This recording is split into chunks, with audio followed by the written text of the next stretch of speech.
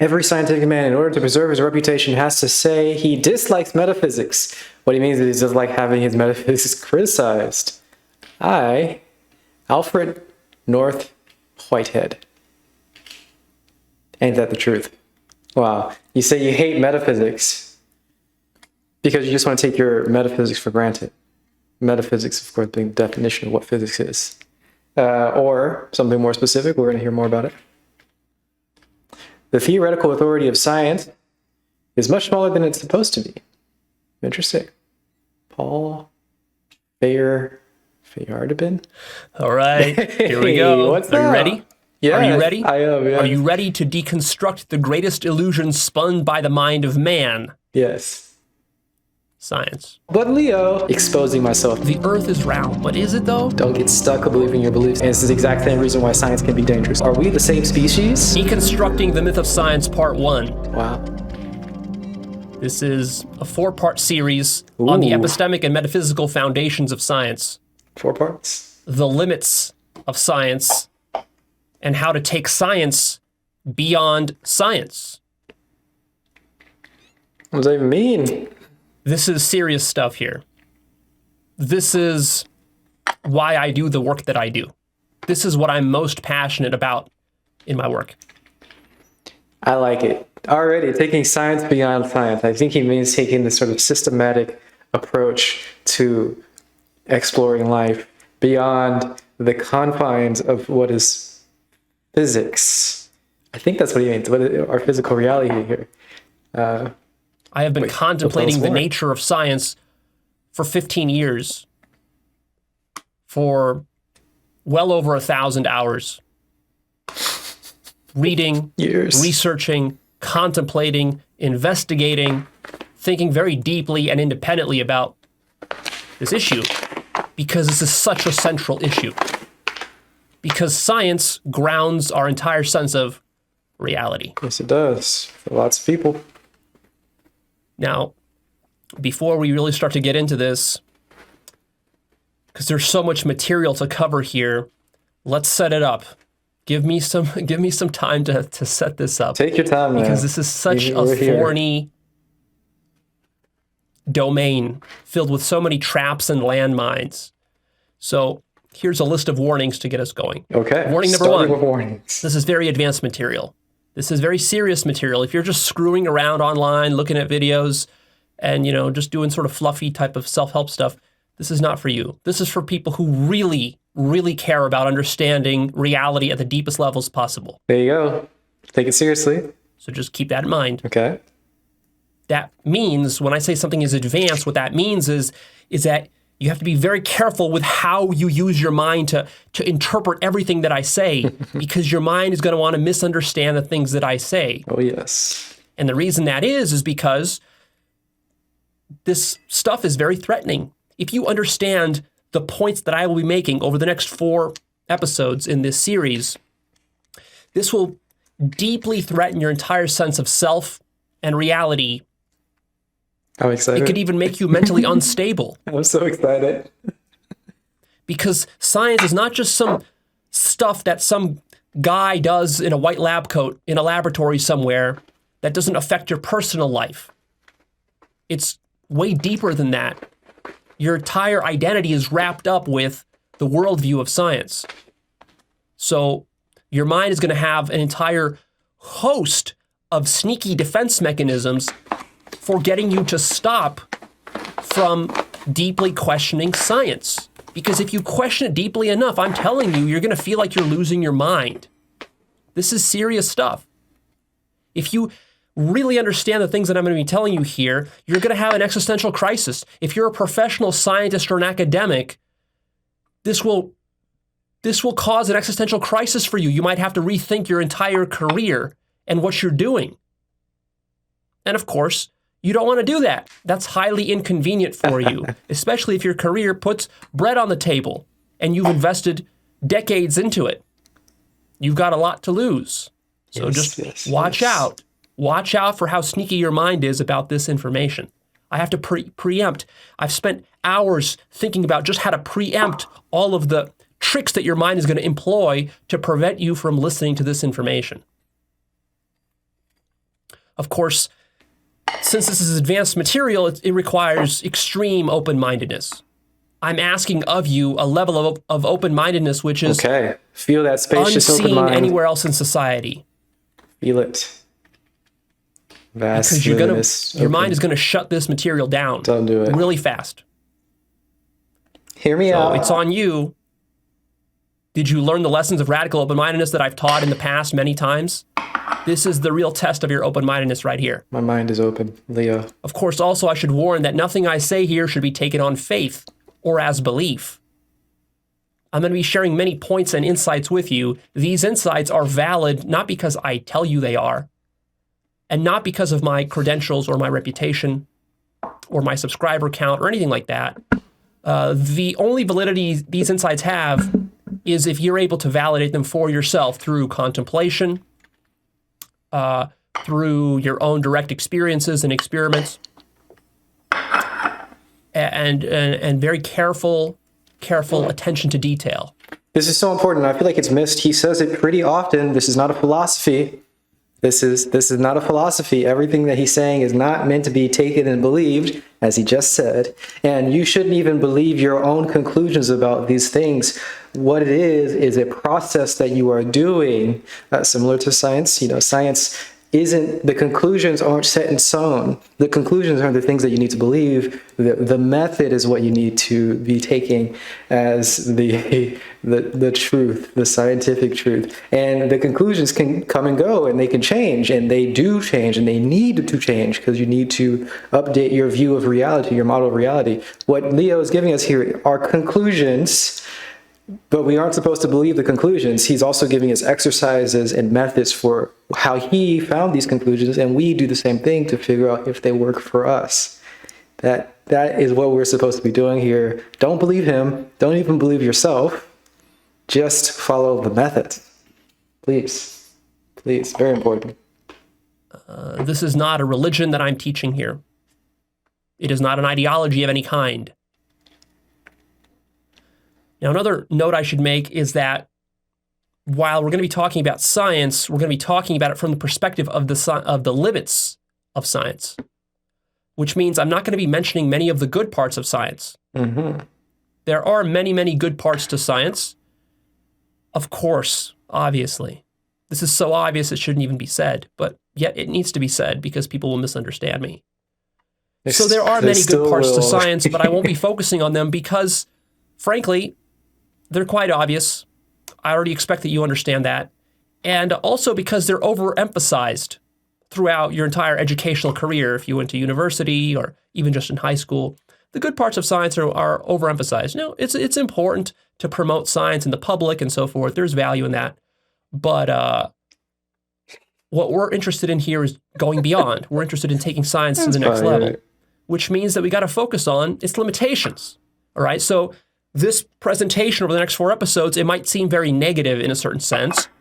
It might seem very anti-science. It's not really anti-science. It's just that we're focusing on the limits, you see. And we have limited time. And even though it's going to take us about 8 or 10 hours to get through all of this content that I have prepared, you might think that's a lot of time. It's not a lot of time. Please understand the significance of what we're talking about here. Like I said, I spent 15 years and thousands of hours contemplating this material, and it's still difficult.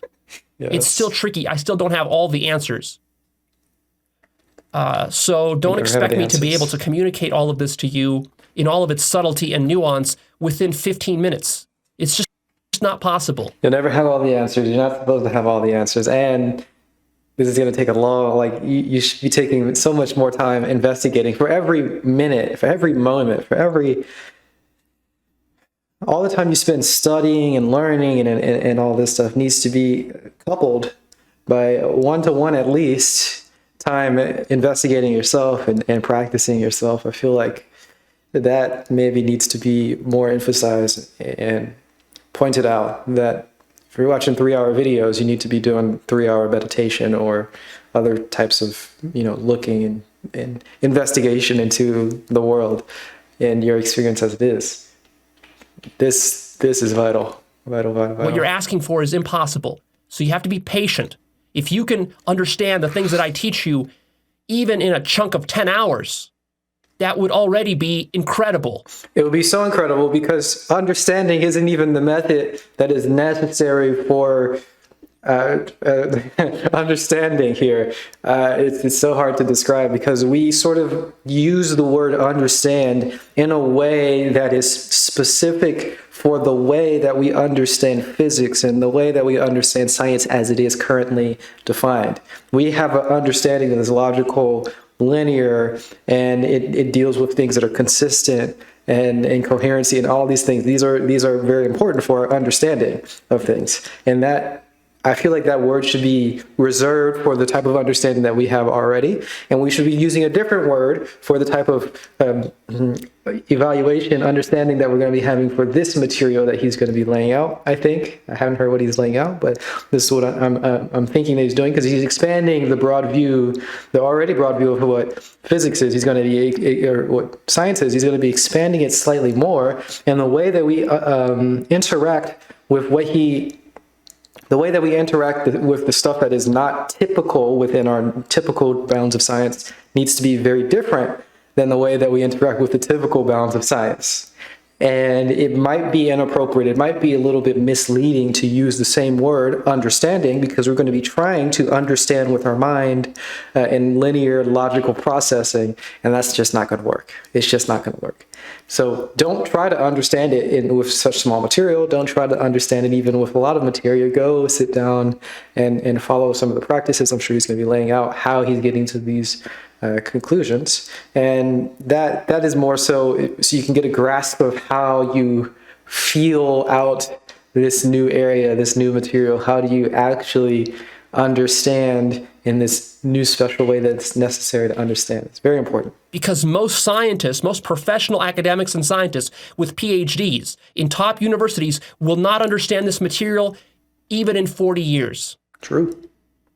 So just keep in mind the value that is being offered to you here. Don't take it for granted. Don't be an ingrate. Be serious when it comes to serious things. Mm-hmm. Know when to be serious, and then know when to have fun. This is not a time to have fun. This is a time to get serious. Now, of course, everything I say here will be perceived as an attack on science. Of course. It is. Obviously. Because science has invented necessarily very clever defense mechanisms to preserve its authority. And science is a very huge source of authority in our society and culture. But of course, see, sometimes people misunderstand when I criticize science or talk about the limits of science or try to deconstruct science. They interpret this as though I hate science. Leo, you hate science. Why do you hate science so much? I don't hate science. In fact, I love science. I've studied and been interested in science since probably middle school. I was very serious into academic science. I read about it on my own, not to mention in school. I took advanced classes in physics, in chemistry, in biology, in psychology. I've studied the philosophy of science. I've studied advanced mathematics and calculus. I took 2 years of advanced mathematics. So, and I got good grades in all those classes. So, like, I'm really interested in science. I love science. I got really good grades too. It's actually the opposite of what you think. It's not that I hate science. It's that I love science so much that I want the most purest form of science possible. And what I saw as I was studying science in my youth, what I realized after a certain period of time is that science itself is full of corruption and foundational epistemic mistakes that go denied and swept under the rug. Mm-hmm. And my opposition to science became not that I want to do away with science, but that rather I want to clean science up. I want to reform science. I'm not anti-science, I'm anti-dogma. Mm-hmm. Of course, the corruption or the And so there's a heretic limits, problem here. The limitations that we have. You know, set. we know the heretic problem in the church. In the church likes to excommunicate and condemn and even sometimes kill heretics, you know, historically, not today, but historically. And what were the heretics? Who were they? The heretics were those people who criticized the church because they found inconsistencies, contradictions, limits within the church's teachings. Well, what you need to understand is that the heretic problem, this is not a problem merely confined to religion. It's a broader problem. The heretic problem exists in any human institution that has a lot of power and authority that is criticized. That was not a smooth steep. That was pretty rocky. Gotta get our mind state back together. Make sure that we're pouring much more fluidly, much more. That was terrible. Every institution has various degrees of corruption within it, whether it's the military, the government, a political party, or a corporation, or science, or religion. All these institutions have their various degrees of corruption, and when somebody stands up from within the institution who actually loves the institution and wants to see the institution cleaned up so it's not so corrupt, they get called a heretic and they get excommunicated. It's a defense mechanism, you see. And you better believe that science has this problem too. As soon as somebody levels a serious foundational critique against science, they're immediately excommunicated from the academic domain, such that their ideas can be easily discredited and just dismissed and not taken seriously. And that's, of course, exactly what's going to happen with all the stuff that I say here, which is how science maintains its corrupt state. And we'll be talking about all the corruptions in science and making it very clear. Now, also, I want to warn that hang in there. There's a lot of content here. Okay. You're going to have questions and objections to the things that I say. Just keep in mind that there's 4 parts. Okay. So many of the questions you have will be answered in future episodes. Okay. Not necessarily in this one alone. And in fact, part 4 of this series I'm dedicating exclusively to objections and criticisms that I will be addressing. So I'm not playing any sleight of hand here. I'm not being evasive. If there's some question you have, understand that the reason I didn't answer it probably is simply because there wasn't enough time to put it into a single episode, right? Well, maybe we should pull up a notepad or something. I welcome your objections and critiques. Post any kind of objections or critiques you have in the comments section down below under the first 3 episodes of this series. Okay. I will collect them all and try to answer the best ones that I can, time permitting, in episode 4. Okay. So let's begin by making the first distinction here that's important, which is that science can be criticized from below or from above. Please make this distinction. This will help you to clear up a lot of confusion. Yep. There's an unfortunate situation that we find ourselves in culturally, and remember, above or below, science is a part of culture, entangled with culture, inextricable from culture, despite maybe what you have been led to believe. So culturally, we tend to see science as the opposite of religion. And so either you're pro-science or you're pro-religion, and those are your only 2 choices, right? This is very unfortunate. This is a very unnuanced way to think about this issue, which gets us into a lot of trouble. So there's criticism of science from below and from above. Criticism of science from below would be something like the critiques of creationism or religious fundamentalists or right-wingers a lot of times make these critiques.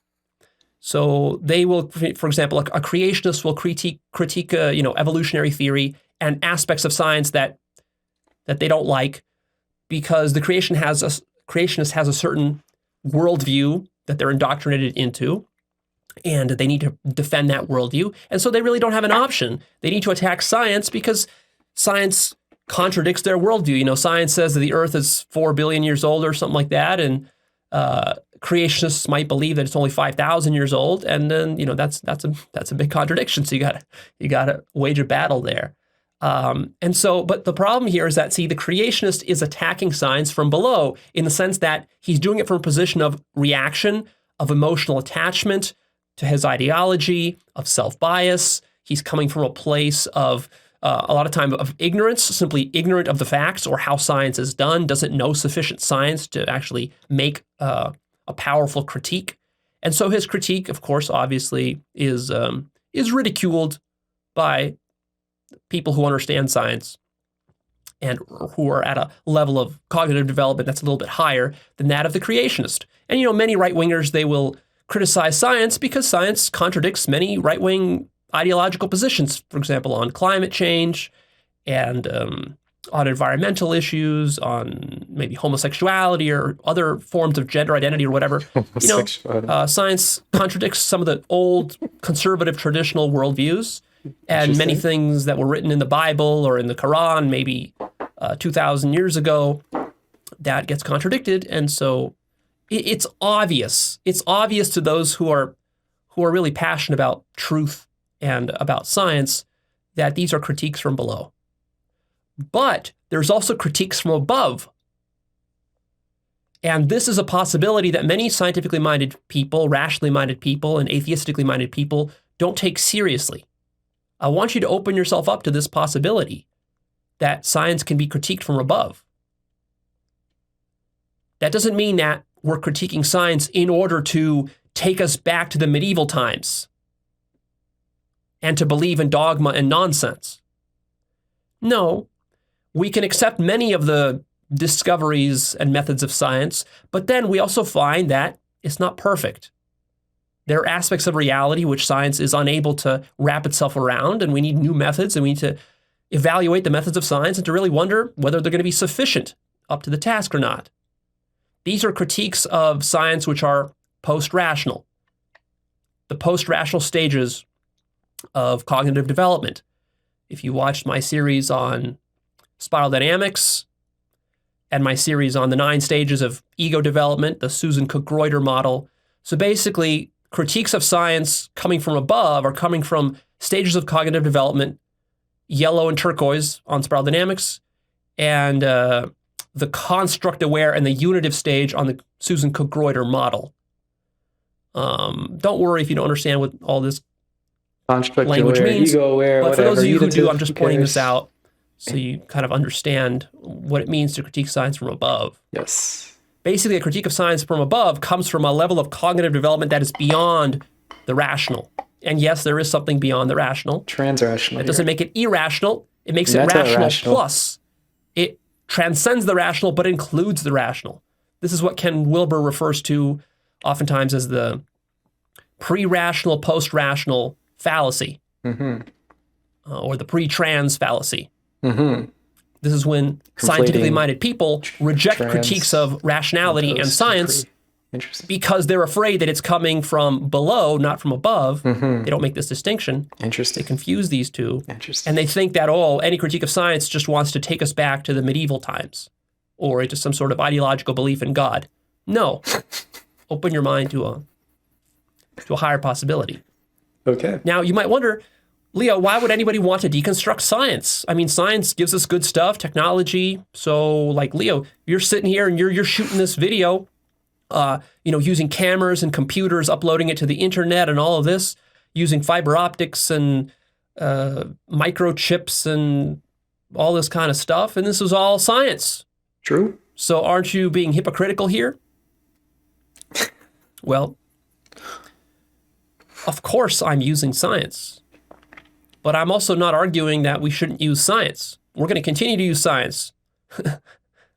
Stopping using science is simply not an option. You can't put the toothpaste back in the tube. He can't help himself. He's starting off with the critiques already. I guess he said he's going to start with some preamble to get us ready, to prime us, to open our minds a little bit. But he's already coming with critiques. But Leo, I want a whole episode 4 of all, but Leo, that's all we want. So we don't want any of it now. Hopefully he doesn't get too caught up. But the reason you might want to deconstruct science is as follows. Consider that if you assume that science and truth are one thing and always perfectly aligned, then it doesn't make sense to try to deconstruct science. But consider the possibility that maybe science is one thing and truth is a second thing, and that these things are not necessarily aligned. In which case, you might have to make a choice between science or truth. And then the question becomes, where does your loyalty lie? If you have to choose one or the other, which are you going to choose? Again, I feel like there's a thing that's foundational that needs to be spoken. It's not generally spoken, but most people, not most people, but a lot of people who are scientifically minded think that the conclusions from science are what truth is. That's the definition of what truth is. And I think we can let that go. I'm not sure if it's super important to have truth be expanded. We could just let the science guys have that word for science and reality, even reality and existing. All those words, I think, could be rolled into science. And then there's a new language for what we're talking about here. Or we can use truth and all this stuff for what we're talking about. And then we have a modifier to represent when we're talking about scientific truth or physical reality or something like that. So we can clarify that there's a distinction here, not trying to grasp on and hold on to a word. We don't want to get into this sort of weird sort of semantic debate where, truth is really what you experience. No, truth is really what science says external to your experience. No, truth is really, and you just kind of find a tug of war back and forth. It's kind of unnecessary. We can show a little bit of looseness with that language so we can get beyond that point and move past it. Though I don't know if it'll actually help us move beyond that point because so many people are attached to it. But it's just something that is not very necessary to keep using the word truth and reality and existence, because it gets confusing for all the people who do think that those words necessarily mean scientific truth, physical reality. We can sort of, I think, wedge that and sort of open up the possibilities by pointing that out, I think. Because after all, if you've even studied the history of science a little bit, there are many examples in the history of science where science was bad, created wrong conclusions, wrong theories, and various kinds of deceptions. So obviously science can be false. It can be aligned with falsehood, which means that it diverges from the truth. So in that case, if your loyalty is to science and not to truth, can you see what's going to happen is that you're going to veer further and further away from truth. There's going to be a divergence. This divergence is going to grow. If your loyalty is with science, you're going to be defending science, thinking that actually you're defending truth without realizing that actually these are two separate things. Yeah. And as you keep doubling down on your errors, your epistemic errors, they're going to keep getting worse and worse and worse. And you're going to veer further and further off into delusion, which is in a sense the problem that you have with religion if you're a scientifically minded person. Mm-hmm. See? Because one of your critiques of religion is that religious people don't admit their faults, whereas scientific people are supposed to be able to admit their faults. Well, how do you think that occurs? That occurs by deconstructing science. If you really love science, you shouldn't be afraid to deconstruct it.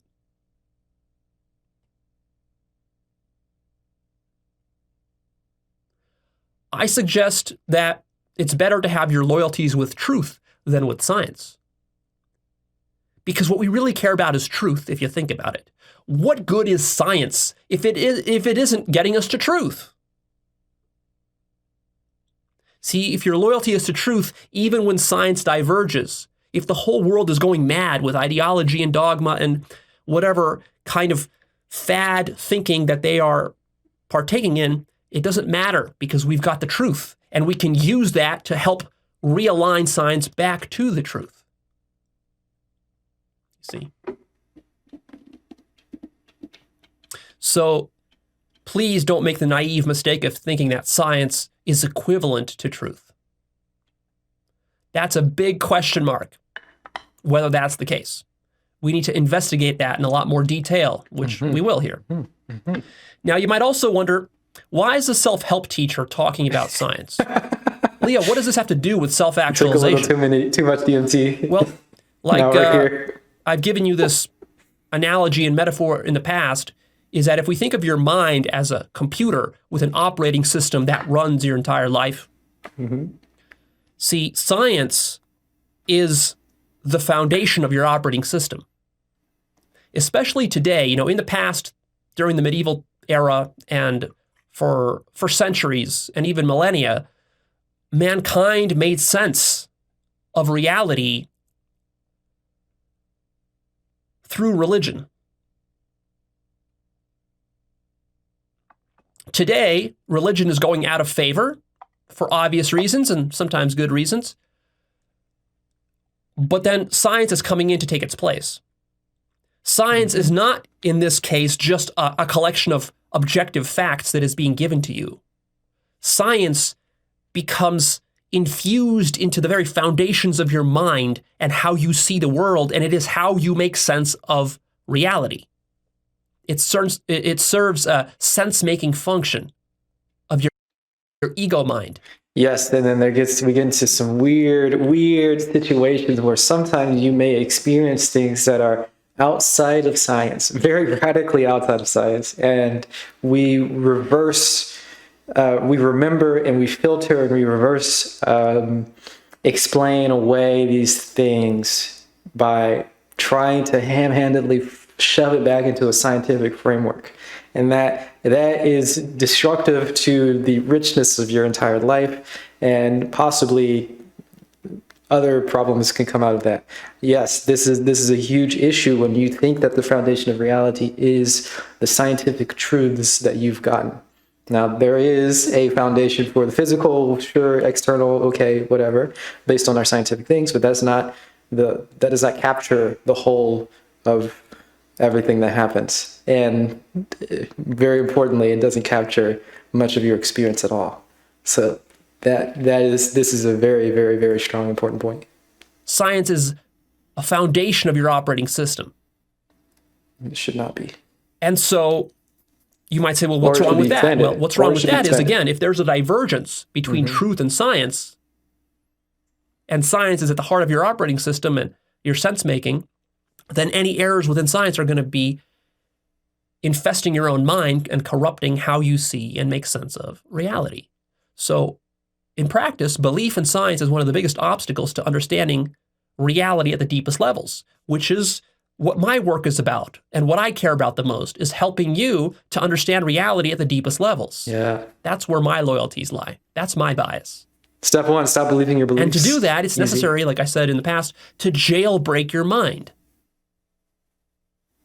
And the problem is that people say, well, Leo, but science has been so successful. How could you possibly criticize or try to deconstruct science when it's obviously true because it's so obviously successful? We can launch a man to the moon, we can launch satellites and make computers and all this crazy technology. Well, see, this is what makes science so deceptive. It's easy to see the foolishness of religion and the errors of religion because they're so obviously out of touch with everyday life and with reality. Science is harder precisely because science gives you all these shiny gadgets and widgets to play with. Yep. Science's success is precisely what makes it more deceptive and more dangerous than religion. And we're looking at the wrong the conclusions of science. That you have these you can send a man to the moon. Wow, that's great. But how do you feel, bro? Are you happy? Are you satisfied? Are you are you suffering? Did science really solve anything? In other important fields, equally maybe more important to some people, fields of explaining your experience or changing some of the negative aspects of your experience. Has science really done very much in terms of that? No is my answer. Maybe other people have different answers. Who knows? I don't know. Science hasn't done everything. But the greatest deceptions are not pure falsehoods. We do have they TVs. Are it's kind of cool. Truths with nuggets of falsehood inside of them, such that then distinguishing the two becomes very, very difficult. And then they're extremely deceptive. They're so deceptive that you would not even think or suspect that there could be any deception. And that's exactly what makes a highly successful deception or illusion. Mm-hmm. The success of modern science has given us an overinflated sense that we understand more of reality than we really do. True. There's this sort of sense that, oh, well, science has figured out 90% of reality. Maybe there's 10% left that it doesn't understand. And, if we give it a couple hundred more years, it'll figure that out too. And then we'll be done. And science will have proved victorious. This isn't the case. Mm-hmm. There's a gross overinflation of us thinking that we've figured reality out. We have not. There are deep foundational aspects of reality which we don't understand, and that current science is preventing us from understanding. Now, also keep in mind that my critiques of science here are going to be of current science. This doesn't mean that science has to maintain these problems into the future. Science could change. Science could change tomorrow. In fact, that is in line with the spirit of science. The problem, though, is that the spirit of science might say that it likes to change and that it's willing to evolve, but when the rubber hits the road, when someone comes along and actually starts to critique science and deconstruct it and show it a way forward into a new paradigm, is that going to be accepted or rejected? You see? It's hypocritical on the one hand to say that you're willing to admit that science admits mistakes and that science evolves, and yet when somebody comes along and tries to help you to evolve science, you deny everything they say. Do you see the problem with that? I do. Are you really so naive as to think that the epistemic errors of religion would not creep their way into science? That just because you change the contents of your beliefs, that makes you immune to epistemic errors? Structural errors here. Don't fall into that illusion. So the reason that I am talking about this topic is because I need to help to jailbreak your mind, because ultimately what I teach is I teach love, I teach infinity, I teach consciousness. Now, how can I teach that to most people when most people's minds are infected by materialist science, scientism really, and that worldview denies the existence and validity of love, infinity, and consciousness? So of course we have to deconstruct this stuff to make room for love, infinity, and consciousness. All right, let's make the next distinction here. An important one is that on the one hand, you can have the doing of science, and on the other hand, you have understanding science as a system. Please understand that these are two totally different things, independent variables. So one of the illusions of science is that people who do science or people who see people doing science just automatically assume that, well, if that guy is doing science and he's getting success in his work, then he must understand science, obviously, right? Wrong. There are thousands of scientists all around the world in top research universities like MIT, Caltech, Stanford, Harvard, Princeton, whatever, who are really, really good at doing science, much better than I ever could be. They work in laboratories, they do experiments, advanced technical experiments with lasers and radiation and particles and all sorts of stuff. They can write great research papers, they can get their papers published, they have a lot of peer-reviewed studies that they've published. They even have awards. They even have Nobel Prizes. They get lots of grants. They have lots of experience. They might have been a scientist for 40 years. They're very well respected. They have high status. They've published many books. But none of that is the doing of science. None of that is the same as understanding science as a system. You might wonder, well, but how can that be? How can someone do science but not understand what science is? Seems implausible. But yet, consider, you've been using language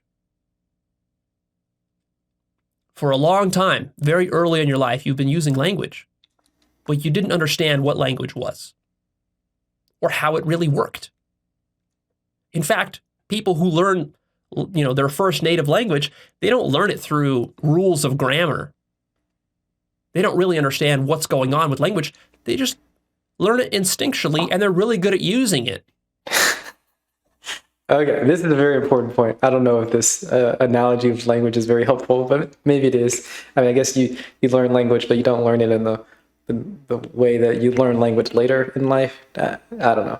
So there are so many distinctions between doing like scientific experiments and then having some sort of scientific conclusions, and then being able to publish those conclusions and have them peer-reviewed and having that be positive in your life, and that's great. So even finer distinctions, what he was saying, do science. You can do experiments, and then you can learn the material, or you can contribute to the material, the collection of conclusions that is considered science. So there's these two different things. There's the process, and there's all the conclusions from the process.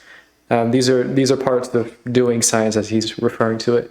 But then there's another thing, which is sort of understanding, which is generally what people consider metaphysics, I guess. Well, maybe not generally, but the definitions of what science is, understanding the axioms and understanding the foundational, like the axioms of mathematics, I suppose, and all the foundational definitional aspects of what science is, where science is like completely grounded.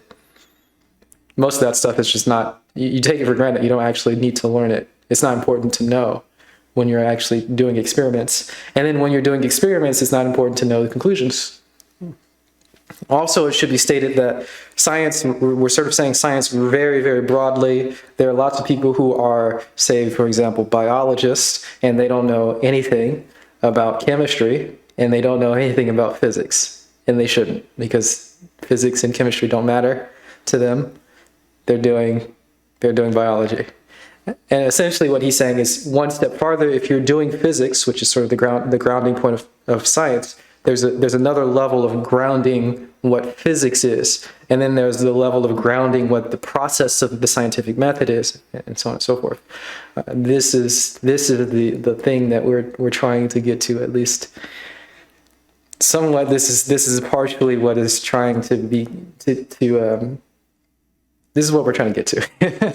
That foundational understanding, the below the final building block, as it's generally stated, or below the building block that most people learn in school, go slightly lower than that to the philosophy of science, and then slightly lower than that into metaphysics, and then slightly lower, and so on and so forth, until you actually get into what he's calling reality.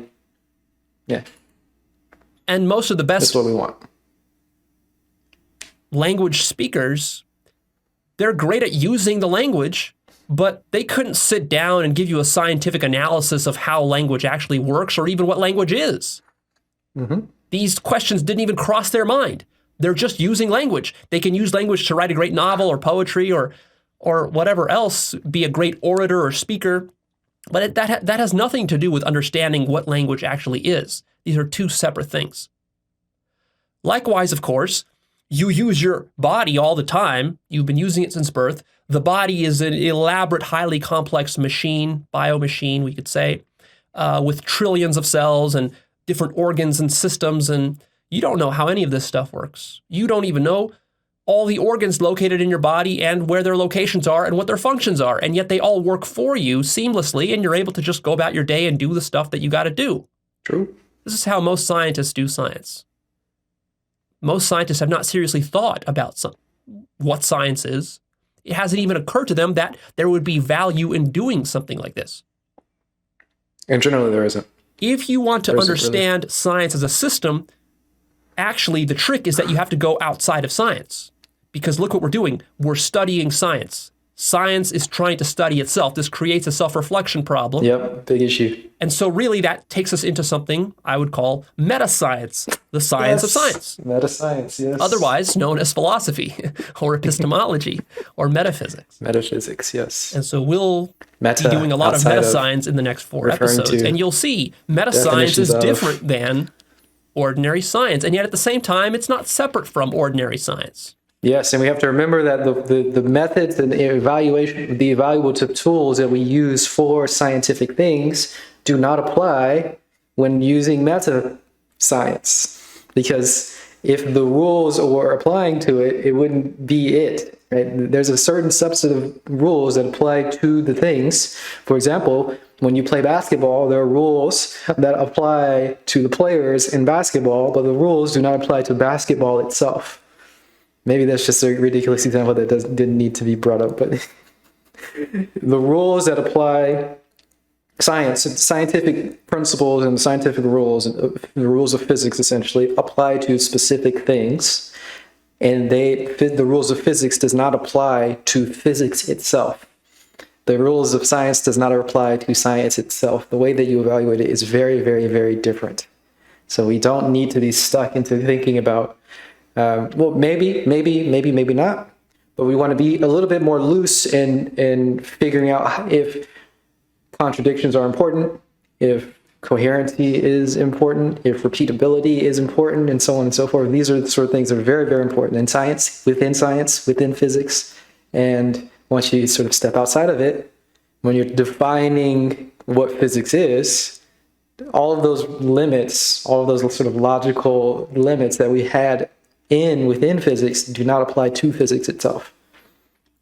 But this is hard to get a grasp of. It's very important. Now, a common mistake that many professional scientists and academics make is they believe that, well, yeah, sure, Leo, you can talk about meta-science all you want, but at the end of the day, I'm just interested in doing my science, and I don't need all that meta-science stuff. It's just a distraction. Be careful with that assumption, because that itself is a meta-scientific assumption which you haven't carefully investigated, and you don't know the full consequences of this assumption. As it turns out, if you really want to do the most groundbreaking, revolutionary science that pushes the edges of your field and of human understanding, then actually meta-science is crucial for you. Because this is the sort of person who says something like, I don't care about meta science, I don't care about metaphysics, I just want something that's practical and it's going to work for me. Well, that's metaphysics, right? If you care about practicality and caring about things that work for you, that is what you're defining as your metaphysics. So that's not a dismissal of metaphysics, that's just having a metaphysics that is unexamined, which is, generally not something that you want. Of course, he's kind of trying to give an emotional response by pointing out how similar that is to a religious sort of mindset where you have just taking ideas and not investigating them. Okay, sure. But yes, this is what's happening. Most people just sort of take for granted their metaphysics or their meta science or however you want to define it. And they just say, I just want something that's practical and it's going to work for me. That's good, but that's not going beyond metaphysics. That's just having a really loosely defined metaphysics that isn't very, very, very well investigated and can lead to lots of problems. And blind spots. Meta-science is what is going to allow you to think outside the box of the limitations of the field that you're working in. So if you're a professional academic or scientist, the next 4 episodes are going to be crucial for you. This is a game changer. I'm telling you. If you want to get Nobel Prizes, listen to what I'm telling you here. Learn these lessons, apply them throughout the rest of your career, and you will see that you will be able to run circles around your colleagues who are clueless about these things. All right, we need 40 years in the future. I don't know how long in the future we're going to have to figure this out. 40 years in the future, comments below, please let us know. Did somebody get a Nobel Prize, and did they attribute their expansion of consciousness to Leo directly? I mean, that would be very interesting. I have my doubts.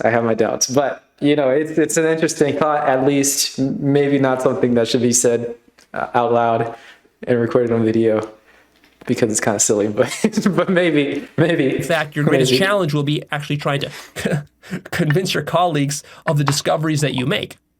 More on that in episode 2. Okay. All right. Now, another note I need to make here is that in deconstructing science, we will not be disputing the purely empirical measurements of science. So, at its lowest level, we could say that science is about making measurements of nature. So when a scientist takes a measuring tape and measures a rhinoceros from its tip to its tail and tells us that it's 3.58 meters long or whatever, I'm not going to dispute that. It's a long Now, of rhino. course, he could be wrong in his measurements, Could be. but generally we're going to give scientists the benefit of the doubt with basic measurement type stuff like that. Remember, this is not a content. This is not a critique of the content of science. This is a critique of the structure.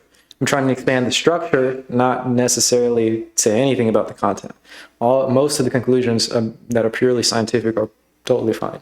There's nothing, not an issue at all. Not an issue. We're not going to be disputing that. What we will be disputing, though, is the interpretations, the assumptions, the context, the paradigms, the methodology, and the meta-science behind the empirical measurements. Sure. And the entire sense-making apparatus behind these measurements. Because see, if science was just an Excel spreadsheet of measurements of nature, then yeah, there would be nothing much to deconstruct there. But that's not what science is. Science is way more than that, and we'll be getting into that real deep here in a moment. So before we do that, though, I want to create another... Unfortunately, again, we have this huge issue of he's saying the science is way more than that, and it is, right? We have so many different layers of what science is. Science is a particular method. Science is some particular data points or conclusions from those methods and those measurements. And then also it's some sort of layer of interpretations. And then, of course, even lower than that, it's the sort of ham-handed, I just want to be practical and I just want something that works, that sort of, that meta-science it's also wrapped into the sort of typical mindset of science. So you may as well consider that science too. And it's a little bit too broad. It's a little bit too not well defined. And what he's trying to do here is give it a clear definition and go slightly beyond it, which is good. Very, very good.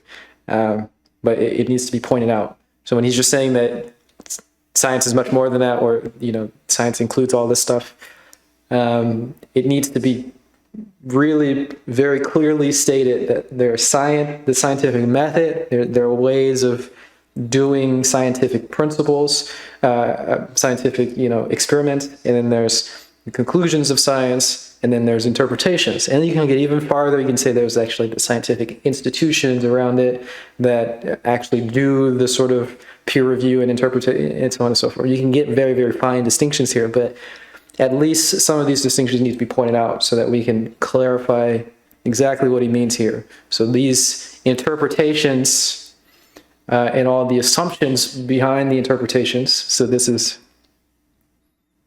I don't know why I'm doing a visual thing, but here there's the scientific method, there are the conclusions, the data points, and then there's the interpretations. So generally science is the method and then the data points. And it's slightly expanded in the mind of people to include the interpretations of it, and also slightly expanded to include the sort of assumptions behind it. And I think what we really want to do is narrow the bounds of science, more clearly define that, and then make sure that we have our extra work and use different methods of evaluation for the conclusions and different methods of evaluations for the assumptions behind it. And of course, you need different methods of evaluation for the actual method of science and the actual conclusions. But you get the problem. There are lots of distinctions here that need to be pointed out, and each of these distinctions need to be interacted with very differently.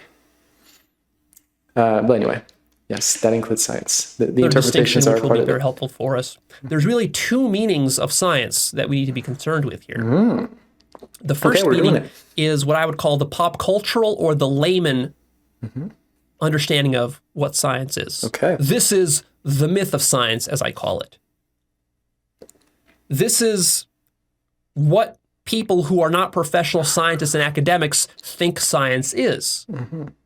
That's distinct from professionals and academics who have PhDs and who do serious science and think about it in much more depth than laymen do. These people have a much more nuanced and better, more accurate understanding of what science is. But yet, there's still a problem. What's the problem? There's going to be a trick that is being played by your mind here. Okay. This is why this distinction is so crucial, is that we're going to start by leveling a basic critique of the pop cultural myth of science, and this will crumble very, very quickly. As that happens, the rats will start to jump ship to a new ship, the professional academic ship. And they will want to say, well, yeah, Leo, sure, of course. Yeah, you made some critiques about the cultural myth of science. Yeah, people online and so forth are stupid. They don't really understand science very well. But the professionals, the academics, the guys at Caltech and MIT and so on, they don't suffer from this pop cultural nonsense. They really understand science, and there's no fundamental critique of what they believe. Sure, yeah. And that is precisely wrong. So my critique will not just be of the pop cultural notions of science, but also of the academic and the professional. Okay. And actually, this distinction is not so clear. What I've noticed is that in practice, many of the professional and academic scientists actually do buy into the many pop cultural myths of science. So let's articulate a little bit more fully what this pop cultural myth of science is. We might call this scientism, rationalism, atheism, reductionism. In the past, it was called logical positivism, logicism. This is the following idea. It's the idea that basically you have two camps and two ways of looking at the world. You have the scientific and the rational, and then you have the religious and the irrational and the new age and the woo-woo nonsense.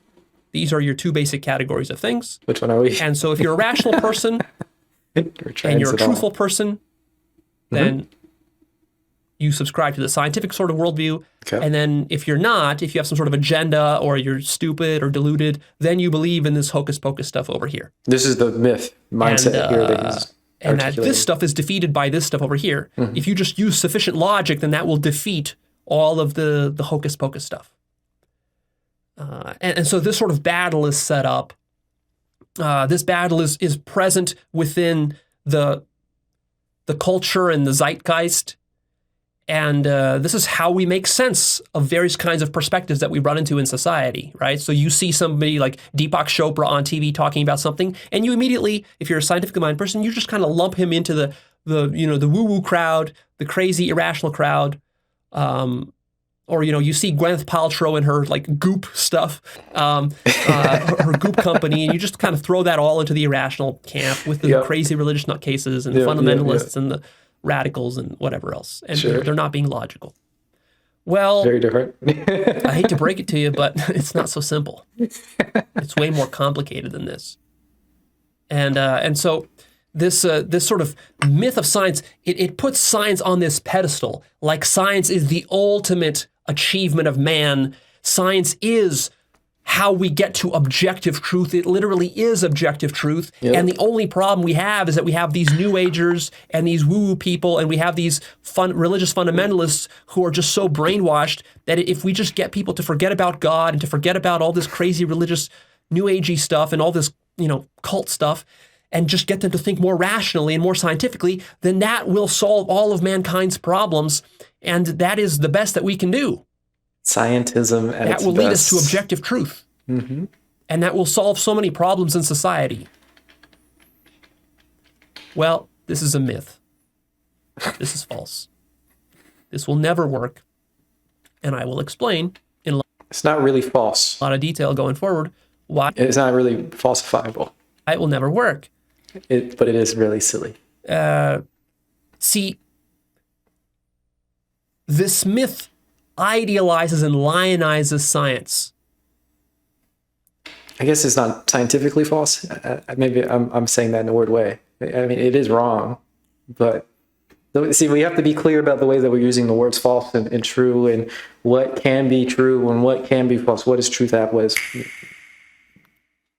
yeah, if it's truth app, whatever. What do we define as true and false? But anyway, I'm getting don't need to get too fine in the distinctions here, but it's a silly notion. Science can solve every issue that there is to be solved. Every issue that can be posed can be solved through science. This is sort of some of the ideas, and it's wrong. It's so wrong. And then when you subscribe to that myth, you become very defensive, of course. Of course. Because you've lionized it, you've idealized it, and now you're sort of committed to defending science to the death. Mm-hmm. Ironically, kind of the way that religious people do with their ideology. Yeah. See, the problem here is when you get really attached to one particular perspective or worldview, then you start to bend over backwards to defend that worldview, even in light of contrary evidence, and then you have a divergence of that worldview from the truth, and then all sorts of devilry and disaster ensues. Mm-hmm.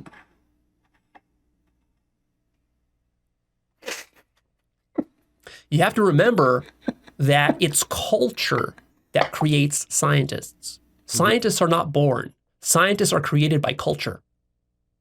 And in turn, scientists then contribute to creating and changing culture again. And so it's a sort of a self-feeding cycle. And we got to look at culture in a lot more depth to see how it creates scientists and how scientists create culture. So this myth of science is, in a sense, it's not separate from the academic and the professional scientists. It's fed by the academic and professional scientists, and then that myth gets perpetuated in our media and elsewhere, on online forums, through Reddit, through these sort of YouTube channels that are trying to debunk religion and so forth, and the new atheist movement that has been popular in the last 20 or 10 years. This sort of stuff, that's all part of the culture. And then that in turn creates the next generations of scientists, which then get that worldview imprinted as part of their operating system of their mind, and then they will use that to do their science. Unfortunately. We'll be talking a lot more about culture in part 2. But so let me now give you a list of the biggest misconceptions of the pop cultural myth of science. Okay. I'm not going to address and explain every single misconception here. There's going to be like 20 or 30 misconceptions. I'm going to just list them out just so that you get a big picture sense of why this is a myth and what I'm really pointing to when I say the myth of science. All right, so here's a list of misconceptions about science that is held by laymen and also by some professional scientists and academics who aren't being careful. Misconception number 1 is that science is just a collection of objective facts. This is false. The next misconception is that science equals truth because it works and because it's successful at producing technology. This is false. I want to counter signal a little bit. I agree with the sentiment here, but since some people define objective and truth and pragmatic in terms of science, I mean, it's not necessarily false to them because they define those words in that way. And maybe we can be loose and let them have the words. Maybe, I don't know, maybe we shouldn't, because maybe not. But I agree completely with the sentiment that this ridiculous. The next misconception is that there's a clear boundary between science, pseudoscience, and religion. Interesting. Science, pseudoscience, religion. The next misconception is that science is the opposite of religion, and therefore it cannot be an ideology, and therefore it's not subject to the same epistemic problems of religion. It's immune from those problems. This is false. Interesting. I mean, it is science opposite of religion, but they're both ideological oftentimes. But yes. Agreeing. The next misconception is that science is not based on belief or authority. This is false. Science is 99% belief and authority. Don't believe your beliefs. Stop. The next misconception is that science is immune from problems of the ego, as though the ego is something that plagues other people. Don't think this. domains of life, but not science and not scientists and not academics. This is obviously false. It's just the facts. The next misconception is that scientists understand what science is. We've already alluded to this, touched upon this earlier. No, they don't. You can't just assume that scientists understand what science is. Most of them don't. Just because they have a degree or a Nobel Prize doesn't mean that they understand science. The next misconception is that science is objective and unbiased because it ignores things like subjective feelings, emotions, human psychology, intuitions, and first-person experiences. False. Also, I want to point out, he's throwing in some other things here: subjectivity, first-person experience, emotions, and all these things. Some people think that science and objective facts and physics are all this stuff is somehow better than emotions, right? Your facts are more important than somebody else's feelings, but these are just completely different fields. They don't. There's a hard line between them. They don't need to interact at all. Your facts don't matter in terms of what people feel, and the feelings don't matter in terms of what the facts are. They just don't mesh, and there is no hierarchy. One is not better than the other. This is another huge issue with the sort of logic crowd, with the sort of science crowd, with this sort of mindset of people. I think they found the objective things, and the objective things as they've defined it is somehow better than the subjective things, again, as they've defined it. Probably. This is false. False. The next misconception is that if a thing is true, it can be proven by science. Classic scientism. This is false. Everything that can be known. The next misconception is, again, not necessarily wrong, right? There's a definitional problem, but yes, I agree.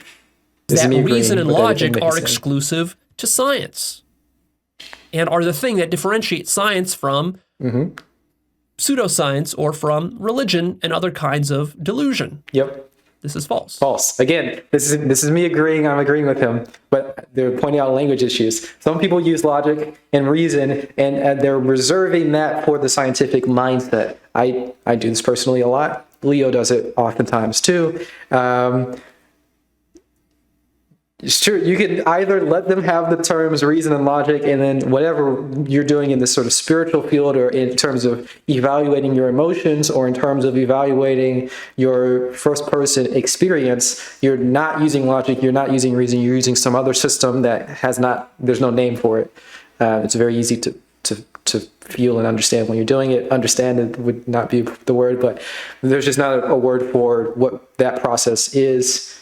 And let the science guys have reason and logic and whatever. Or you can use the analogous system within emotionality, the analogous system within even art evaluation, the analogous system within investigating your first-person experience.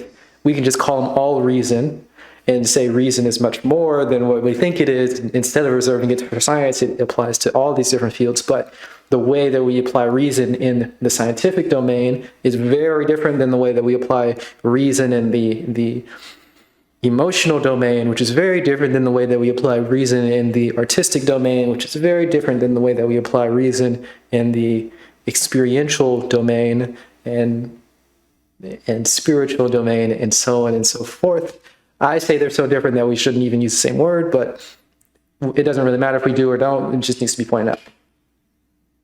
Another misconception related to this is that reason and logic are objectively true. This is false. I'm going to repeat myself. Another misconception is that the scientific method is an obvious given, monolithic and static, singular thing. There is this thing called the scientific method, and if we can just adhere to the scientific method, if everyone would adhere to it, this would lead us to objective truth. Okay. This is false. No such method exists or could exist, and I'll explain why very soon here. Okay. The next misconception is that there is no methodological disputes between scientists, as though all scientists agree upon the scientific method. Interesting. This is false. False. The next misconception is that science does not make deep errors, as though any errors within science, sure, we can admit that there are errors within science, but it's surface level stuff. Someone made a bad measurement somewhere, okay, or did a little bit of bad science here or there. It's one bad apple out of a bunch. One bad apple. This is not the case. The errors of science are much deeper than just a single bad apple. Deeper than a single bad apple. Or one wrong measurement. Deeper. Okay. The next misconception is that, unlike religion, science is eager to correct itself. There is a big component of this myth of science that, well, Leo, if somebody comes along and really points out the error of science, science will accept that error and correct itself. Mm-hmm. Because that is part of the spirit of science, is that we admit that we're fallible, unlike the religious people. This is false.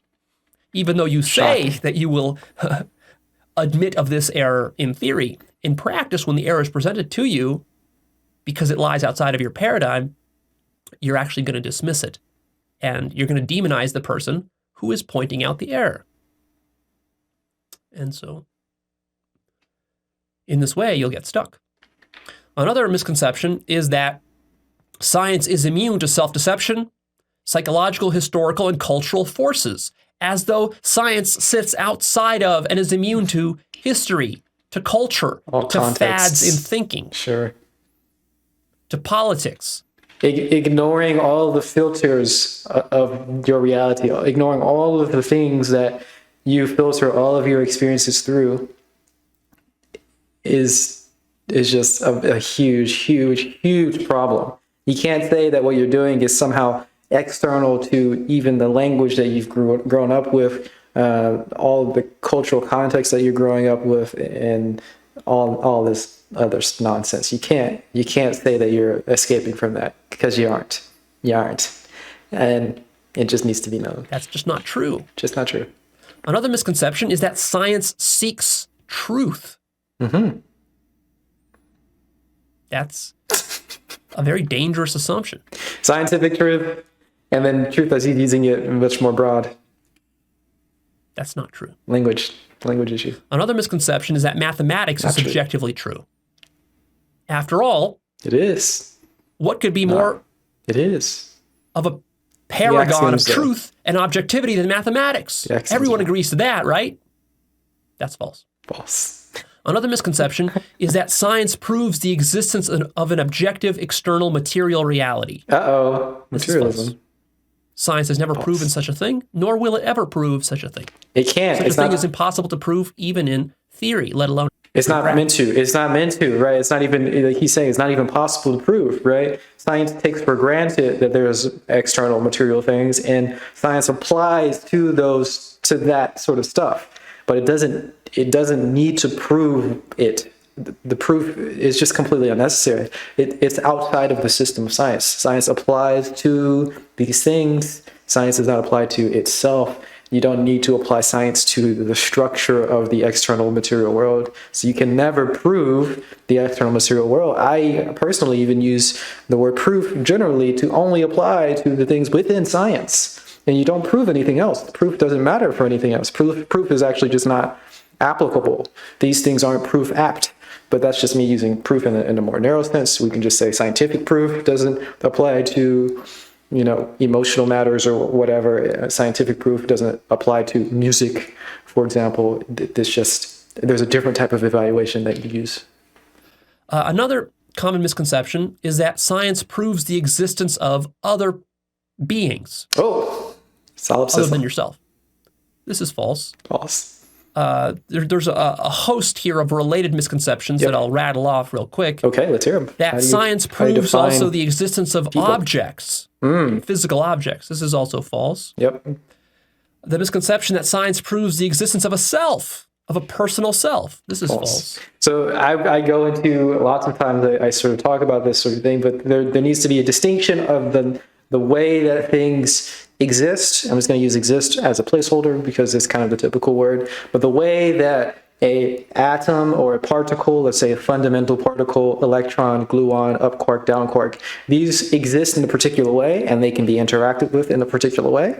But then when you have a proton or neutron, these exist in different ways, right? Because a proton is 2 up quarks and 1 down quark, a neutron, 2 down quarks, up quark. I think, I can't remember exactly. So the way that you consider that this proton exists is different than the way that you evaluate if an up quark exists itself. And that's also different than the category of up quark. You know, it gets very complicated. So if I'm saying that this atom exists and someone says, no, there's no atom there, there's just a fundamental particle. There's 1 electron, there's 3 up quarks and 3 down quarks. My head explodes because the way that we're evaluating the word are very different. Because of course, the way that you evaluate if fundamental particles exist is very different than the way that you evaluate if atoms exist, or protons and neutrons. And obviously that explodes all the way up to other objects. So if I say that this thing here is called a gaiwan, if I say this gaiwan exists and you say, no, it's just a cup, there's a lid, there's a saucer. Well, the gaiwan just disappears because your lens is completely different the way that you're looking at it. And there's no proof that this is the gaiwan. It's just my definition. I'm just calling it that. It's just definitional. And the same thing would go for what you call yourself. Where is the self? Where are other people? No, these aren't other people. These are just experiences that you're having. These are just atoms. These are just molecules bouncing around. Or this is just, you see something, you hear something, and it's like you can deconstruct all these things, but that's just because we're using different levels of investigation, and we don't even know it. We don't even see it. We don't understand that we're doing this, and this is a huge foundational problem. And that science proves that you are the body. This is also false. False. You are not the body. Another You're not your misconception mind. is that proof is a simple, objective notion Ooh, that is not relativistic. interesting. This is false. False. Another misconception is that science does not have any contradictions within it, unlike, let's say, religion. Interesting. This is false. False. There are plenty of serious contradictions within science, and in the 3rd episode, I will be giving you a large list of some 20 serious contradictions within science. 20 serious. I'm excited about this. That he's discovered. Whoa. That'll be an exciting list. Very excited about that. If you're skeptical. Wait. The next misconception is that science is not circular, unlike religion. Science is circular. This is false. Science is Axioms most of the definitely base. circular. The next misconception is that science has debunked religion, mysticism, the New Age, Axioms spirituality, at the base. paranormal, Is that circular? ESP, I don't know. and God. Just definition. This is false, of course. False. The next misconception is that science is not relative to culture, language, or the human mind. False. This is false. Geocentric. And the final misconception is that science is not corrupted by business or capitalism, Ooh, which is also false. clearly false. Wow. What a great list. So So, that's a pretty serious list of misconceptions. That's a lot to be misconceived about. certainly. And I find that, like folks on Reddit or folks on YouTube, part of the pop culture, intelligentsia, they subscribe to these misconceptions very, very easily. Yes. But then also many professional scientists, I'm telling you, many professional scientists who people look up to and respect, like folks like Neil deGrasse Tyson. I can start dropping names here. Drop them. Lawrence Krauss, Sean Carroll, Richard Carroll. Dawkins, Sam Harris, Jordan Peterson. I feel like Sean Carroll and Sam Harris are a little bit open. They're a little bit open. Many of these people, first of all, I wouldn't even call them scientists. Really, it's offensive to call these people scientists. Because I have a very rigorous standard for what I consider a true scientist. These people are more like... All right, that's a little silly. These pop scientists are scientists. They're actually good scientists. I don't know why we would want to say it's an offense to call them scientists. That's a little unnecessary, Leo. I feel like that's a little unnecessary. These are great. These are people who are good scientists. They're great. Public intellectuals than true scientists. And And yeah, they have no idea what science is. And they subscribe to many of these misconceptions. And then even many very serious scientists at MIT and Caltech still fall prey to these misconceptions. So just, be careful. All right. Now let's really get into the meat of this topic. And where do we begin? Where do we begin understanding science? And start. Well, of course, with basic questioning such as, what is science? That's the first and ultimate question. Essentially, everything I'm talking about here has come from that one question. What is science? It seems deceptively simple. It's so taken for granted by us. Because science is just the water we swim in if we were a fish. If you grew up in the 21st century, if you were born in the last 100 years, science is just the water you swim in. And it seems as though science has always been there, and that it's obvious, and that we know what it is.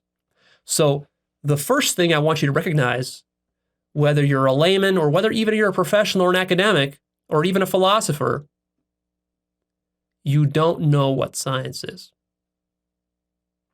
Please have the enough self-honesty and self-awareness to admit to yourself that you do not know what science is. This is so important. You can't learn, you can't expand, and I mean, people like growth a lot. You can't grow if you already know all the answers. So you have to just at least explore the possibility that you don't know everything at the moment. To be able to open up a little bit more, open up your mind a little bit more, open up the definition and be more fluid with these certain things. You don't have to do it forever and say you're completely dumb, and to say that you don't understand what science is doesn't at all discount all of the scientific progress. It's just allowing for an expansion. If you already know, you're shut off. This is a foundational issue. So let's explore the space of not knowing for a moment. You don't know. Or you just don't. We have to start with that. You either admit that you don't know, or we can explore the space of not knowing. I like it's a little bit more, a little less combative. You don't know what science is. That's one way of going about it. Let's just say we're going to explore the space of not knowing to allow for a little bit of expansion, to allow for recontextualization or something like that. Let's be a little bit more open here. Because if you think that you know what science is, how can we really question science? True. You already know. You already know. You already have an ideology. You already have a dogma. True.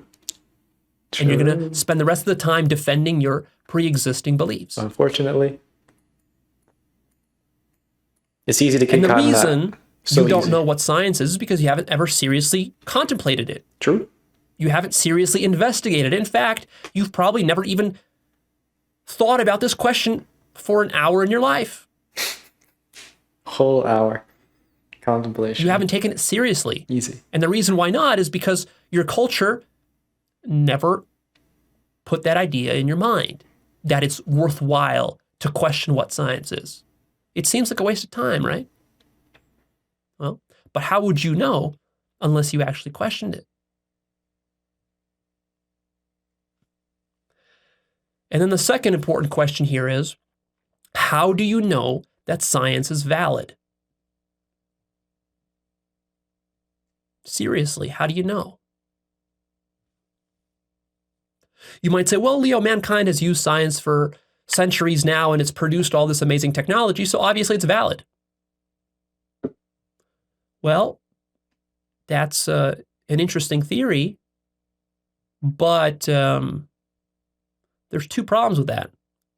First of all, the problem is that just because you create something successfully, if you manipulate reality, that doesn't guarantee that it's actually valid or true. It just guarantees that you've manipulated reality using some system, we could conceive of many different systems that could manipulate reality. Doesn't make it science, doesn't make it true.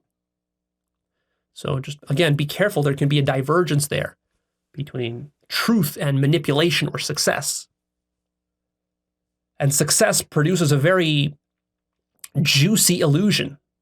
For example, a lot of people are fooled by celebrities who are very successful, and people think, oh, well, they're so successful, they must have a perfect life. And then, later you realize that, no, this guy is addicted to drugs, he's addicted to sex, and he's depressed, and he ends up committing suicide, and he wasn't happy at all, even though he had money, and he had hot women, and he had everything he wanted, but he was miserable. So, again, success is not happiness. Success is not truth. Success is not science.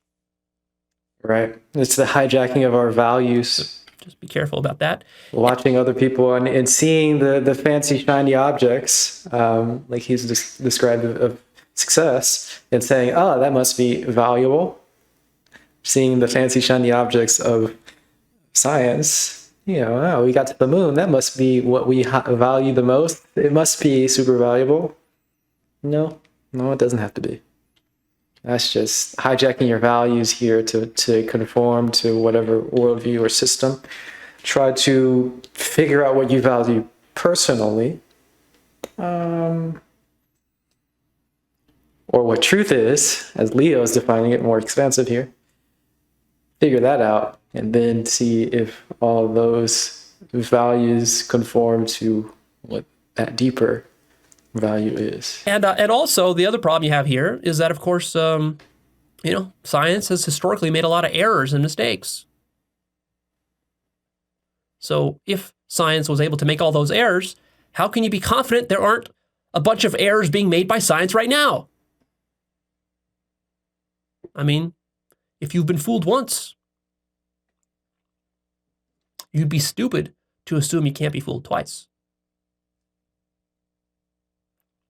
So here's what I want you to really, again, using radical self-honesty and self-awareness, I want you to admit the following thing, that you have never validated science as a method. Never. You have not done this. And the reason I can be so sure is because it's actually not possible to do this. You haven't done it. Pausing for a second. It is not possible to do it within the framework of science. You can't prove the method of science in the same way that you prove the things within science. Again, I would say not to use the word proof. Leo's not being very clear if he's using the word proof to be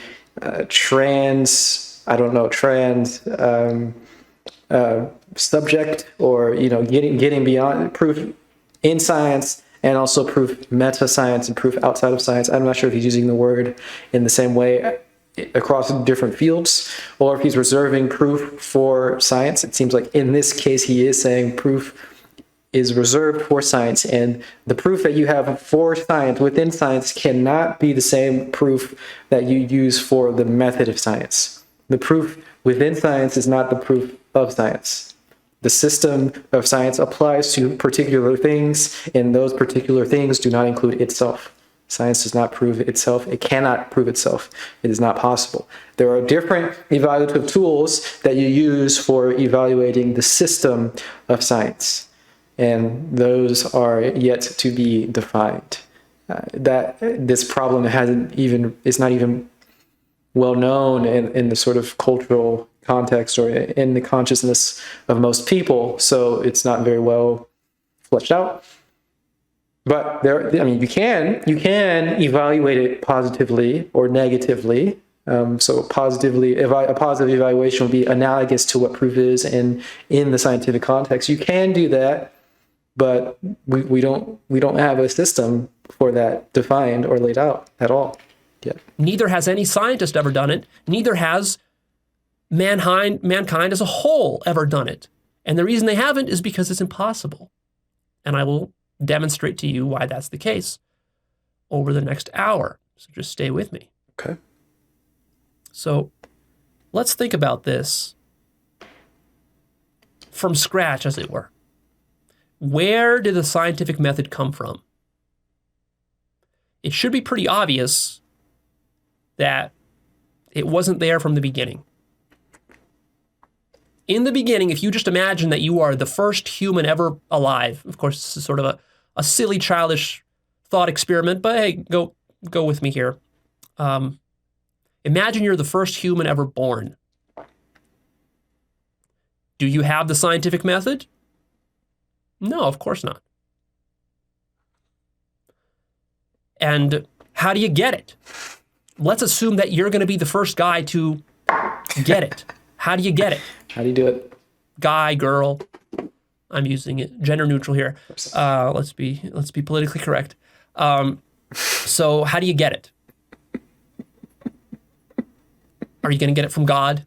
Are you going to go up on a mountaintop and God is going to give you stone tablets etched with the scientific method, the principles and rules for the scientific method? And this is the method God tells you, this is the method that you shall use. Ye shall use this method to distinguish truth from falsehood and discover everything true about nature.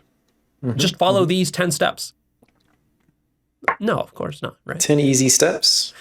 As a scientifically minded person, of course, you don't appeal to things like God giving you the answers. You have to derive the answers from scratch for yourself. And hey, I'm sympathetic to that view, but let's really, really take on that view. Let's really totally assume that we start from a position of ignorance. We know nothing. Okay. We know nothing. Now, to start from a total position of ignorance, this is a very radical thing. It's difficult for our mind to even conceive of such a thing and to imagine what that is like, because our minds have been programmed by culture from birth with all sorts of ideas, assumptions, technologies, and possibilities for how nature is. We take most of these for granted. We assume they were there from the beginning or that they were obvious. But they weren't obvious. And science wasn't obvious. Some human had to invent science. Invented or discovered? Which means some human had to decide how to do science. Yes. Some human had to sit down and say, this here is valid science, and this here is invalid science. So the question is, how did that first human distinguish between what was valid and what is invalid science? Still not quite defined. What criteria did he use? How did he do that? How is it possible to do that? Not quite defined. And also, a lot of people might appeal to some sort of like evolutionary sort of thing. The ones who did the science that worked and survived more, or something ridiculous like that. I don't know. I sort of perceive a person might bring that topic about. If he goes into it, I'll get into it. I doubt it. Probably. Do you see the problem here? I do see the problem.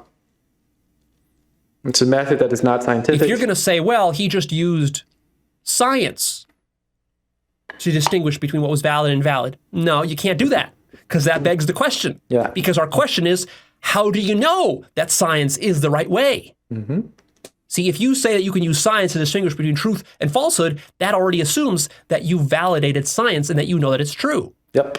But you don't know that. Nope. If you say, oh, well, he just used reason and logic to decide what is valid and invalid science. No, that also begs the question. Because the question then is, how do you know what is valid logic and valid reason versus invalid logic and invalid reason? You say, oh, well, it's just evident, self-evident. No, it's not. Nope. It's not evident at all. It's only evident to you because you're attached to whatever you're attached to that particular way of doing logic or reason. So again, he's doing that. He's using evidence. He's sort of reserving evidence for being within logic and within reason, and then or within science, proof within science, and saying that whatever evaluative tools we use to validate science is not evidence, it's not proof, it's not reasonable. This is completely separate. I agree with this generally. I would prefer to reserve those words, proof, science, proof, evidence, rational logic, truth, reality, all of those reserved for science and physics and everything that's described by physics, I suppose, reserved for that stuff, and then use a different system for these other things. He's sort of been, he was at first using those words more broadly to be within the system and without of the system, outside of the system. And now he's seems to be using it for specifically within the systems of logic. It would be nice if he pointed that out. And that has been all programmed by your culture. You didn't invent that. True.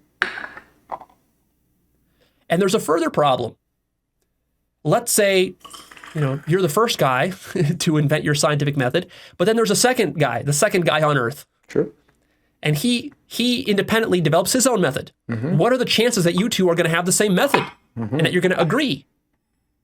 The one that survived, that's the one. If you guys disagree, how do we determine who's right? What are you going to say? You're going to say, well, we're just going to use the scientific method to determine who's right. That's begging the question. You're not getting the depth of the problem if you say that. Because the whole problem is that we don't know what the scientific method is, which means that you can't use a scientific method to adjudicate between two different versions of the scientific method. Yep. And there's not just going to be two of them, there's going to be hundreds of them, thousands of them. In fact, every human is going to have their own version of a scientific method.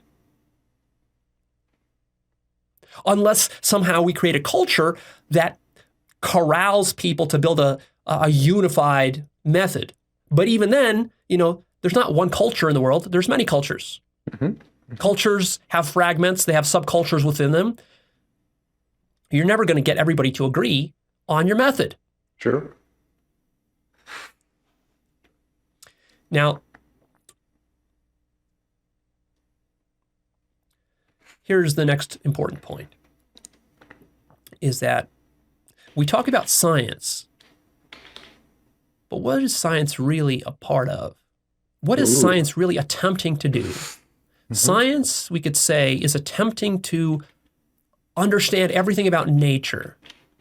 Nature? That is possible to understand. Maybe. Okay. Nature, or you could call it reality, or you could call it the universe. Basically, if we conceive of the most ideal version of science, what we really care about when we're doing science is we care about the pursuit of knowledge. In a sense, science is a subset of a larger pursuit, which is the pursuit of knowledge. So if you sort of imagine the superset of every possible fact and piece of true knowledge that you could have about the universe. Yep. It's a lot of stuff, a lot of knowledge. If you could have everything written in, let's say you could take everything true about the world and about, the world, I'm using world with a capital W, the universe, right? Better word. Unfortunately, this is the best method of distinguishing what science describes and everything that is described from physics, and then more. He's saying there's the world, everything that science and physics describe, and everything that can be described by science and physics, and then there's the world with a capital W. I think that's a silly method of saying it, but it works. I think I understand when he says it. I don't know if there's a better way of explaining that. I have no idea, even though I point out all the time that there are language issues. I have no idea how to foundationally describe what we mean here, that we're trying to get knowledge that is more expansive than the knowledge that is defined by what we can get from scientific method. I don't know how to even, it's very difficult. Everything true about the universe, and you could put it into a single book. It would be a giant book. Realize that first. And then Big book. So we would want to say that, in a sense, science is interested in building that book. That's what science is ultimately about. Science, strictly speaking, is not about building technology. It's not about manipulating reality. It's the pursuit of knowledge.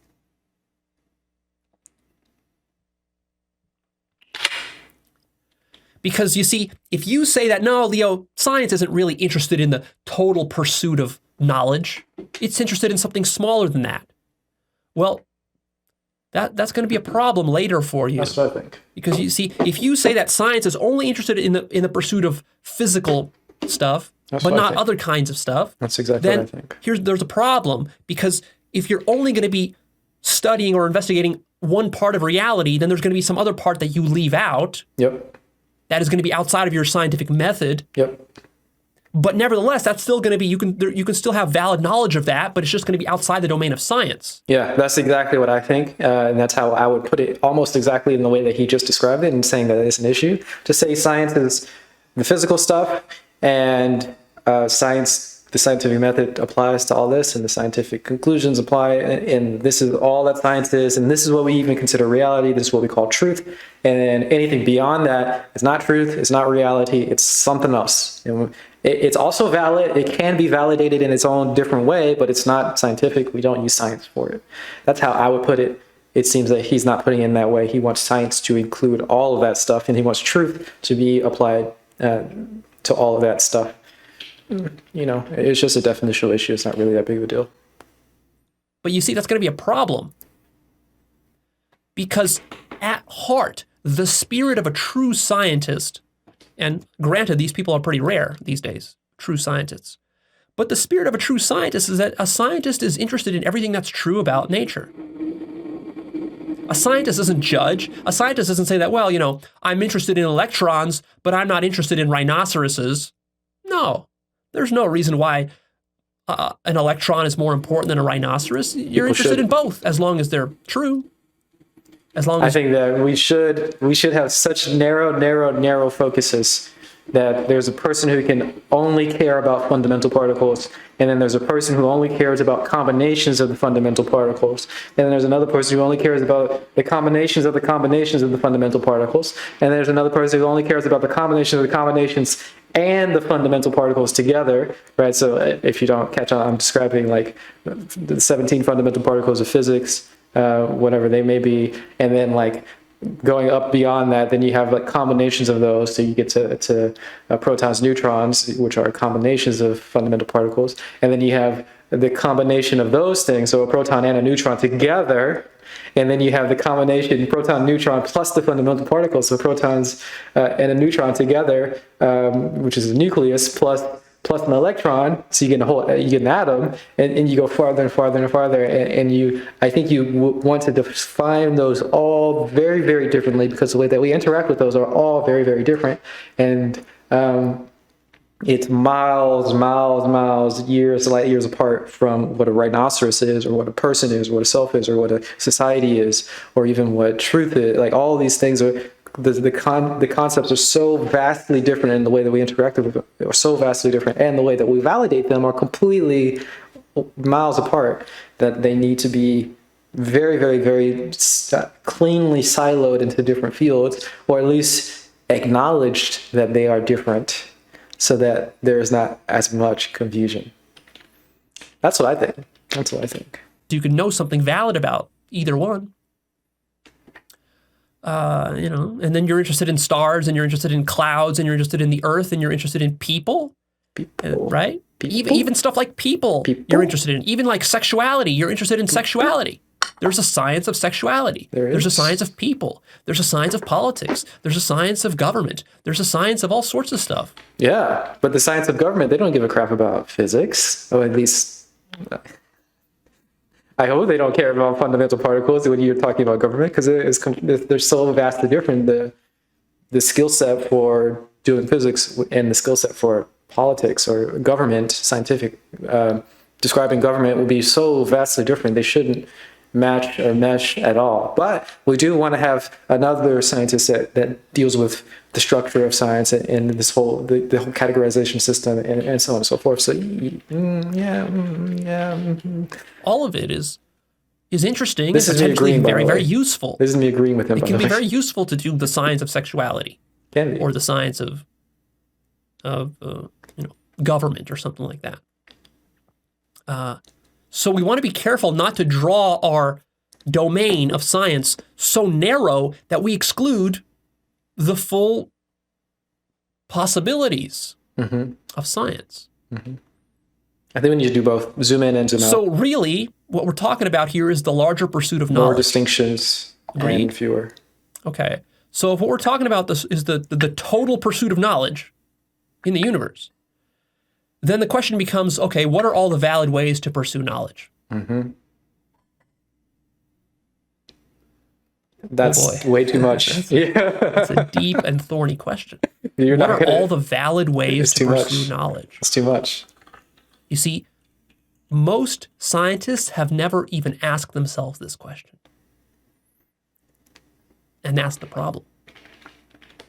So the way that he's using knowledge is very broad, and the amount of different types of fields that would apply, that would fall under the definition of what he's referring to as knowledge here, it's so vast, so insanely vast, and it's so tangled up in the way that we think about things. It's impossible to lay out, and it may be even infinite. Maybe just an arbitrarily, I think arbitrarily large amount of things, because you can, at any point in time, cut up reality and say this is a new field and it has its own new way of just figuring out if it's valid, and its new validation system and its new evaluative tools and all these things. And these would be now there's a whole new system of knowledge and evaluation and valid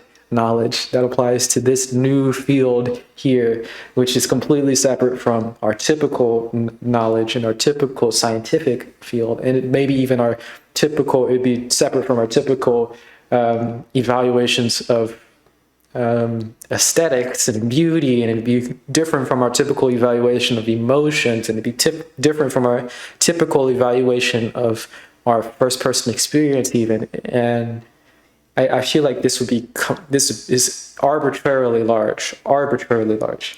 But just asking the question to get somebody to think that, I mean, wow, it's a powerful thing. I don't know.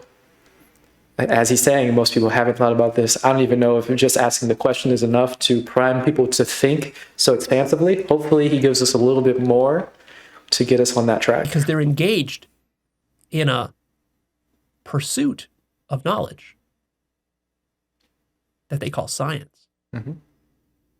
But they've never seriously considered other ways of pursuing knowledge that might be beyond science or outside of science, or the way that science has been defined. Yep. As science has been defined, yeah. As science is traditionally defined? So, maybe, I don't know. Let's drive this point home. Yeah, it's so difficult. I wish he said science in the narrow sense as opposed to the broad sense, but he's trying to make us use science in a more broad sense. And he's trying to make us use knowledge in the more broad sense, but then he just did, in that particular sense, use science in the narrow sense of science and only dealing with physical things. And we just need some language to help us understand the difference here, and then understanding the abstractions of what science in the narrow sense applied to what the analogous term would be of a positive or negative evaluation in a different field of study.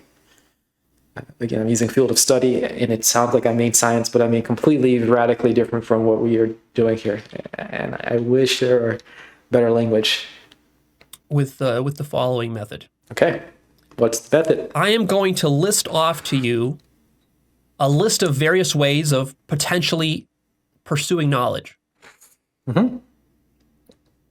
This is actually going to be helpful. Very helpful. As I list these off, you get a sheet of paper if you want, and you write down or circle the ones on this list that are invalid science or invalid ways of pursuing knowledge, and valid ones. None of them are invalid. Some of them might be incongruent with our current typical science.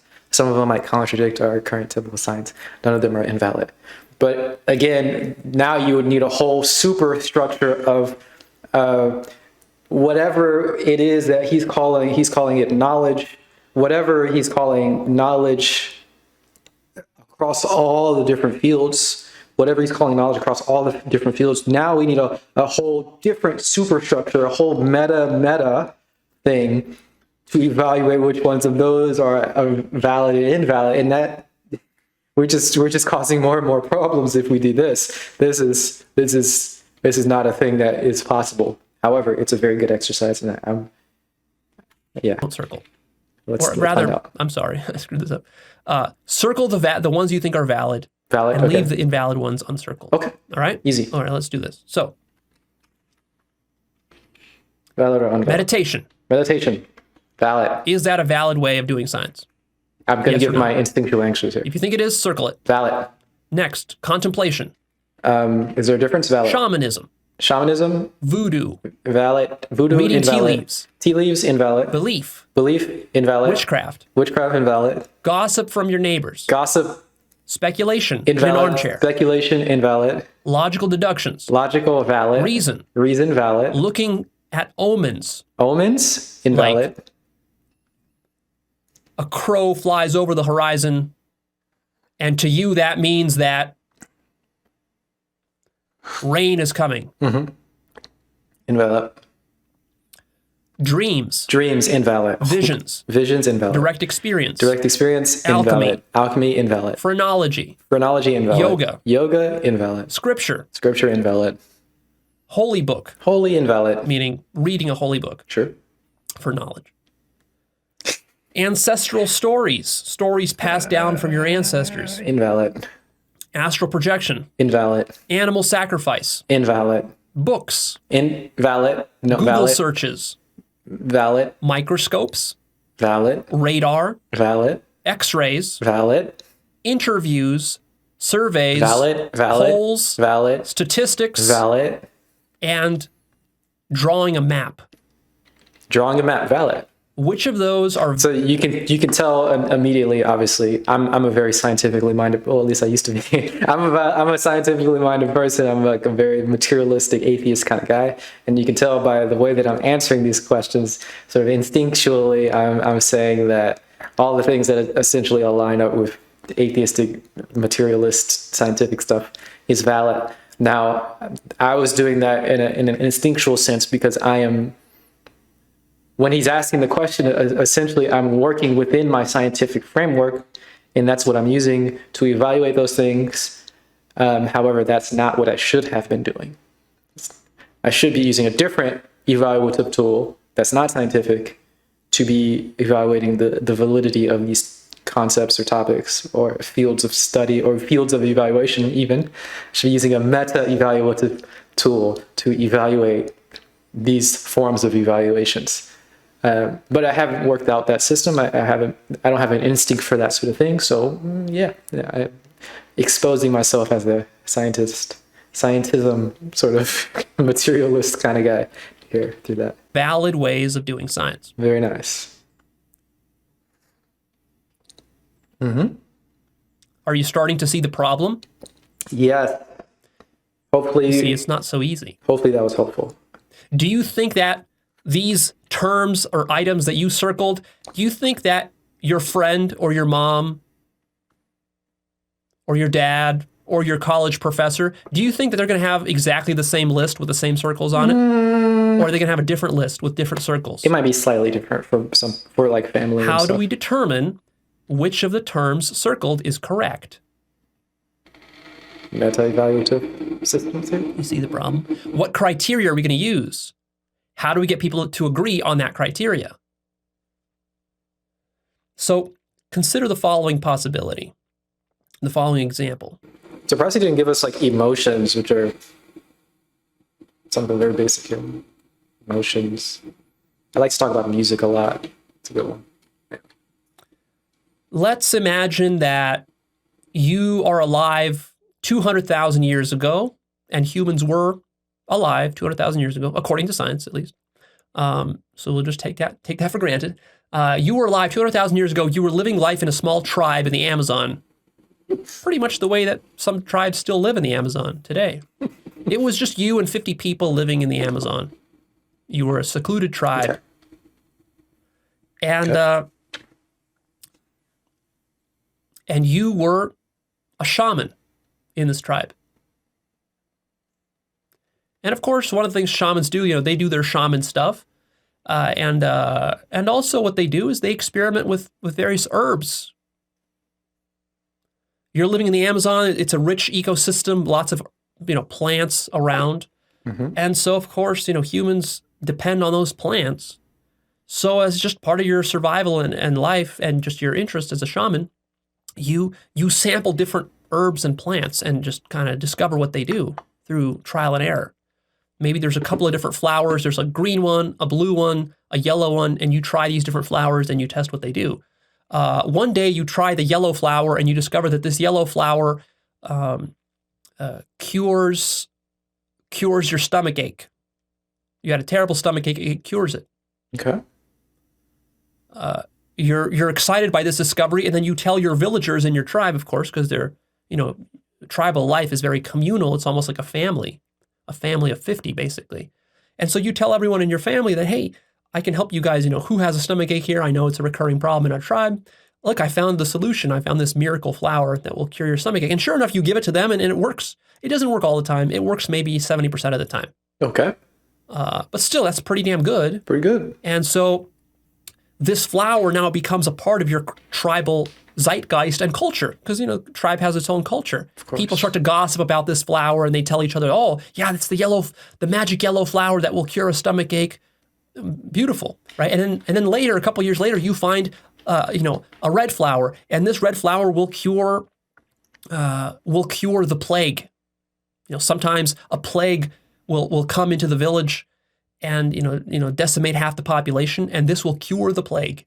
And you discover that. And this is a matter of life and death. It could save your entire village. Save your life discovering this red flower or whatever. So now my question to you is this shaman a scientist? I would say no.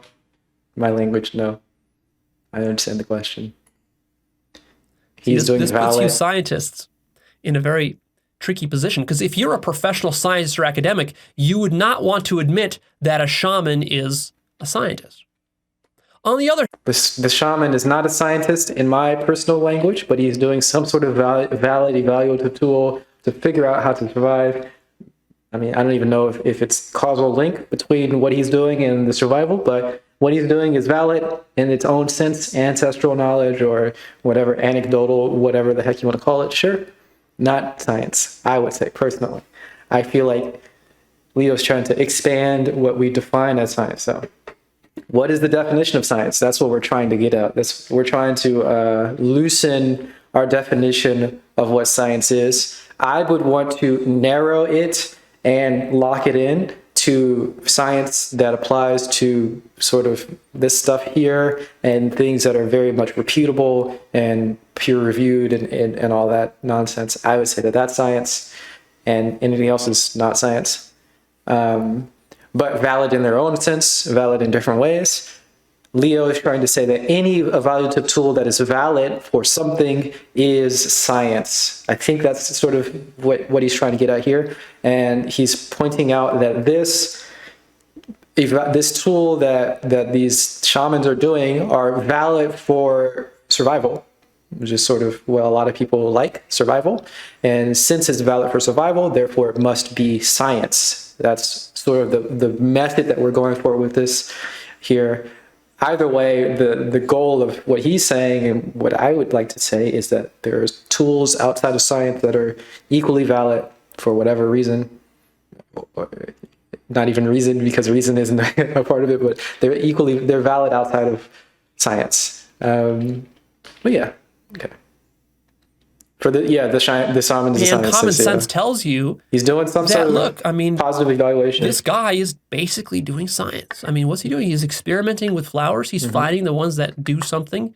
He's creating a catalog in his mind of which flower does what. He's testing it on people. I mean, sure, it's not some rigorous double-blind placebo-controlled study. He's not doing it in some academic setting. Sure. He's not part of some scientific community. He doesn't write peer-reviewed research articles. But I mean, is this not science? If what he's doing isn't science, then you've got a problem. This is the scientific method laid out: observation, identification, description, experiment, investigation, and theoretical explanation. Oh, very, very nice scientific method here. One of the scientific methods. Very nice. Because you've got a very artificial definition of science. Mm-hmm. And again, notice, you might say that's not science, and someone else might say it is. Yep. So again, who's right? Who is correct? You say, well, I'm right, of course. Because we, in my university, we've decided that that's not science. Okay, well, but... yeah, it's a broad But definition. again, can you see that that's just a cultural artifact? That's culture. There's nothing objective about that. Mm-hmm. You see, the problem here is that science really wants to construct the myth of an objective, monolithic method of science. Yep. And Big that if problem. you just follow this method, this will get you to truth. But what I'm trying to show you here is that no such method exists. It has never existed, and it will never exist. Not even in theory is it possible. It's an absurd idea. And yet many scientists subscribe to this sort of myth.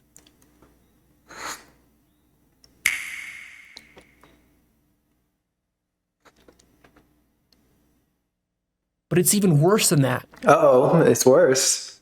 Because the even scarier question for you is that tribe that now has a culture wherein the flowers, have different properties, are regarded. The yellow flower. He's not saying necessarily that all scientists view science as an absolute thing. He's saying that it's a common misconception or a common trap or a common problem that people think that science is objective and only the things that can be proven by science are valid.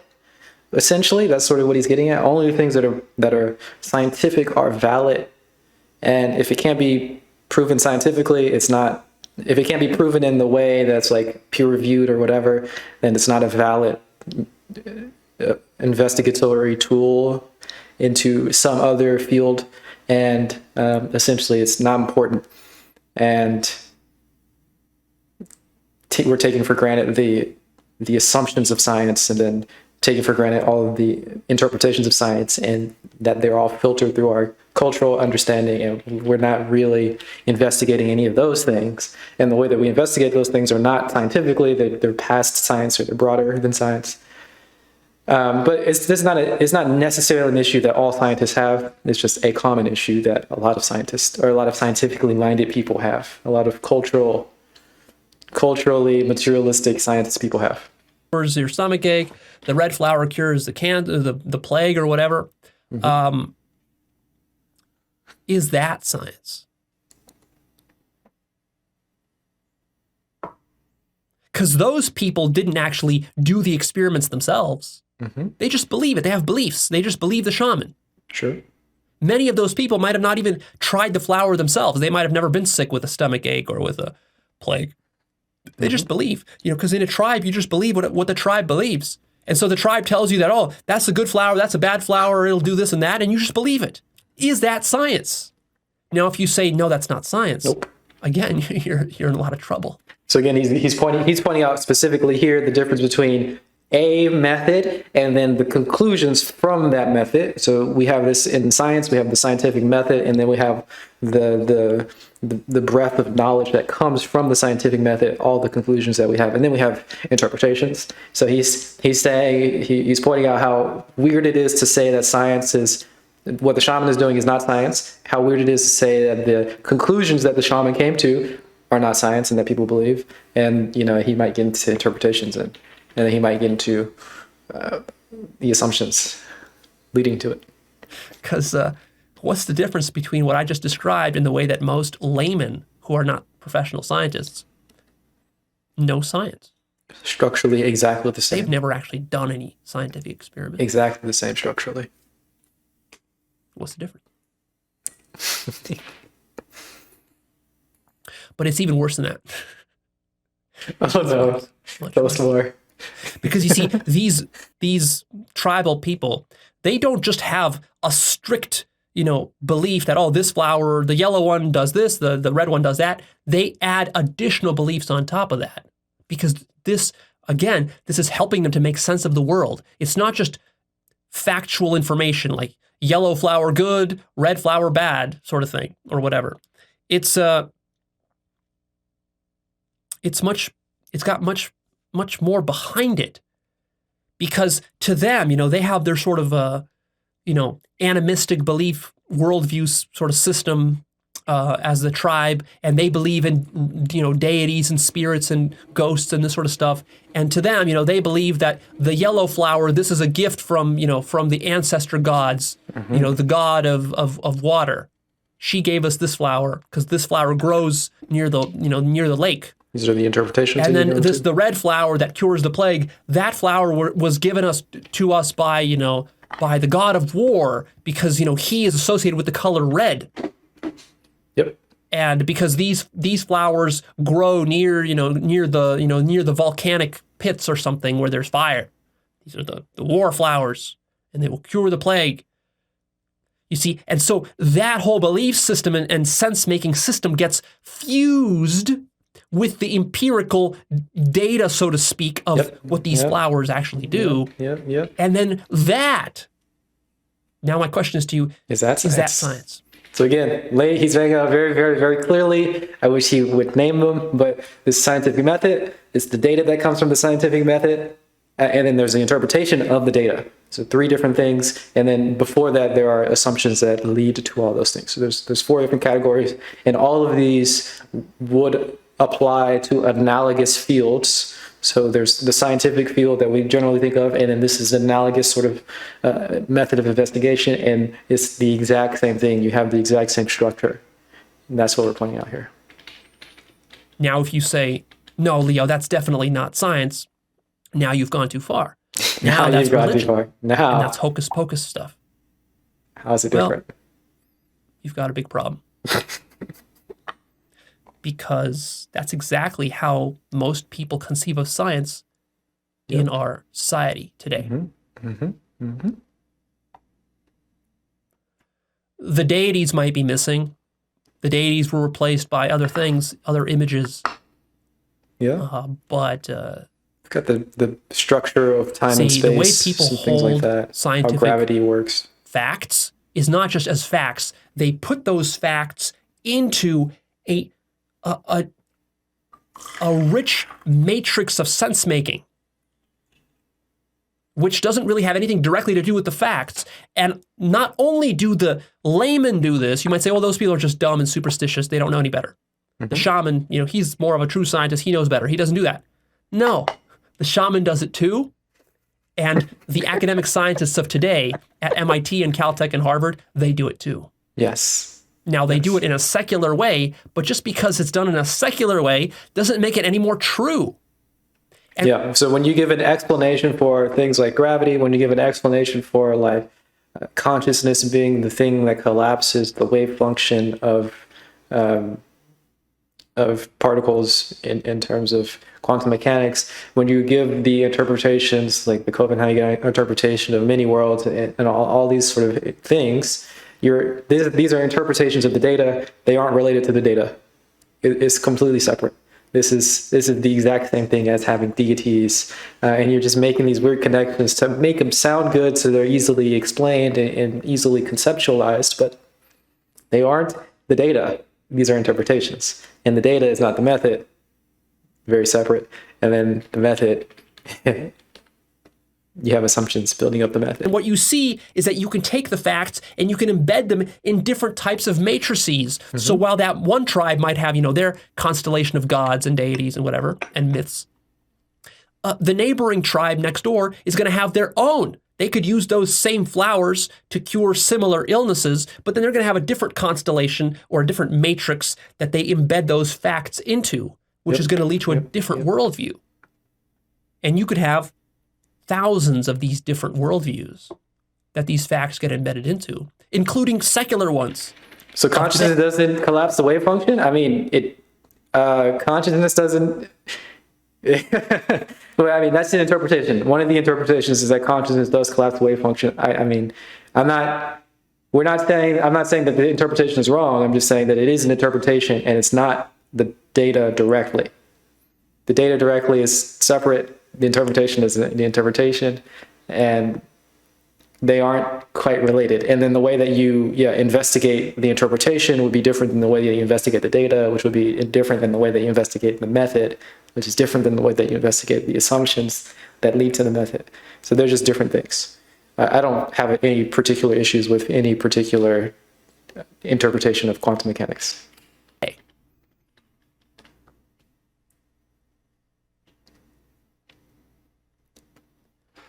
There's a further problem here. This list that I just gave you, that you were circling stuff on, notice those items you didn't circle because you thought that they were pseudoscience or that you thought they were, witchcraft or something like that. Witchcraft was actually on the list. example of witchcraft. It's a really good one. Yeah. So I assume most of you probably didn't circle witchcraft, which means you think witchcraft doesn't constitute valid science. But my question to you here is now, how do you know that? How do you know that witchcraft isn't valid science? I've never done witchcraft, so I'm not sure. Got some friends who have, though. It's not so obvious. It's really, truly not so obvious. I think a lot of people go down to direct experience. I've never experienced it, and I have this sort of cultural consciousness of other people saying that witchcraft doesn't work. So that's kind of why. But then I also didn't think that direct experience was valid. So how do I work with that? And he didn't throw authority on there, but if I don't think that direct experience or authority are valid, but I'm using a direct experience and authority to devalue witchcraft, how does that work? You get caught into circles here. Have you actually done witchcraft?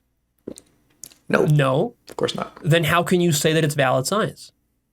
That it's not valid. Invalid science. In order for you to say that witchcraft is not valid science, first you would need to actually do witchcraft to test it. That would be in the spirit of science. Because if you just denounce witchcraft without actually testing it, what you're being is you're just being ideological and you're just acting out your own prejudices and biases and beliefs. Pulling out those emotional What if strings. witchcraft turns out to have a scientific component to it? You say, well, Lee, that's crazy. But how do you know it's crazy? Where did you get the idea that it's crazy? From your culture. But you didn't test that idea. It's just a belief. That belief could be wrong. Now you might say, well, Leo, I can go read a book about witchcraft and it's just nonsense. First of all, have you actually read a book about witchcraft? I could, really? though. I could. I highly doubt it. Second of all, it's not enough to read a book about witchcraft. You got to actually really do witchcraft, like really get into it. Really get into it.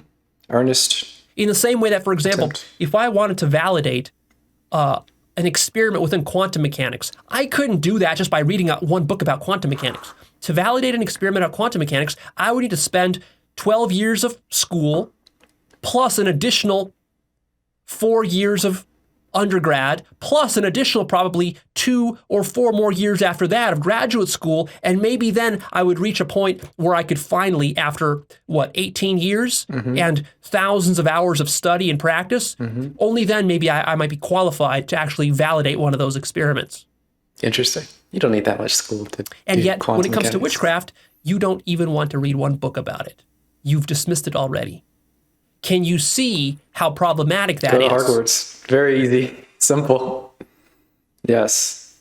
So I think there's a slight issue here with the way that he's framing it. Not that it's a huge issue. He seems to be saying now that science is specifically the scientific method and not the breadth of information or data or culture or whatever that we get from science. Let's say there's the actual method, and if you don't test it, then you're not doing science. But no, science is the method, but it's also the data that comes from the method that other people have done, and it's also the interpretation that other people have mapped onto it. So there's more to it, but I still agree in principle with everything that he's saying. It's just there's a little bit of looseness with the language that is not clarified, and I don't think it will be clarified, unfortunately, but yeah. You're doing that with a lot of stuff. With meditation, Yep. with shamanism, Yep. with yoga, with astral Voodoo. projection, Astral with holy projection. books, with scriptures. Yes. All these things, we are just sort of listening to the conclusions of science as opposed to actually doing any testing. Yes. And many other things.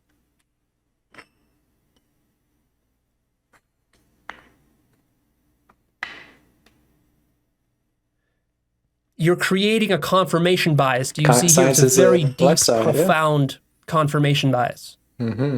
It's a methodological confirmation bias in that what you're doing is that, remember, Definitely. scientific method was not empirically validated at all. We're just assuming what the scientific method was. If you say that, well, the scientific method is XYZ, where did that come from? It only came from two places. Either you validated it yourself or you made it up, or your culture gave it to you. So maybe three places. Maybe three places. That's not true. That's not true. You can validate the scientific method. It just wouldn't be a scientific validation. But still, sentimentally, yeah, what he's saying is absolutely correct. By the way, I'm agreeing with everything that he's saying in this entire video. By the way, but validating the method is very, very difficult. In fact, it's impossible because there's thousands of different ways of acquiring knowledge, and you don't know which of them are valid or invalid. And it's even worse than that because usually these methods are not foolproof. Yep. It's not that one method is 100% foolproof. To use a method also means you have to know how to use the method properly, and there can still be mistakes. It's very easy to make mistakes. So just because you try a little bit of witchcraft and you fail, well, that might just mean because you're doing it wrong. You're just bad at witchcraft. In the same way that if I go try a little bit of quantum mechanics, like in a laboratory with some, particle collider, I'll probably do it wrong. So this is why I wish he brought up emotions and stuff like that within this field of things, because there are so many people who just suck at emotions. They have no emotional intelligence, and then they devalue emotions because of that. In the same way that if you try to you draw one pentagram and you try to summon Moloch and it doesn't work, you're just bad at witchcraft. It's not that witchcraft doesn't work. It's just that you're bad at it. And if you suck at emotions, it's not that emotions are devalued. It's just that you don't know how to be emotional. You don't know how to interact with people. So that's more of an issue that you need to work on and grow from there, instead of trying to devalue emotions and say that if it's not some sort of objective, logical, empirical something, then it's not valid. That's completely ridiculous. So just adding emotions into the list of I'll do things it that may wrong or may a not be lot. valid. It might also be very costly. It might be very expensive. It might take a long time. It might take 20 years. Yeah. So you see, the deeper point here, this is the ultimate epistemic point that you got to understand, is that all knowledge is non-trivial. Distinguishing truth from falsehood is completely non-obvious and non-trivial. There's an even deeper point here, which is the following.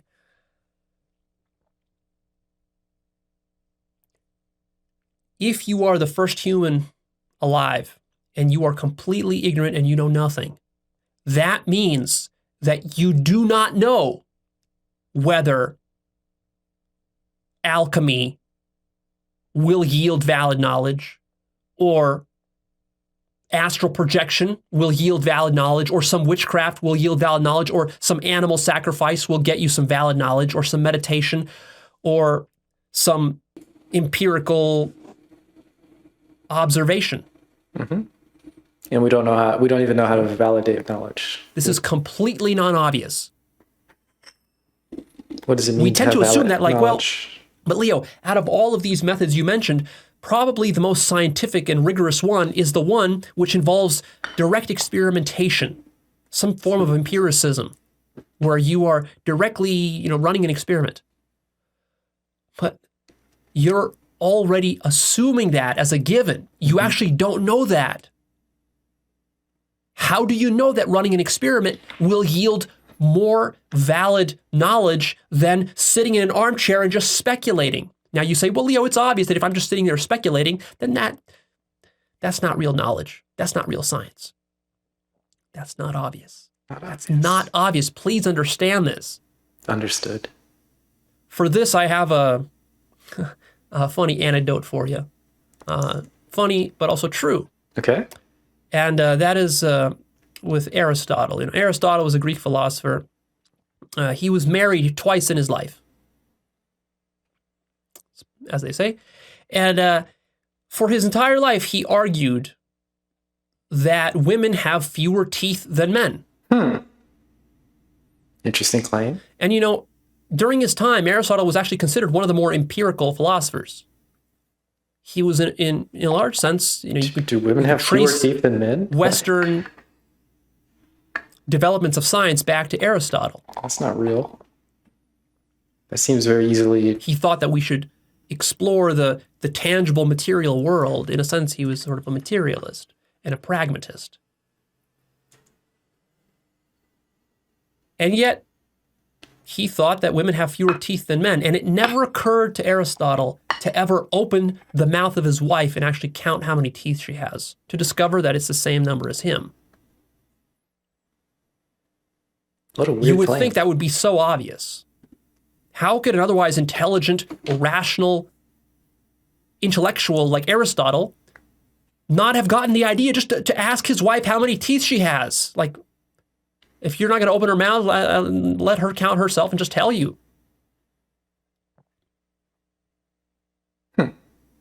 It never occurred to him. The idea Why don't you go try witchcraft? that to know how many teeth someone has, you have to open his mouth and count how many are in there, that idea itself is revolutionary.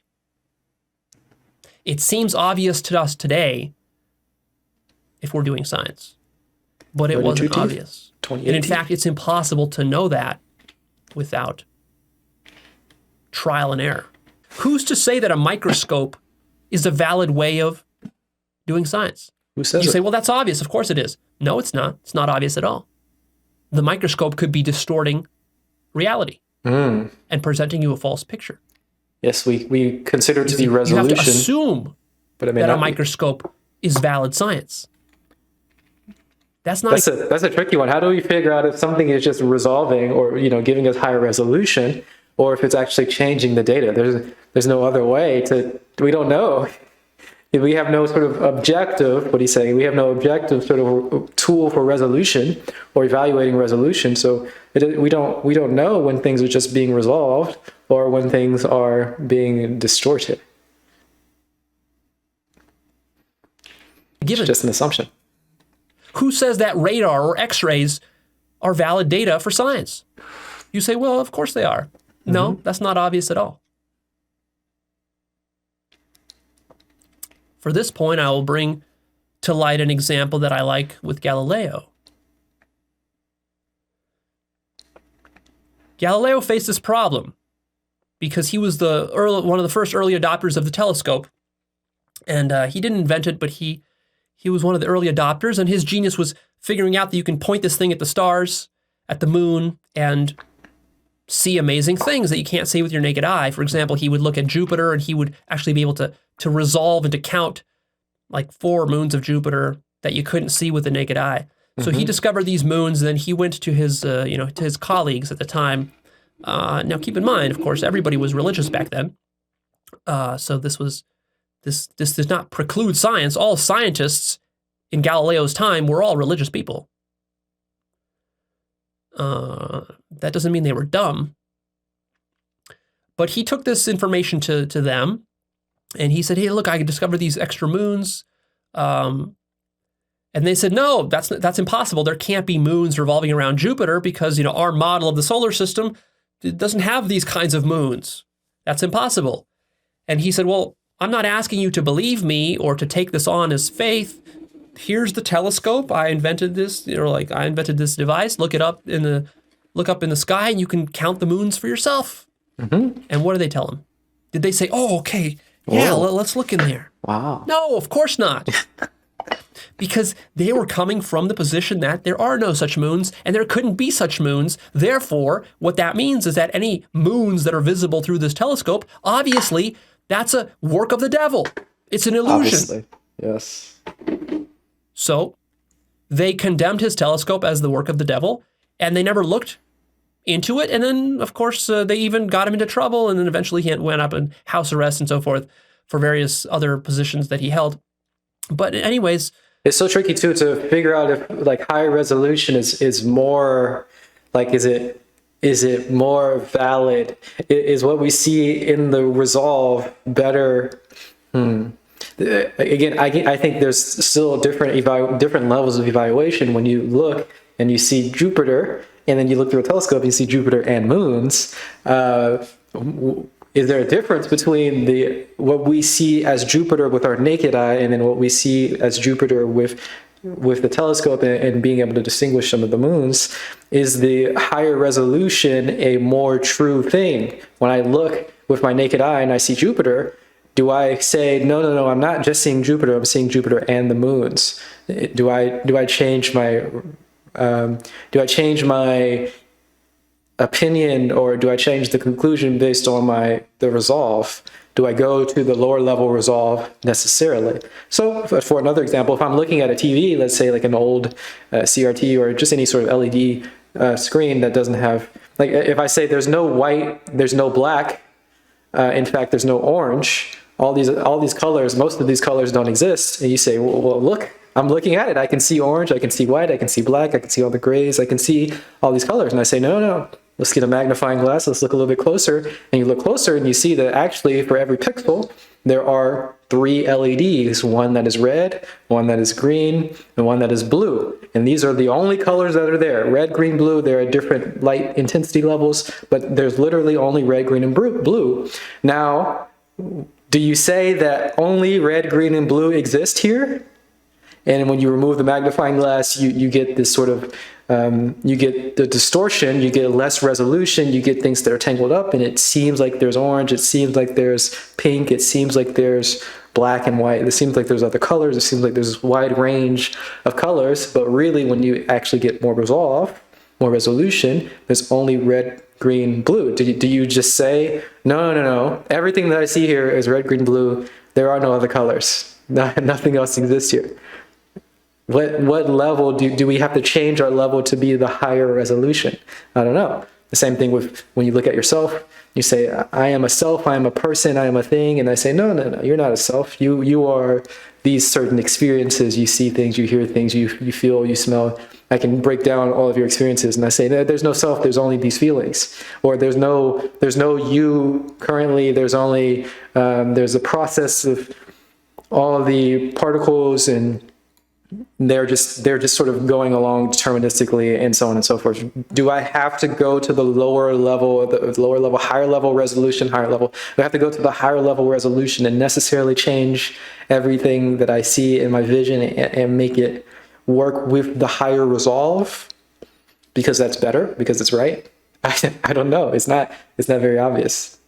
So we get to some weird, sticky situations here where we're introducing. I love this telescopes. example because what it shows you is that Microscopes, telescopes. the human higher mind's resolve. capacity for denial of data is infinite. It's bottomless. You can deny any data that is presented to you. All you have to do is deny the method that yields the data. True. You see? If I find something through a microscope that contradicts your worldview, that threatens your worldview, and I try to present it to you, what do you got to do? All you have to do is discredit the microscope as a method. You have to say, that's not real science. If I discover some data with radar that threatens your worldview, all your ego has to do is just say, well, of course, radar, that's for idiots. Radar is pseudoscience. Yes. Are you getting how the game works? I'm getting it. There is no neutrality or objectivity in how your mind understands reality. Your mind is constructing reality on the fly. And what you consider science is part of the meaning-making system of your ego mind. This is not objective at all, even though your ego mind tells you that it's, of course, objective. Anything the ego mind imagines as being real, it considers to be objectively true. That's exactly how religious people fool themselves. but so do scientists.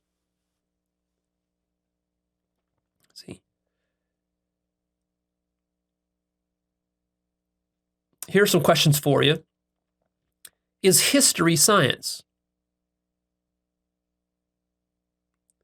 If you say no, you've got a problem, because... Yes? Is it? Are you going to say that historical facts don't exist? Well, if they do, supposedly there's a science that's part of science, or should be, right? Yes. History is science. History Like, is for example, physics.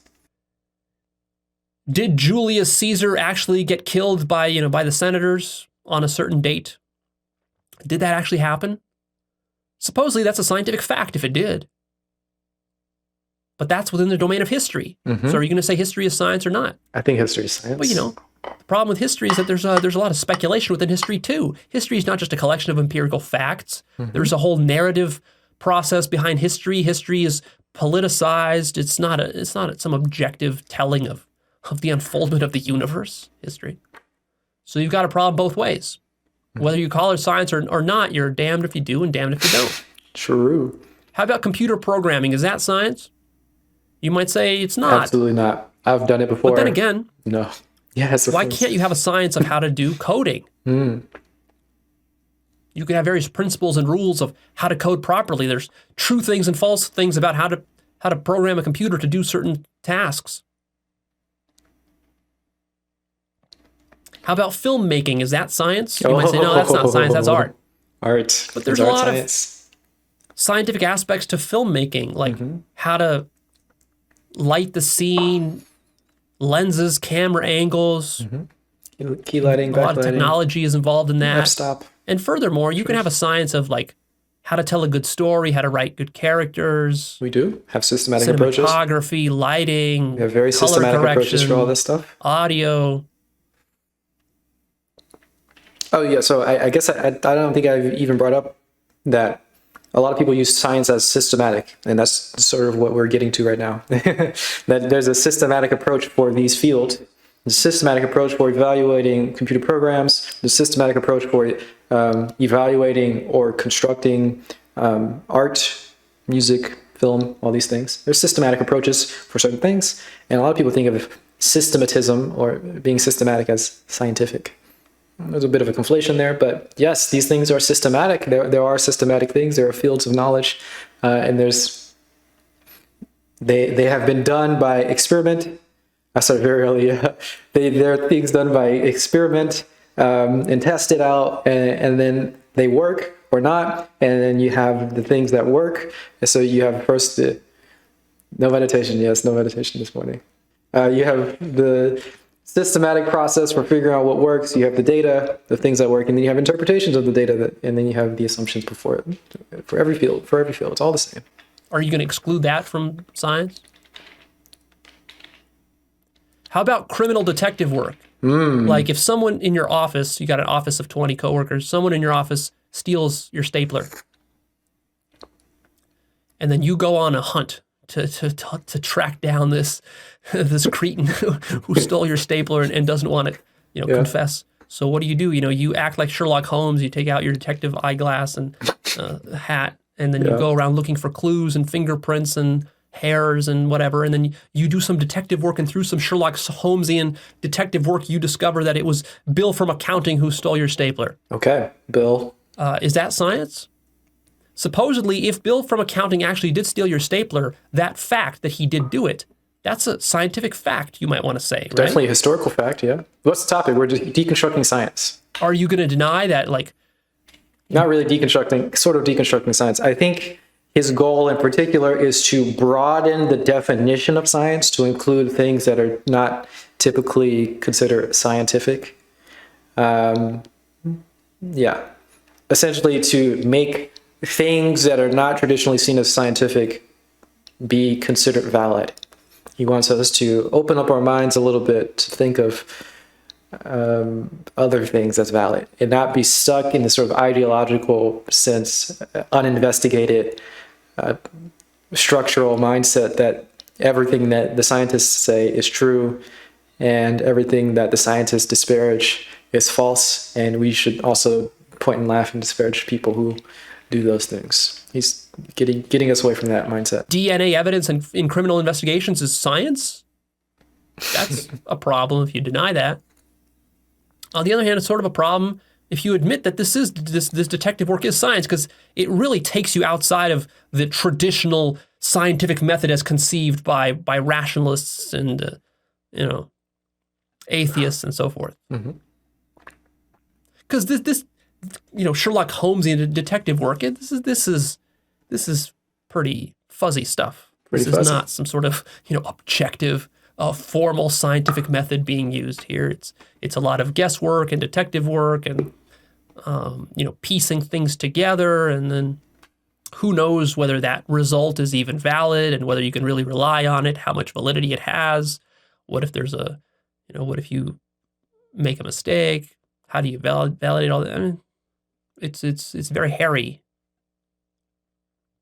How about map making? If I'm making a map of the Earth by just walking around and drawing on a piece of paper, or sailing on a ship, the way the folks did before satellites and computers and so forth, is that science? Go take a look at some of the early maps that were made by European explorers of the Americas and so forth. Like they're pretty funny when you look at some of them. But was that science?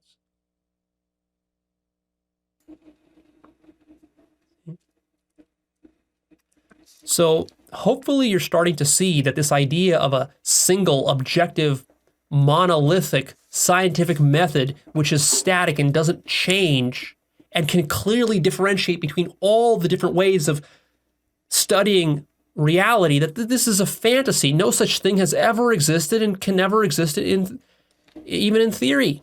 It doesn't work. It doesn't make sense. I hope it is obvious. All of these different ways of knowing nature come with a ton of assumptions, hidden assumptions, which themselves have never been tested and are not objective. And when you select one method over another method, realize that this is your own subjective mind relativistically deciding that, okay, well, this will be our method. And unfortunately, that system for determining which method is valid is usually not defined. It's not spoken. It's not even investigated. It's completely hidden. It's a huge issue. That's not objective. There's nowhere in the universe that says that, like, well, microscopes are valid method, X-rays are valid method, radar is valid method, but witchcraft is not, and map making is not, and filmmaking is not.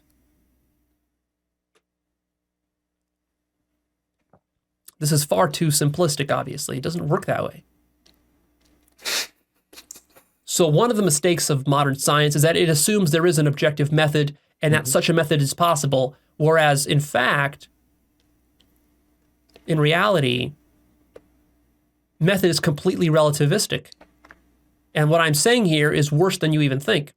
I'm not just saying that we haven't found the method yet, So but one it doesn't exists to be found in the future. What I'm saying is that he's trying to help us understand that there are different ways of evaluating the world, and he tried to say that it was silly initially to reserve truth and reality and truth, reality, objectivity, some other, all these sort of fancy words for science in terms of the physical thing. And he's saying that there are other systems of evaluation which are broader than science, and they can get to truth, they can get to reality, they can get to some sort of valid system of evaluating the world, and we might want to roll those up into science.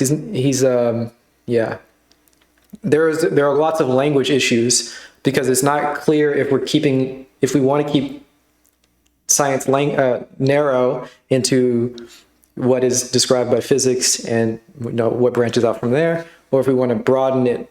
He's been flipping a little bit between the two. I think he generally mostly wants to broaden the definition of science, but he also encompasses, he's trying to give us the framework and the thought process of other people. So he kind of switches between them without stating and really guiding us more clearly as to what the goal is. So witchcraft could be science because it could be a valid way of evaluating some parts of nature. That's kind of, yeah. There just isn't such a method in the entire universe because There's the no universe one is method. relativistic. All knowledge is relativistic. That's a hard one for a lot of people. It's a hard one.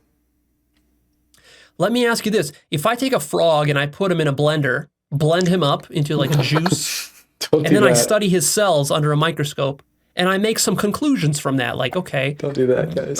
there's this fact about the frog and that fact about the frog, and through this method, I come to understand the frog. I study the frog through this blended liquid that I make in the blender. Yep. If you have high resolution, And I say, but okay, now I understand ignore the the frog. structure. Do you understand the frog? It's just a bunch of cells. High And a bunch of resolution, fluids. ignoring the structure. Do you understand the frog? And matter. No Is frog. that valid science? Save the frog. So very nice. I think earlier we deconstructed the idea that the lower resolution was the best resolution, right? If you look at Jupiter, that's not the best resolution. The best resolution is looking at more narrow, looking with a telescope. You see that there's Jupiter and there's moons. The higher resolution is better. Higher resolve is much better. But in this scenario, he's pointing out that higher resolution is not better. If you ignore the structure by blending the frog, that's sort of an extreme example of it. But if you ignore the structure by just looking only at the particles, then you are missing the low level resolve. You're missing the structure of it. And that's also an issue. It's going both ways here. Is he saying that science is dumb because it should include other stuff like religion and witchcraft? And by excluding these people are potentially missing stuff because they are limiting themselves to traditional science as a viable tool to understand the world. He's saying that, except he's not saying science is dumb. He's saying that there are people who subscribe to science and they are necessarily limiting themselves in their understanding of the world because they don't do this. Because they are ideologically excluding different methods of evaluating the world. But he's not saying it's dumb. He's completely, he likes science. He's not critiquing any of the content of science. He's only saying that the structural limitations of science, yeah. But yeah, that's what he's saying. Do you think the blended gay frogs make more fruity smoothie? Okay, that's maybe.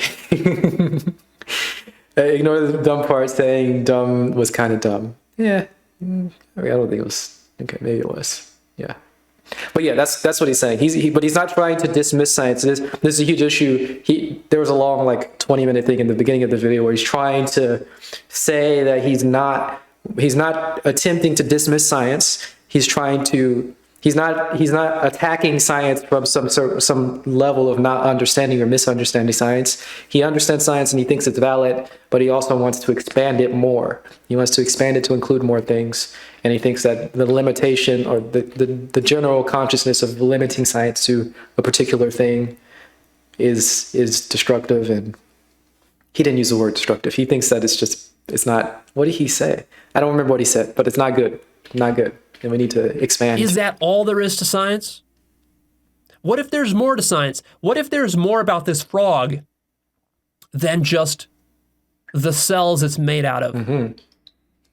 Do you want more resolve, more resolution, or to low, put a frog in a resolve? blender and to think that you can understand the frog by blending it up and studying its cells under a microscope, this comes with serious metaphysical and epistemic assumptions within the mind of the scientist. The scientist has to believe that this is a valid way of understanding what frogs are.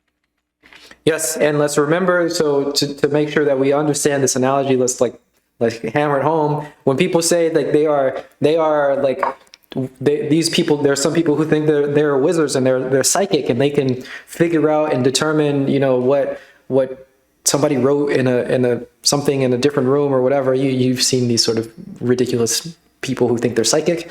And then we say, okay, well, let's put you into a very narrow, particular place. Let's put you into a scientific, scientifically verifiable place where everybody is thinking scientifically, and we've got cameras and everywhere, and we've got a random thing happening in the other room, and it's a completely scientific experiment. What we're doing is we're removing this particular thing from the cultural context. We're getting much, much higher resolution into this claim of being psychic, but we're removing it from the structure. We're blending the frog.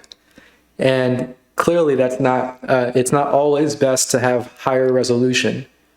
Not always. Now, I mean, I was just giving an example of where this could happen. I don't believe in psychics, by the way. I just want to make sure that we're clear on that. But that's one example of how we may blend the frog and remove things from the structure. We remove the structural context, and that may completely invalidate the actual process of trying to do it. Does that make sense? We miss the frog when we blend the frog and look at the structure. We miss the psychic abilities when we try to put it into some sort of sterile scientific environment. That's an issue. It can be an issue. Now, sure enough, maybe that is a tiny portion of how to understand a frog. But can you imagine a scientist who only studies animals by putting them in blenders and then studying the liquid that comes out? Mm-hmm. And then he convinces himself that, well, that's it. That's all there is to nature.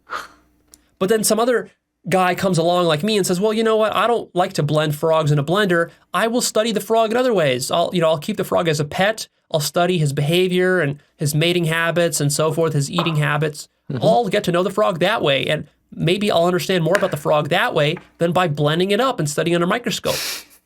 But the scientist who blends frogs, he says, what are you talking about? That's not science. That's some bullshit pseudoscience. That's some new agey stuff. Oh yeah, you're going to keep a frog as a pet. That's not academic. That's not objective. Mm-hmm. Mm-hmm. Mm-hmm. So my question to you is, who's right? Me or him? Interesting. Low resolution, course, high resolution. The answer is that neither one of us is right. It's relative.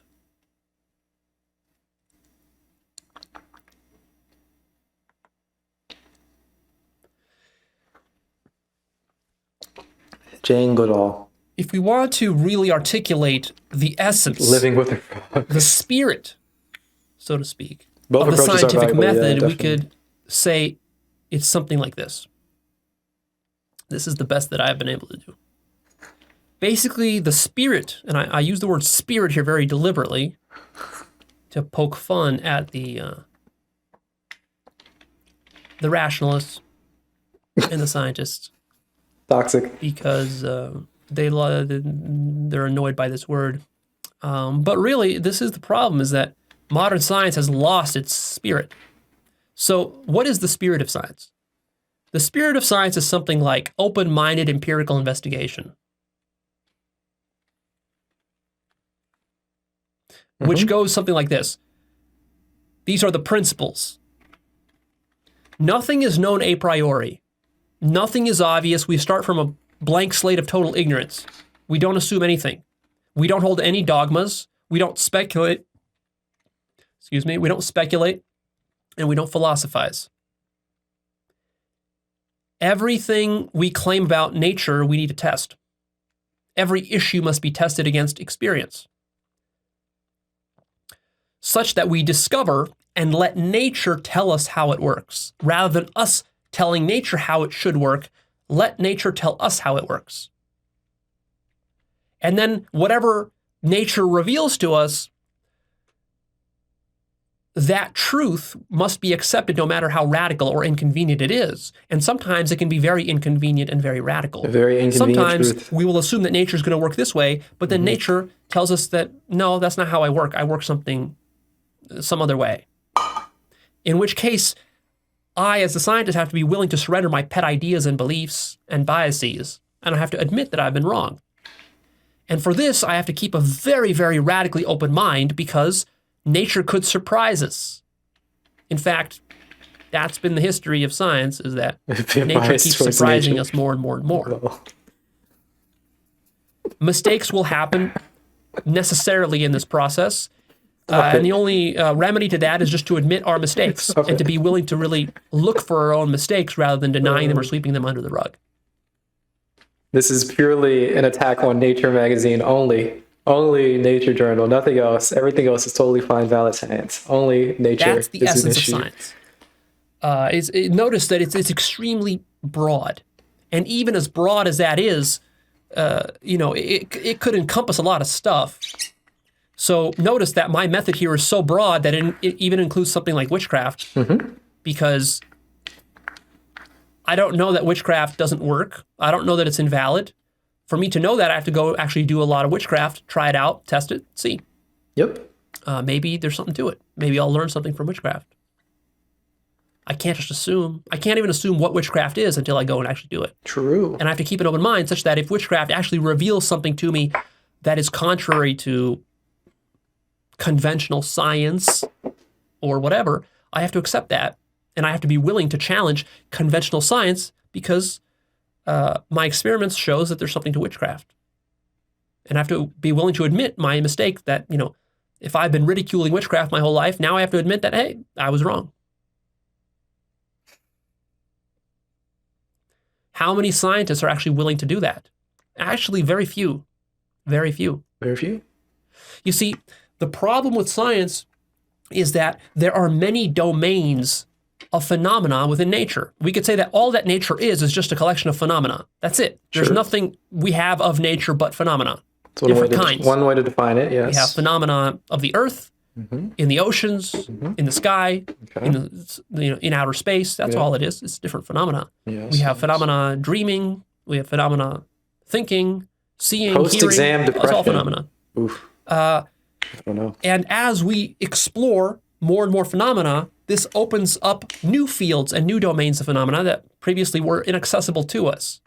And as we do science and we develop new technology, that opens up new fields. For example, when we first started, we couldn't really explore under the oceans, and now we can.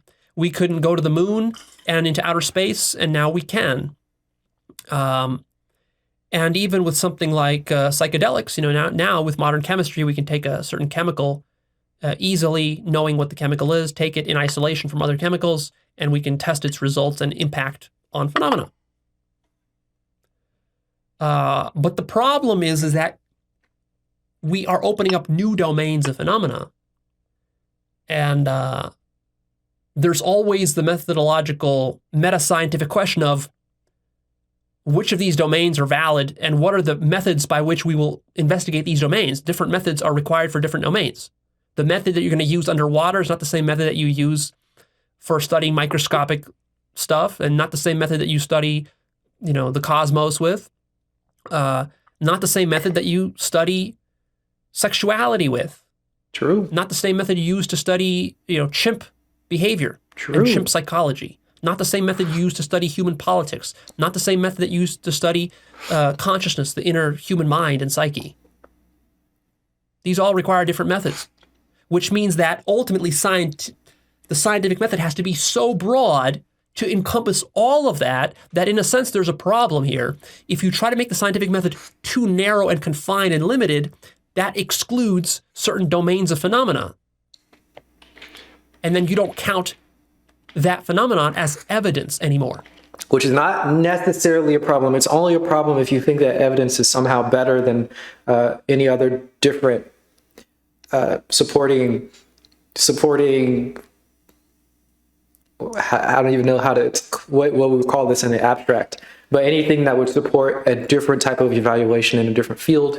If you only consider scientific evidence as the one way of doing things higher than everything else, then it's a huge issue, and you need to broaden your definition of science to include everything. Or you can not have this hierarchy, and it won't matter. I go a route with not having such a hierarchy and not really caring. If you're not doing something that's scientific, it doesn't matter. You have its own evaluatory tool, and you have its own ways of supporting that evaluation. It's not called evidence. It's not called proof. It's just something different. But, you can go both ways with it. As data, it's excluded by your method. And then there's a sort of a catch-22 here, because once your method is so narrow that it excludes an entire domain of reality, a phenomena, Yep. when someone comes to you and says, hey, your method is too narrow, let's expand your method because, look, there's some data here outside of your method, which obviously contradicts or, your method can't account for. What does the person who is locked into their method say in response? He says, what are you talking about? That's pseudoscience. That's hocus pocus because my method says so. Don't get locked into the method. But that's begging the question, because the whole question is, how do you know that your method is accounting for all the phenomena of nature? You didn't know that from the beginning. You never had an ability to validate your method, because in order for you to know that your method was valid and could accommodate all of the phenomena of nature, you would have to completely know the truth. The only way to empirically validate the scientific method would be to explore the entire universe in totality, and to know every fact about the universe, and only then you could say, in retrospect, that, yeah, our method was valid. But of course... And then, again, he's saying universe in a more expansive way than even what we consider the universe, because we might just consider the universe to be the physical universe that is described by physics. And yeah, you can make a vacuous sort of definition saying that the universe is only what is describable by physics. That's kind of how I go about it. But he's saying even more. You have to explore every single phenomena, every type of phenomena, and your method would have to describe all of those things. And then you could say, yeah, we got science, we figured it out. We did it, boys. It's not going to happen. If you knew that, you wouldn't need to do science. Yep. The whole purpose behind science is that science is supposed to be the thing that distinguishes truth from falsehood. And Yep. in a sense, we're developing the method as we're using the method, because we were never given the method to begin with. We had to develop it as we were going.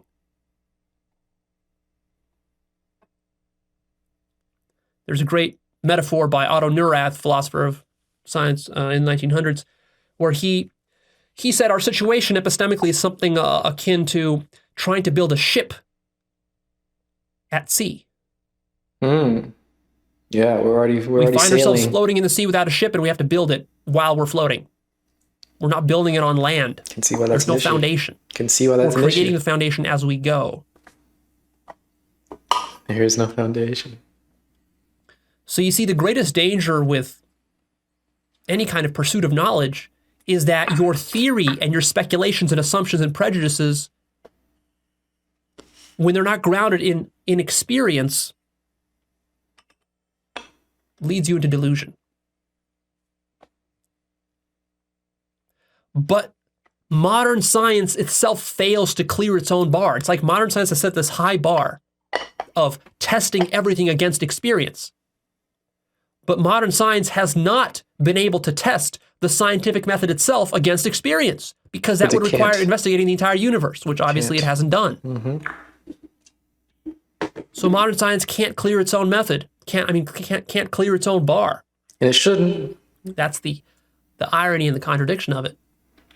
Not a contradiction, I don't think. Not a contradiction. Science applies to certain things, and the certain things that it applies to is not itself.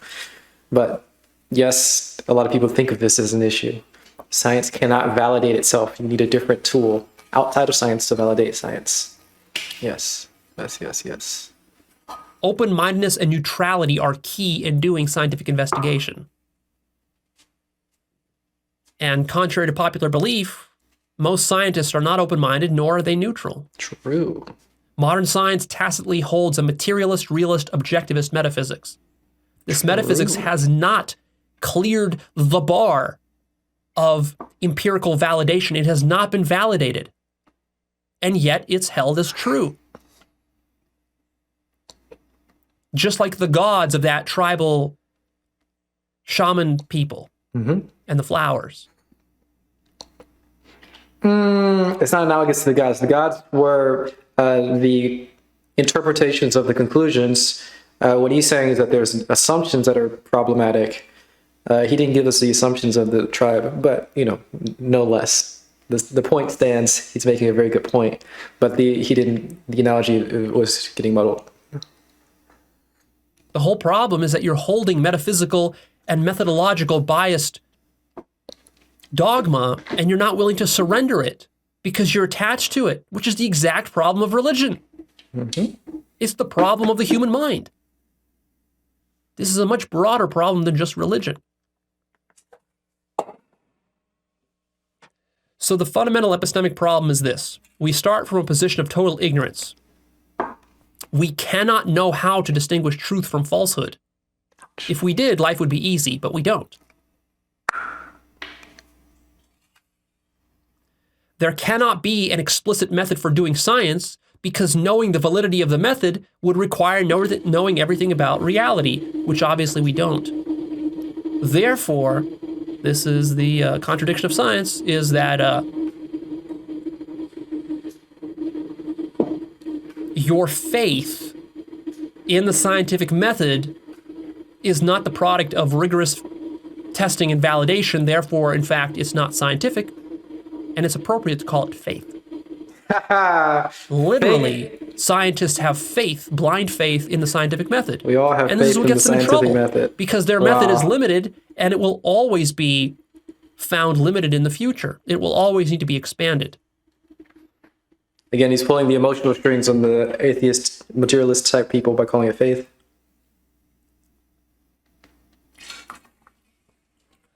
There's a further problem here, I approve, but which I call the circularity problem, the problem of question begging within science. And it goes something like this. How is the scientific method validated? If you use the scientific method to validate the scientific method, then science is circular, similar to religion.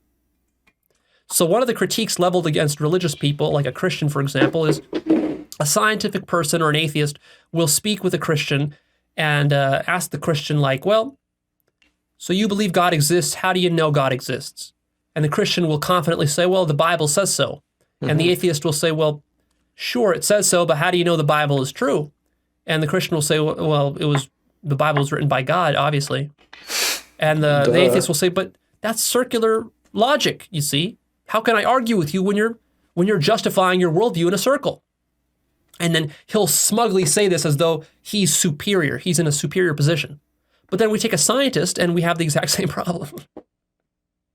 Similar, not the exact I tell the same scientist, well, okay, so you're a scientist, you believe in science. How do you know it's valid? Well, the scientific method is valid. How do you know that? Well, because obviously we've used the scientific method to validate science. It's a closed circle. Okay, if you frame it that way, it's definitely very similar, the same. You see the problem here is that if there is any mistake within your scientific method that you're not conscious of, you will be using that method to validate your own method, thereby doubling down on the mistake, therefore creating a blind spot within your method. And it should be so clear. Well, we need to clarify that the scientific method applies to particular things, the sort of external world where you do hypotheses and things. The scientific method does not apply to methods. You don't apply the scientific method to the scientific method because that's not what it's meant to be investigating. When you list out the rules of basketball, they apply to players in the game of basketball. The rules of basketball don't apply to football, and importantly, the rules of basketball do not apply to basketball itself. You don't care if basketball is conforming to the rules of basketball. That doesn't matter. The rules of basketball apply to players in the game of basketball, not to something separate, not to something outside. Needs to be said many, many times. Scientific method should not be validating itself because it does not apply to itself. It applies to certain things, particular hypotheses about the natural world. Very, very. Therefore, very data outside your method will not have a way of entering into your method because you're going to be in denial about it because you assume your method is true without ever validating it other than through your method.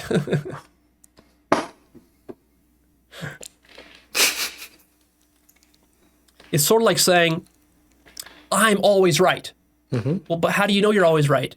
Well, because I'm always right. I always feel that I'm right. Interesting. Yes. But what about in this case when you're wrong? Well, that case I can't be wrong because I feel that I'm right. Yeah, but what if your feeling that you're right isn't right and it's wrong? But I feel that it's right. Yeah, that's the problem. That's the whole problem. You got to see through that. And in order to see through that, you can't do it with science. You need meta-science to be able to do this. Yes. Because if you're only confining yourself to science, and one of the tricks the scientific mind uses, it says, well, but I have to stick to science. I can't go outside of science, because if I go outside of science, then that's falsehood. Meta-science, that's woo-woo stuff, Leo. That's not truth. Yep. But you see, that's exactly what the religious person is doing. This is what I say. So everything is fake here.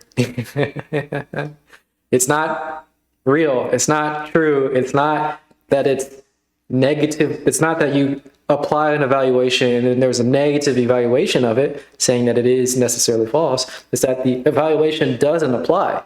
You can't consider science to be true or false. You can't consider science to be proved or disproved. You can't consider science to be evident or not evident. It's those evaluations apply to things within science, not to science itself.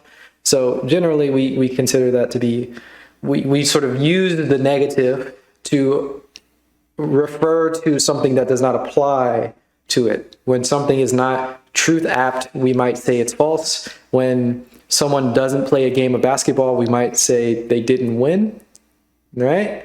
Did the football player win the game of basketball yesterday? Well, no.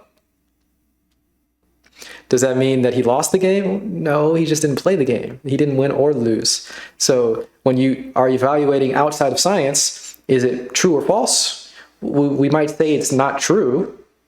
We might say it's false, just as a convenience of language. But what we mean is it's not truth apt.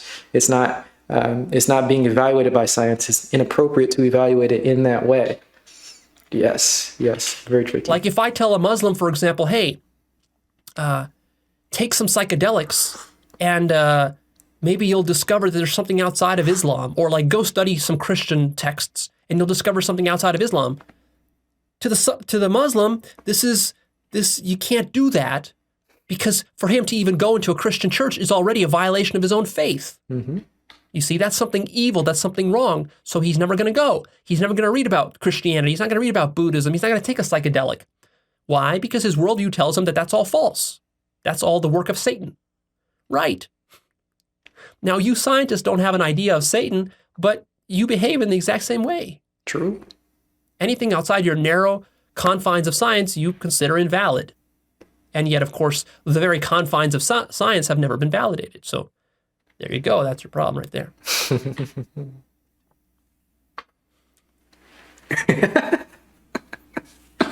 So actually, in truth, it's impossible to distinguish science from pseudoscience. If you could do that, you would already have all the truth in the universe, and therefore you wouldn't need to do science. You can't do it scientifically.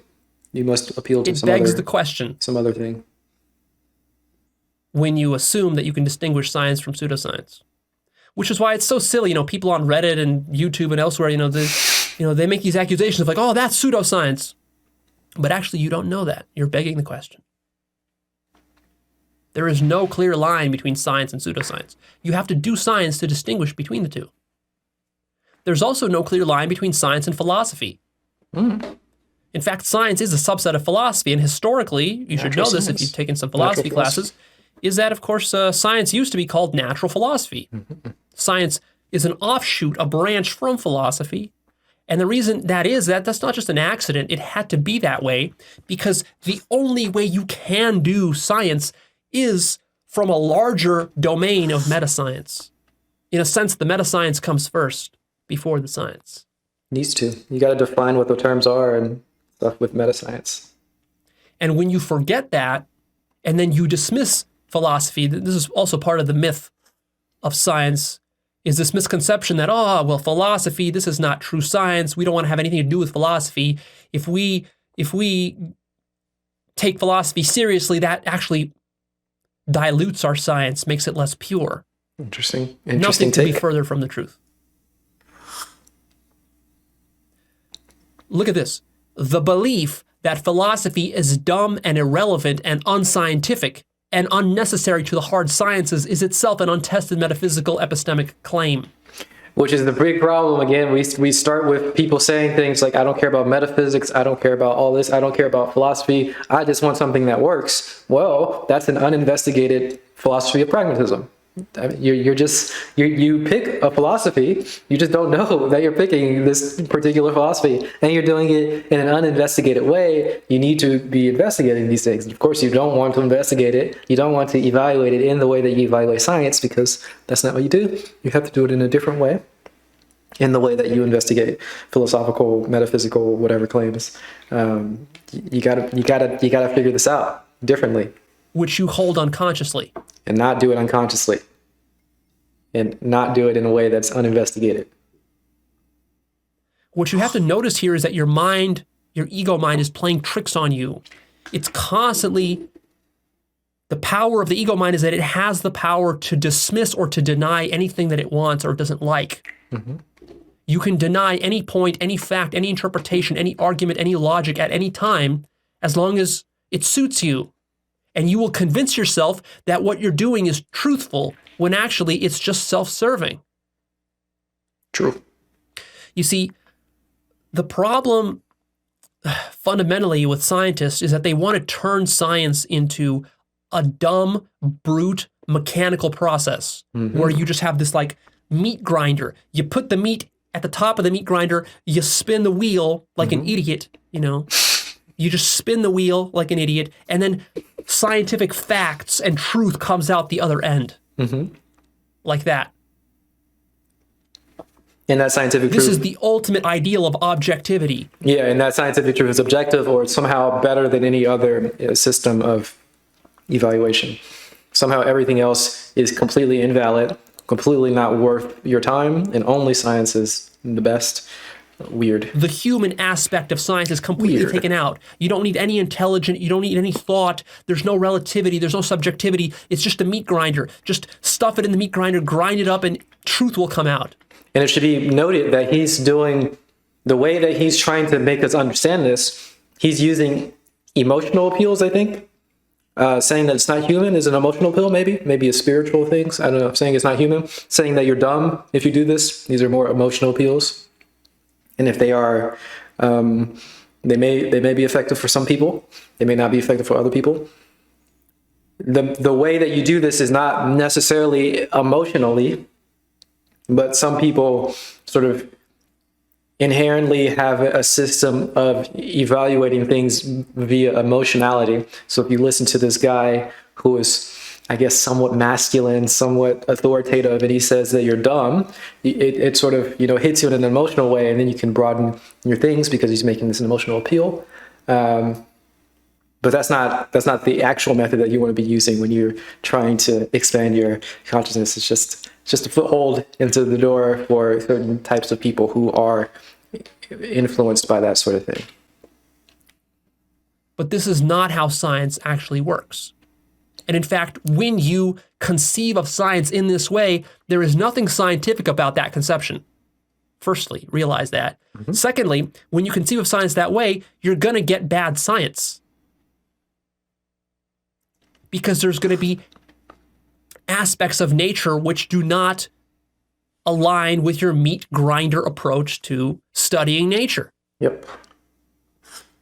You can't just assume that, nature should fit into my meat grinder neatly. No. You have to ask nature, hey, nature, are you the kind of thing that will fit through a meat grinder and then come out the other end in a truthful way or not?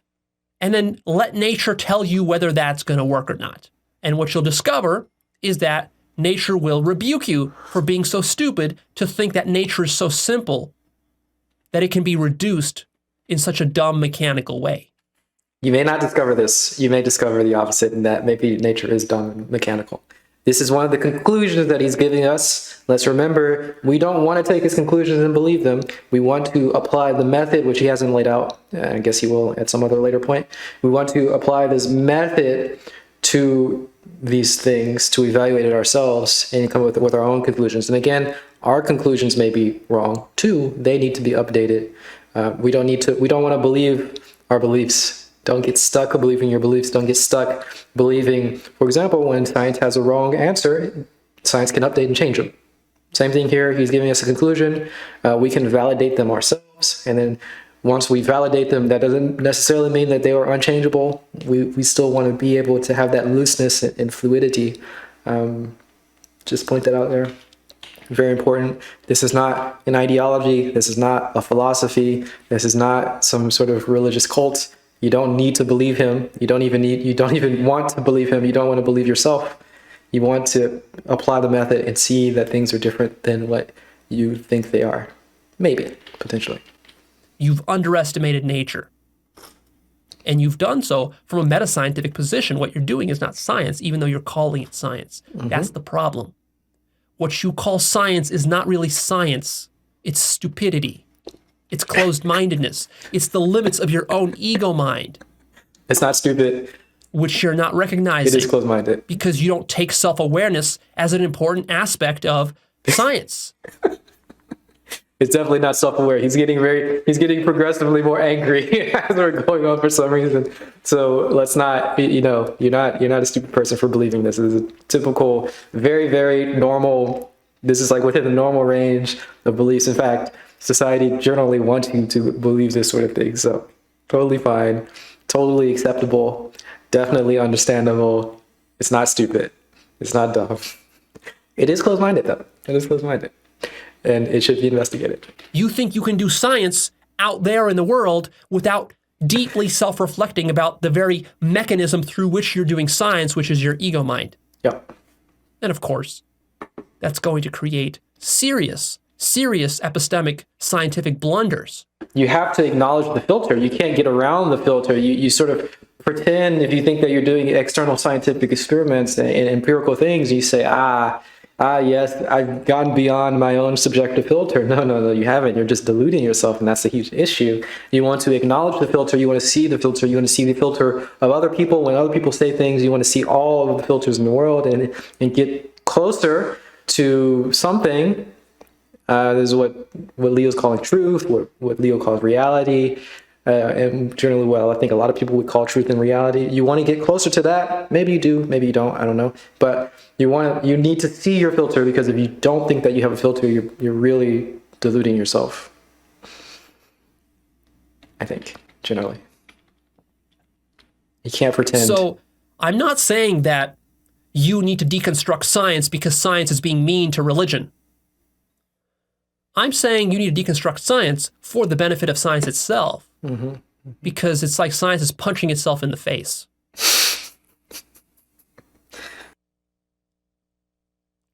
You might think that logic and reason here can save you from this problem of circularity. It can't, because logic and reason itself faces the same problem of circularity. How do you know which reasons are valid? Those of you who I call rationalists, who think that the world is rational and you can just distinguish truth from falsehood through rationality, this is complete nonsense. This itself is irrational.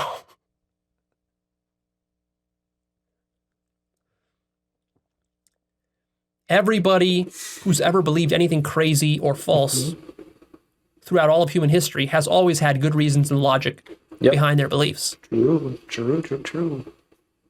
That being the case, how can you ever think that you could trust logic and reason?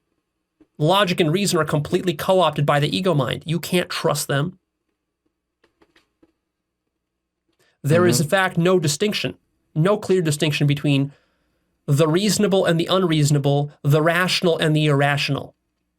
And I really dislike, strongly, I see this so often where people say that something is not evidence when it's not good evidence, or something is not reasonable when it's not good reason, when it's not, when it's not sound or valid logic, in the way that, sound and valid are the things in logic and reasons and such. When it doesn't lead to the right conclusions, they say that it's not evidence, or it's not logical, or it's not, whatever.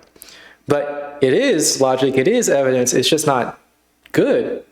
evidence. So that distinction initially needs to be made, and then we can abstract even farther into different fields which use different types of evidence and which use different types of logic and different types of whatever, and so on and so forth. But that needs to be understood. It gets into weird. Well, it doesn't get into weird. It just solidifies. It ossifies somebody's mindset. It makes them locked into this mind of just completely wholesale rejecting things that don't conform to what they think is real. And then it sort of demonizes other people who disagree with them. It's a really bad method of doing things by just saying that stuff is unreasonable. It's not. It's just different forms of reason. People are differently educated, we'll say.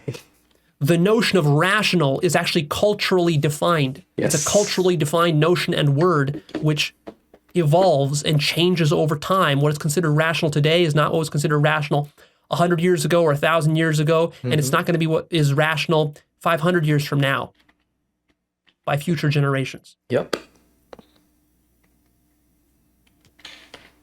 How do you know what is rational? That's the problem. That's the problem. Right. Now I want to read you a quote here from a great philosopher of science, Paul Feyerabend. He writes extensively on this topic. This is, if you want more on this, you can read his book called Against Method and other books that he has about this topic. He says, quote, "One can show the following.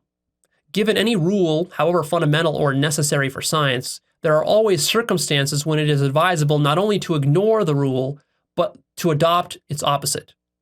The material which a scientist actually has at his disposal, his laws, his experimental results, his mathematical techniques, his epistemological prejudices, his attitude towards the absurd consequences of the theories which he accepts, is indeterminate in many ways, ambiguous, and never fully separated from the historical background. This material is always contaminated by principles which he does not know and which, if known, would be extremely difficult to test." End quote. And I have another quote here from Louis de Broglie, who is one of the... Wait a second, before we get into that. Okay, so there are so many hidden rules or hidden assumptions that we have that need to have shine a light to it, and they need to be tested and investigated. But of course, you don't want to test or investigate them in the same way that you test or investigate normal scientific things. So there's that hidden assumption that everything should be tested in the same scientific way that I'm not sure if Paul was saying that. I'm sorry, I don't remember his last name, but I don't want to be disrespectful, but I don't think that he's saying that, but it needs to be pointed out if he's saying that it'd be difficult to test. They would be impossible to test in the way that you test scientific things, because this would be probably, most likely, not something that science applies to. Most likely. So you wouldn't test it in the same way that you test scientific things. It'd be impossible to test in that way. You'd have to investigate it using a different method. Okay. Founding fathers of quantum mechanics in the early 1900s. Sorry, I didn't catch this guy's name. And I have another quote here from Louis de Broglie, who Louis was one de of the Broglie. We all know de Broglie. founding fathers of quantum mechanics in the early 1900s. Yeah. He writes, quote, "The history of science shows that the progress of science has constantly been hampered by the tyrannical influence of certain misconceptions that finally came to be considered as dogma. For this reason, it is proper to submit periodically to a very searching examination principles which we have come to assume without any more discussion." Those hidden principles again. Sneaky. And one more quote here from Max Born, who was also one of the early founding fathers of quantum mechanics. He writes, quote, "I believe there is no philosophical high road in science with epistemological signposts. No, we are in a jungle and find our way by trial and error, building our road behind us as we proceed. We do not find signposts at crossroads, but our own scouts erect them to help the rest." Yep. Quote. End quote, Max Born. And also this is, he's trying to quote Andy. He's got 3 quotes here. Maybe more. I don't know. Wait, he's trying to say that there are people who are the thought leaders, who are saying essentially the same thing that he's saying, even though in here this guy, Max Born, he's saying that we do this by trial and error, which is also another hidden assumption here, another hidden assumption. So he's it's hard to get away from, even when you recognize it and you're trying to explain that. It's very difficult to get away from. But yeah, he's trying to show that there's some authority with the very well-respected thought leaders, very well-respected scientists who recognize that this is an issue, and he's just building authority, I think, here. So a lot of what we consider science is actually retroactive justifications for a process of trial and error, a very complex, messy, hairy process of trial and error, which was actually never this simple process of the meat grinder. It was a deeply intuitive human process with many errors and pitfalls. And a great price was paid to get to the point we're at now. But you should always be careful that you can't assume it's just going to be simple from here on out. It wasn't easy to get here, and it won't be easy to get to the next step. What got us here is not what's going to get us to the next step. All right, now let's move on to the next point. Okay. This is a big one. Let's hear it. On the one hand, science wants to claim that it is strictly empirical. Empiricism. Yet in practice, it's highly theoretical, and most of the people involved in science actually do zero empirical work. True. The myth of science tells us that science is 99% fact and 1% interpretation or theory. Actually, it's exactly the opposite. Science is 99% interpretation and theory and conjecture and speculation and interpretation and assumption and all this, and 1%, only 1% of any kind of empirical fact. Yeah, we have to again lay it out very clearly. There's doing the scientific method, there's the data that comes from the scientific method, and then there's the interpretation of that data that came from the scientific method. And then before that, there are a bunch of assumptions that we have. And I guess between the various assumptions and the actual testing of the scientific method, there are theories. So you can break that down even farther. So you have random theories that are laid out and need to line up properly and be formed and conform to everything that we already understand with scientific. So the scientific theories that we make up need to sort of conform to the scientific, to the what did I call those things? To the explanation. I didn't call it explanation. I just used this word. What did I just call it? To the explanation, to the interpretation. That's the word. So you got to have these new theories that align with the interpretations that we have. So this is like now it's becoming a bigger sort of mess. But of course you can delineate it even farther and more distinctions. So to recap, we have assumptions that are completely untested and completely unexamined that hold up science, and most people don't want to examine them. We've got theories and hypotheses and random, not even hypotheses, just theories. We got random theories that sort of conform to the later interpretations, and that's a part of science. We have actual tests or method. That's scientific method. Then we have data that comes from the scientific method, and then we have an interpretation of that data.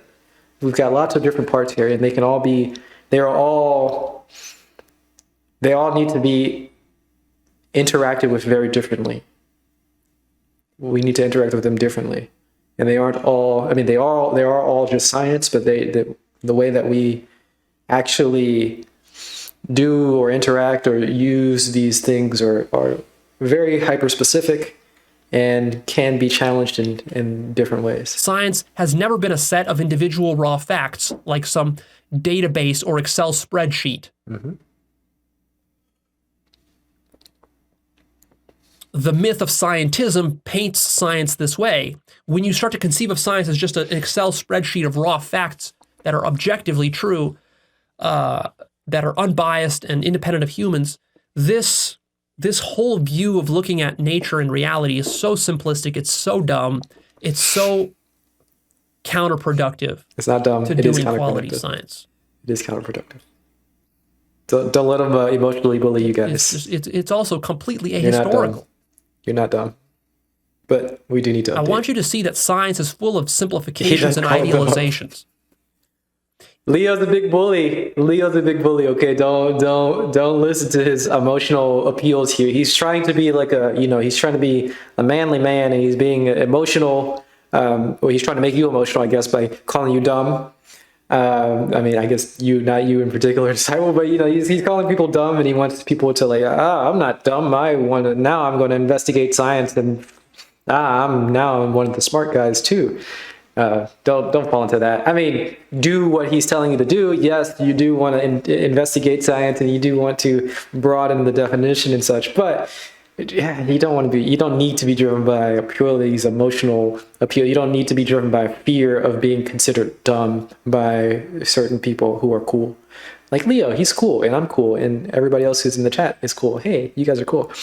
All the lurkers and all the followers and all the subs, you guys are cool. But we don't need to call other people dumb so they can come to our side. We don't need to do that. That's just being a bully, big meanie face. Don't be a big meanie face, Leo. Even the most simple statements that you might think are just brute objective facts are not. Mm-hmm. Something like, for example, the statement, lemons are yellow. First of all, I'll ask you, is that a scientific fact? Is that an objective scientific fact? Some lemons. Many people would say yes, it is. That were yellow. We can prove it. Science. With science. Sometimes they're really, green. though? You're going to claim that's an objective scientific fact? Mm-hmm. Can you see how problematic this is? Absolutely. This idea of lemons are yellow. Yeah. This is not a fact you find in the world. You don't go out with a measuring stick and find the truth that lemons are yellow. We don't have a clear definition of what a First of lemon is. all, what is meant by a lemon? We don't have a clear definition of what yellow is. Is yellow? Do you get yellow from the lemon, from the light particles falling off of the lemon, or do you get yellow from the eye, the source of the eye? Like where do you consider where yellow is? What is a lemon? At what stage of the lemon is? It's very, very. I'm sure he's gonna break it down here. And what is meant by yellow? Yeah. These are not simple notions. These are complex notions that are intertwined with language, and language is intertwined with metaphysics very deeply. So the notion of a lemon, what counts as a lemon? What if there exists, most conventional lemons that they sell at the supermarket are yellow when they're ripe. When they're ripe, yep. But before they're ripe, they're green. Super green. So does that count? So you have to exclude that. If so, no, what I really meant to say is that ripe lemons are yellow. Ripe lemons, most ripe lemons that I have seen are yellow when shined with pure white light, not even pure white light, but close enough to pure white light. And I see it with my eye, which is not obstructed by any other, you can get super specific. And even that would still be too complicated. It would be, have so many different concepts that can be deconstructed. Not the little green ones. Not the little green ones, yellow ones, the big ones. But see, you have to qualify these statements. This is a deeply subjective, relativistic human enterprise. This is not objective fact. And then what happens when there are different species of lemons? What if there's a species of lemon that's genetically engineered in the future that's going to be blue? Subspecies. Is that's going to invalidate your claim? Varietal? What do you call these things? I don't know. Same species. And then what even counts as a lemon? Is there even such a thing as a lemon? I mean... See, this gets into another thing, like how the way that we investigate a particular lemon, like something that we call a lemon, and the way that we investigate the category of lemon are very different things. He's not actually explicitly saying it, but this is what he's pointing out. This is the issue. When you say that lemons exist or lemons have this quality, particular lemons may have this quality and particular lemons may exist, but the category of lemon and doesn't have these qualities and does not exist. And I'm saying does not as in the way that we investigate the category of lemons and the qualities that the category of lemons have is very, very different, vastly different than the way that we investigate a particular lemon and a particular qualities and the ones that you've seen in your past historically. And we need to point that out, that the way that we do that is very different.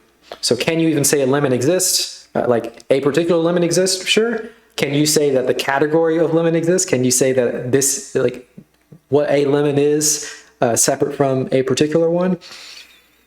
The way that you do that is very different than the way that you do that with a particular one. Conventionally speaking, we know what lemons are, but ultimately, there's no such thing as lemons. Nope. There are individual lemons. Yep.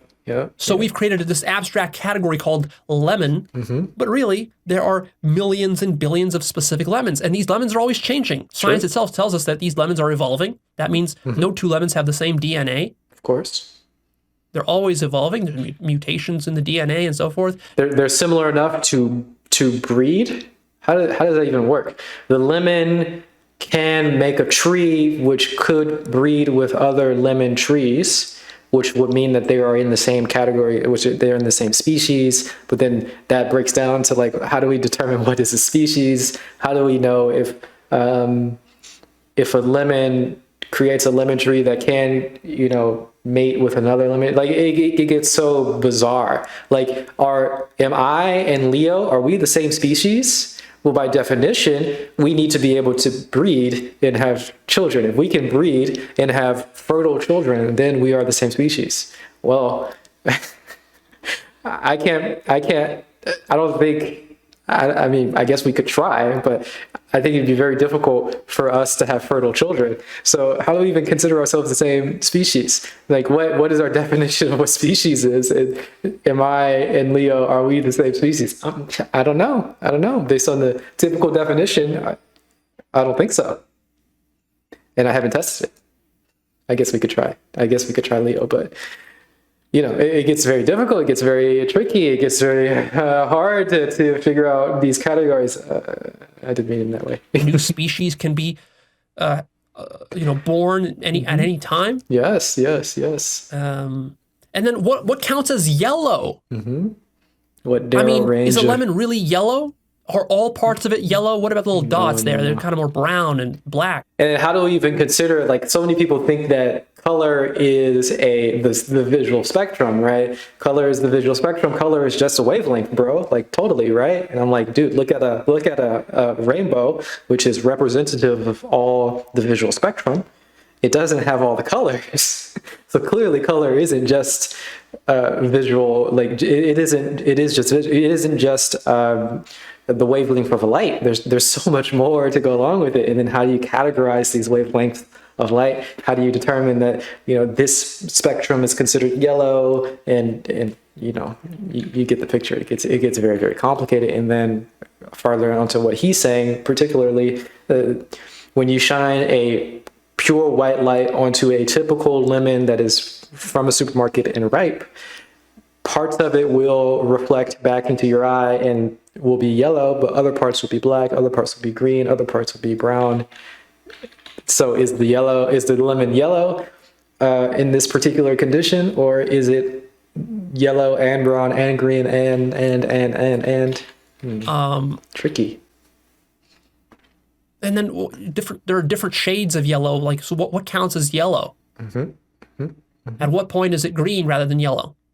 Or more of a kind of a brownish color? Yeah, chartreuse. Where do we get the chartreuse? You see, this is all extremely subjective. Or green or yellow or lime green. So the idea that lemons are yellow is some objective fact, no. I mean, it's a gross abstraction. Gross abstraction. Gross. How about the statement, the earth is round? Earth is round. You might say, well, it's pretty round. But is it, though? It's got a lot of topography. What counts as the earth? Ooh. I mean, like, if you actually look at the mountain ranges of the earth, I mean, assuming you buy the idea that the earth is not flat, let's just take that one for granted. Assuming you buy the idea that the earth is spherical, but when you actually zoom into the mountain ranges, I mean, they're not round. They're not round at all. Yeah. So we just go back out to the atmosphere. So what does it mean to say the earth is round? Like, how far do you have to zoom out? If you're zoomed in enough, the earth doesn't look round. When you're on the earth, it doesn't look round at all. To say the earth is round when you're standing on it is rather absurd. You have to zoom out. So you have to zoom out, but then, so when you say the earth is round, you're sort of privileging the zoomed out position rather than the zoomed in position, which is true. Which resolve is more important, higher resolution or lower resolution? And what does round mean? At what point does an object go from being round to not round? Is there a clear boundary there? Yes, if the center, if every point of the sphere is equidistant from the center, that's the definition, I guess, of a circle. I don't know how round relates to circles. I don't think a perfect circle is the only round object, right? But then, yeah, there's a certain range. Yeah, very, very, very complicated. Of course, perfect circles don't exist. Any geometrical shape wouldn't exist. So, much more complicated here. Yes. See, these are very tricky, thorny, philosophical, linguistic, metaphysical issues. There's so many things tangled up. There's so much low resolution. We need a little bit of higher resolution so that we understand what's happening, and then we can go back and forth between low and high. I'm not sure which one's best, but when we're super only dealing with low resolution here, we're only dealing with tangled concepts. We're missing so much. So we do want to zoom in sometimes. We do want to blend up the frog and look at the cells occasionally. It's important. We do want to pull out the telescope so we can see the moons around Jupiter. But we're going to do both. Science is completely intertwined with culture, with language, with philosophy, with basically everything you can conceive of. Yeah. Yes. It's this giant mess, which Big makes mess. it so challenging. How about, for example, evolution? You say, well, science has proven evolution. True. But evolution, I mean, I'll agree with you. Let's say, let's just grant that science has proven evolution. Okay, fine. Okay. I'm not going to dispute that. But but this idea that evolution is an objective empirical fact, this is very problematic. Oh. You don't go out into nature and find evolution. You don't see evolution anywhere. Evolution involves a lot of theory. Yeah, I don't think there's anywhere where we can show speciation. We can definitely show that traits change. We can definitely show that a species in a different environment can completely change their expressions. But I don't know if we've seen speciation. Maybe we have. Maybe we haven't. I'm not sure. We can see the process of things changing and updating and such, which is a part of evolution. But if we don't actually see the speciation, then we aren't seeing the evolution itself. Right. And then there's also some of the interpretations where we think that things that are evolved are better, right? They're more likely to survive, and survival of the fittest. So the fittest thing, the most valuable thing, is the thing that exists. So life, the purpose of life is to evolve and exist more. But no, that's just what do we call this? Selection bias, because we're only looking at the things that do currently exist. If we look at all of life, then most of life doesn't exist. Most of life is dead, right? 99 point whatever 9%. He means that we don't see evolution out there in the same way that we don't see constellations out there. Oh yeah, maybe he means that specifically, or maybe he means more a little bit scientifically. Oh, well, let's find out. He'll clarify. Assumption. Have I ever visited a psychiatrist? Connecting various kinds of dots in abstract ways. Psychiatrist or psychologist? I guess I don't know what the difference is, but I've seen a therapist before in my life, if that's a question. Over time, you don't just find evolution hanging on a tree branch. This is a highly conceptual scheme, model that is invented in the mind of man, and then is projected onto nature to explain certain facts and certain phenomena that are happening. It's a very powerful model. It's great in certain ways. Do I regret the therapy? I don't regret it. I don't think I got anything from it, but I don't regret it. I don't think that's important for the current stream. Let's finish the stream. Let's finish the video. Let's stay on topic here. We're talking about science and we're deconstructing it. We're getting really high resolution and we're throwing things out. Then we're going bigger, lower resolution, and then we're throwing things out again. And then we're going back high resolution and we're bringing stuff in. And we're sticking with the topic here for a second. Ask all about therapy another time. Consider that is something the human mind is projecting onto the facts. It's not strictly empirical. It's way more than empirical. You don't have to regret everything that you don't get a lot from. In fact, Please don't do that. Not everything needs to have a purpose or use or be juiced to its maximum potential. So that's silly. How about the example with dinosaur skeletons? Did you know, first of all, that when you go to a museum and you look at dinosaurs, the thing you're looking at, it's not even a real dinosaur skeleton. The real dinosaur skeleton, that's a fake. The real ones are like in their, in the back room somewhere. Interesting. I did not know this. But even assuming the real ones, Do they like mold out the skeleton? when you see dinosaurs in Jurassic Park, or you even see them like on the Discovery Channel, they have those documentaries with the dinosaurs.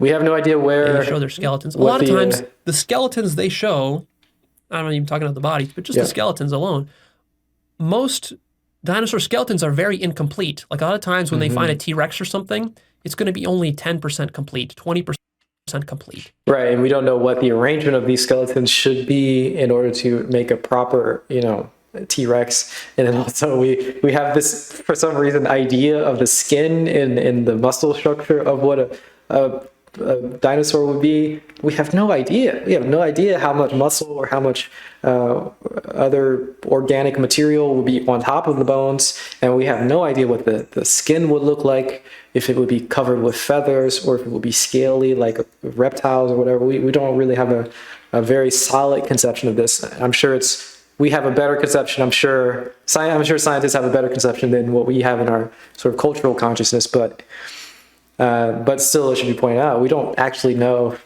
Rarely do you find a 100% complete skeleton. Even 80% would be amazing to find. So usually what scientists do is they take multiple skeletons from different parts of the world of the same species, they think, or roughly the same, and then they try to combine them together to create, as whole of a skeleton as they can. And even when they do that, they still don't reach 100%. Of course. Then what they do is they extrapolate and interpolate, like we have this bone here and that bone here, and then like what would it look like in the middle? We don't have that, but we can kind of guess maybe what that is, and then they guess it.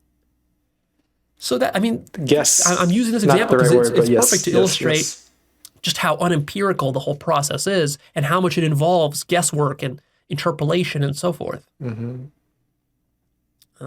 I'm not even mentioning, when they actually flesh out the flesh of the skeleton of the dinosaur, and then they paint it various colors. Is that science? Green. When they paint a T-Rex certain colors, that's science. We don't know what color the T-Rex was. We don't really even know if it had feathers or not, or what it really. We don't really even know if it was like warm-blooded or cold-blooded or something in between. These are all open questions. Interesting. Could we figure that out? I think we could figure that out. But yeah, I don't know. Now that doesn't invalidate dinosaur science. It just shows you the challenges of science. It's not as clear cut as whatever it is field painted of out science to be that by is. many folks. Yes. Similar with, for example, the atomic model. The classic atomic model where you have like a ball. Yep. The nucleus of the atom is the ball with electrons are little balls spinning around in circular orbits. This has been completely debunked by quantum mechanics. I don't know if it was even in the early 1900s. I don't think Bohr even thought this that was simple the atomic model model is still the kind of model that most people are walking around in their minds with. Yeah. And they really think that like my hand is made out of these little balls of rotating molecules and stuff like that. That's how they make sense of reality. Yes. What difference is there really between that absurd model that's completely false versus the tribes people who had their own model about how the flower is coming from the water deity or whatever, or the war god or something like that? What difference is there? I still don't think the analogy is lining up, because he's referring to theories, I guess, which are before the experiments. I'm not sure, actually. Yeah, maybe it's exactly the same. But anyway, we have the theories which are before experimentation, and then we have conclusions, and so we have interpretations which are after data, and these are different. However, they're not. In this example, I guess he's giving that they are meaningfully different in such a way to devalue the example that he's giving here. These are just some random interpretations of the world, which are not actually the data, which are not actually related to the process of, not directly related to the process of capturing the data, and they are generally not very well investigated. They're equally false. They're equally fictitious. And yet, these models can still be useful in explaining nature. So see, the problem with science is that since science does a lot of modeling, mostly what it does, you can have a lot of different models for the same amount of data. Models. This leads us to this problem within science called the underdetermination problem. Ooh, fancy words here. What this What's means, that? the underdetermination problem means that given a set of raw data points, let's say I have 5 raw data points, I can create Multiple, many models yeah. and many explanations for those 5 data points. If it were fully determined, you'd only get This one. model will account for these 5 data points, and then usually it'll also have implications for future data points. These models, what makes them different is that they have different implications for the future data points, even though they all account for the original 5, if they're a good model. Yeah. So this gives us hundreds of potentially different models, which could account for different data points. Some of these models could be identical, some of them could be interchangeable, but others not. And it's very difficult to tell which model is right, which is wrong. And this is a lot of what science is about. And a lot of what you understand of nature, how you conceive of stars and planets and the earth and atoms and whatever, evolution, it's all models. Yeah, and it's hard to determine. So he's saying that you have some data, you have some model, and then you have some extrapolation into new territory. And it's hard to determine when you get new data that doesn't cohere or conform to the interpretations. It's hard to determine if now this new data is somehow tainted, or somehow you need to do better data and get more information, or if the model is completely incorrect and you need to go back and work from that area. It's hard to untangle that, and it's difficult to understand what kind of new data you need to actually question the model, or do you continue to question the data and hold the model as actually true? Very, very difficult problem here to get into. Highly conceptual, abstract stuff, fantasies in the minds of man, not objective fact. And these models can change. I like but this we get attached to these models underdetermination thing. because these Very models interesting. create a sense of reality for our ego. They're more than just models for predicting data. They are ways of making sense of reality. And then once our mind gets stuck with those ways of making sense, it can't shift. It's like a record stuck on a groove, and it can't get out of that groove. And then it denies other models. And it mistakes those models for reality itself, for truth. But truth is not a model. That's something we'll talk about more in future episodes. Okay. So the reality is that all of science is theory-laden, deeply theory-laden. And in fact, the Theory-laden. idea that you can separate fact from theory at all is a complete illusion. No such separation is possible. The way science really works is that science is a giant web of ideas, all validating each other in a giant web, in a circle. Every idea is pointing to other ideas. These ideas loosely connect on the periphery to some sort of empirical data, which really, that's not objective truth. What it's connecting to is different measurements from our instruments. For example, you weigh an apple, and that data point is on the periphery of this field of science that you have. And then you measure the length of a kangaroo, and you put that number here. Then you measure your height, you put it here. Yeah. Then you measure something else, you put it here, and all these different measurements. And that's just the thin periphery of this field. And then on the inside, though, is all of the way that you're making sense of all this data. All And the this can be models, all the rearranged in a interpretations. million different Yeah, ways. Interesting. Good It visualization. can be secular. Visualization there. I like it. It can be religious. It can be New Age. It can be witchcraft Okay. on the inside.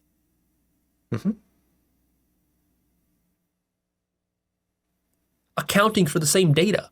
Yep. So the religious person, in a sense, is also doing science. In They're some still sense. accounting for the same data. For example, a religious person still has to explain why the Earth is here, why there are dinosaurs, what atoms are, et cetera, et cetera. They still have to explain all that data They just explain it in a different way. And what you take objection to is not the data, but how to explain the data and which data to focus on and how to interpret the data and what the data means. Because raw data in and of itself means nothing to you as a human, as an ego. I can give you a giant spreadsheet, 1,000,000 pages long of various data about nature, and it means absolutely zero to you. That's not what you care about. That's not what you argue about. When you're in some argument on YouTube or on Reddit about some scientific fact or some new age nonsense that you think needs to be debunked, you're not arguing about data. You're arguing about your interpretations and the way you're making sense of reality. True. Come to my Discord. You can argue here. And the reason you're getting emotional about it, and the reason you're getting triggered about it, you don't get triggered by data. Nobody gets triggered by data. The ego gets triggered and emotional about things that threaten its survival. Interesting. That's an interpretation that he's put out there, but I'm inclined to agree. Scientific statements are tested as a whole body. They are not tested as individual statements. In fact, it is impossible, for example, to take a statement such as lemons are yellow and to validate that statement in isolation by itself. Too much resolve. That's a myth. You can't actually do that. This is blending up the frog and looking at too small a scale as opposed. And we need to make sure that we understand there's so many different methods and different layers. The way that we investigate the category of lemons different than the way that we investigate lemons. To test whether the statement lemons are yellow is actually true, what you're doing is you're bringing in your entire web of meaning making, language, culture, various assumptions, logic, and so forth. You're bringing that in, and then your methodological assumptions about how to actually test that lemons are yellow. What constitutes a valid test? And all of that you're bringing in there, and much of that meta baggage that you're bringing in, that meta science, you're not even conscious of what that stuff is. Unfortunately. And you're pretending as though you're neutral. And that stuff is just a given. It's obvious, when in fact it's not. No fact means anything in isolation from the framework that it's looked at from.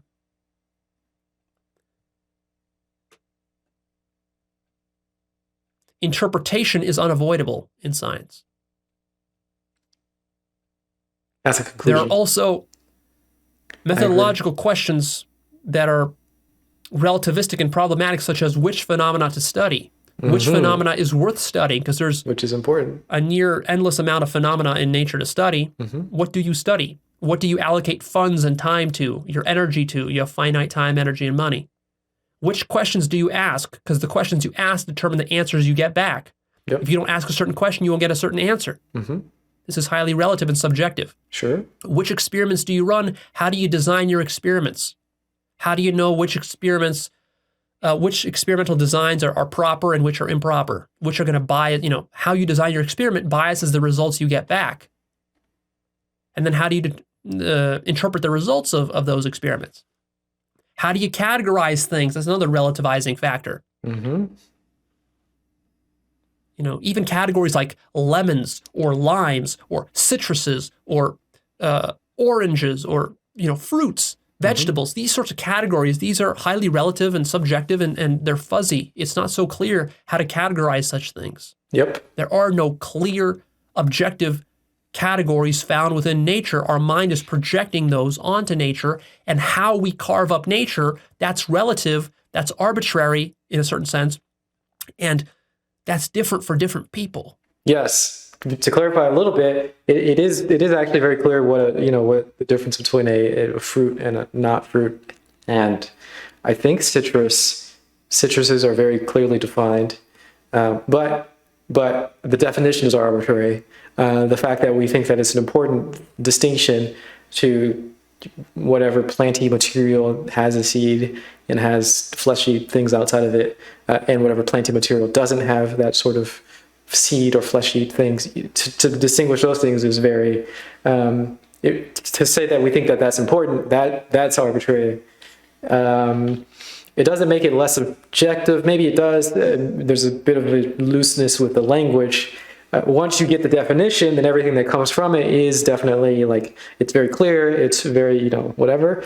But the beginning point of making that definition is very much not objective. It's very much arbitrary, completely, absolutely arbitrary. And that leads to different results and different meanings and different models and different interpretations and different If you cut things up differently, frameworks. everything will be very, very different. Yes. Just by changing the way you categorize things changes your science. It changes your understanding of reality. It changes the way that you see the world. You have to be very careful about your categories. Most people just assume that nature comes with categories, but categories are not objective. Nature has no inherent categories baked into them other than what the ego mind projects. There's also the question of which relationships between the data you emphasize. So a lot of what science is a pattern recognition. If we think of everything in the universe as just being points of data, any two particular points can have some kind of complex relationship or a simple relationship.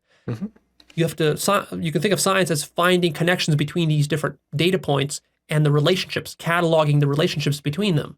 For example, one data point might be the sun, one might be the earth, and then we track the relationship between the sun and the earth. That might be an elliptical orbit. Another example might be the relationship between like rabbit populations and wolf populations. As the rabbit population increases, the wolf population follows suit because there's more for them to eat. And then when the wolves eat the rabbits too much, the rabbits dwindle, and so does the wolves because they run out of food. And there's a complex relationship there. And basically all of science can be thought of as that way, in a sense. Of course, that's a very limited way to think of it, but that's one way to think of it. And the question becomes, which of these relationships do we focus on and emphasize and track? That's going to change your entire worldview, depending on which relationships. There's an infinite number of relationships. In a sense, which relationships you pick is biased. You're going to pick the ones that are relevant to you because of your survival needs, usually. Yep. Interpretation. Even something like object permanence that we take for granted. Yep. Children don't have object permanence when they're really young. Peekaboo. When they see like a ball pass behind an obstacle, like a wall that occludes it, and then pass through the other side, they don't recognize that that's a single object. To them, that's like one object here, and then a second object appears there. Now you might say, well, that's because children are stupid. Don't say that. Or that's because you're actually interpreting. Yes. To have object permanence, you have to actually make assumptions. And in fact, science doesn't prove object permanence. It's still an assumption. Every time you close your eyes when you're looking at the moon, every time you turn your back on the moon, technically, empirically speaking, if you want to be very strict, if you want to be very empirical, what's happening is the moon is being destroyed and created. And it's happening thousands of times. But you don't conceive of the moon as an object that is destroyed and created. Of course, this is when you turn around and look away, he's not making it very clear that every time you blink, or even the frame rate of your eyes, which I can't remember what the number is, but yes, every single time, even if you stare at something and you watch it moving without closing your eyes or without turning away, there's still a frame rate for your eyes. And it's not a complete, absolute, clear representation of what's happening here. Nor do you conceive of the Things moon can happen as an between. object that is different for every person that's looking at it. You conceive of the moon as one single object. That's the same for everybody. Yep. That's a problem Hey, what's up? because that's not empirically true. If you believe that, you're doing a lot of behind the scenes metaphysical speculation and assumption making. Whole lots of assumptions here. See? I do see. I do. Now, I want to start to conclude Okay. by reading extensively from Willard Klein. He was a brilliant philosopher of science Only a 15-minute in conclusion. the early 1900s who made a very powerful articulation of this idea of science as this web of belief that is tested as a whole. All the stuff that we've been talking about. So let's listen to what he has to say. He says, quote, "The totality of our so-called knowledge or beliefs, from the most casual matters of geography and history to the profoundest laws of atomic physics or even pure mathematics and logic, is a man-made fabric which impinges on experience only along the edges. Or, to change the figure, Still saying. total science is like a field of force whose boundary conditions are experience." A conflict with experience at the periphery occasions readjustments in the interior of the field. The total field is so underdetermined by its boundary conditions, experience, that there is much latitude of choice as to what statements to reevaluate in light of any single contrary experience. No particular experiences are linked with any particular statements in the interior of the field, except indirectly through considerations of equilibrium affecting the field as a whole. If this view is right, it is misleading to speak of the empirical content of an individual statement, especially if it be a statement at all remote from the experiential periphery of the field. Any statement can be held true come what may, if we make drastic enough adjustments elsewhere in the system. Even a statement very close to the periphery can be held true in the face of recalcitrant experience by pleading hallucination or amending certain statements of the kind called logical laws. Revision even of the logical law of the excluded middle has been proposed as a means of simplifying quantum mechanics. And what difference is there in principle between such a shift and the shift whereby Kepler superseded Ptolemy, Einstein, Newton, or Darwin, Aristotle? For my part, I do, quale a physicist, believe in physical objects and not in Homer's gods, and I consider it a scientific error to believe otherwise. But in point of epistemological footing, the physical objects and the gods differ only in degree and not in kind. Both sorts of entities enter our conception only as cultural posits. The myth of physical objects is epistemically superior to most in that it proved more efficacious than other myths as a device for working a manageable structure into the flux of experience. End quote. Big quote. So this is important to try to figure out where, like when you have some data and it's conflicting with what you think should be here, what you think should be there, do you question the data or do you completely reframe the interior of your perceptual field of all of the models that you've created of reality? And it's very clear that you can just change certain parts of you can change little parts of the interior model of your reality or models, the web of models. You can change one certain little thing to make this new data point conform or cohere with everything else. You could do that at certain points, but then which ones do you change? How do you determine if you change this part of the model or this other part of the model, and which one holds up? He's saying that whichever one is most efficacious for our survival. I don't think he said survival, but which one's most efficacious. That's a fine way of doing it, but that in itself is a part of the model. That's a huge sticking point for the model. And he's saying that even the law of the excluded middle, and we can throw in there non-contradiction and all these things, they're a part of the model. And how do we determine what is most valuable in the model and what the goal of the model is? Even all these things are very, very much in question. And there's a giant web, and since it's underdetermined, whenever you get some conflicting data, it's very tricky to figure out what needs to be updated and what should be questioned. Should the models be questioned or should the data be questioned? It's very, very tricky. Very, very tricky. Powerful stuff. Very powerful, yes. And there was a point I forgot to mention, which I want to go back to, which is the point about psychedelics. Oh, so okay. Tell us more. Remember that example that I gave with Galileo looking through the telescope and his colleagues unable to, to be convinced by that? Mm-hmm. You might say, well, that kind of stuff doesn't happen today in science. Those were silly religious people who were closed-minded and stupid because they were brainwashed by religion. But today's science is more sophisticated than that. We're better than that today. Mm-hmm. Oh. But the same problem exists today. Almost exactly the same problem. Because if I go to a serious scientist at MIT and I tell him, here, I found this substance called 5-MeO-DMT. You take this and it will provide evidence of paranormal things to you. Uh-huh. What are they going to do? Are they going to say, oh, great, how wonderful, you've made an amazing contribution to science. Let me try it. Of course not. Of course not. Of course not. They're going to immediately dismiss this as a hallucination. He might be biased with that substance. Dismiss it as invalid science. But yeah, and I mean, he's biased in a sense. Maybe I don't know if you're saying he's biased and that it's an invalid thing to say, but what he's saying specifically is that when you take certain substances, you get higher resolve on your consciousness. You can see with higher resolution your experiences, and in the same way that when you look at Jupiter, or what you think is Jupiter, you see, oh, I see Jupiter. And the scientist says, no, no, no, no, no, you don't see Jupiter. You see Jupiter and the moons.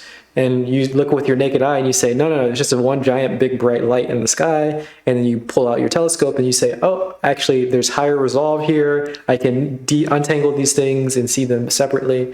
And now I can get to different conclusions. I can change my entire model of the world based on that. You can do the same thing with psychedelics. You get a little bit more resolve, maybe a lot more resolve if you're using DMT, 5-MeO. You can get a lot more resolve into your experiences, and you can see them separately, and that can completely change the way that you frame the world. As opposed to seeing the self as it is, you change your model of the self, and you change your model in the way they interact with the world, and you can get to these psychic phenomena as he's referring to it.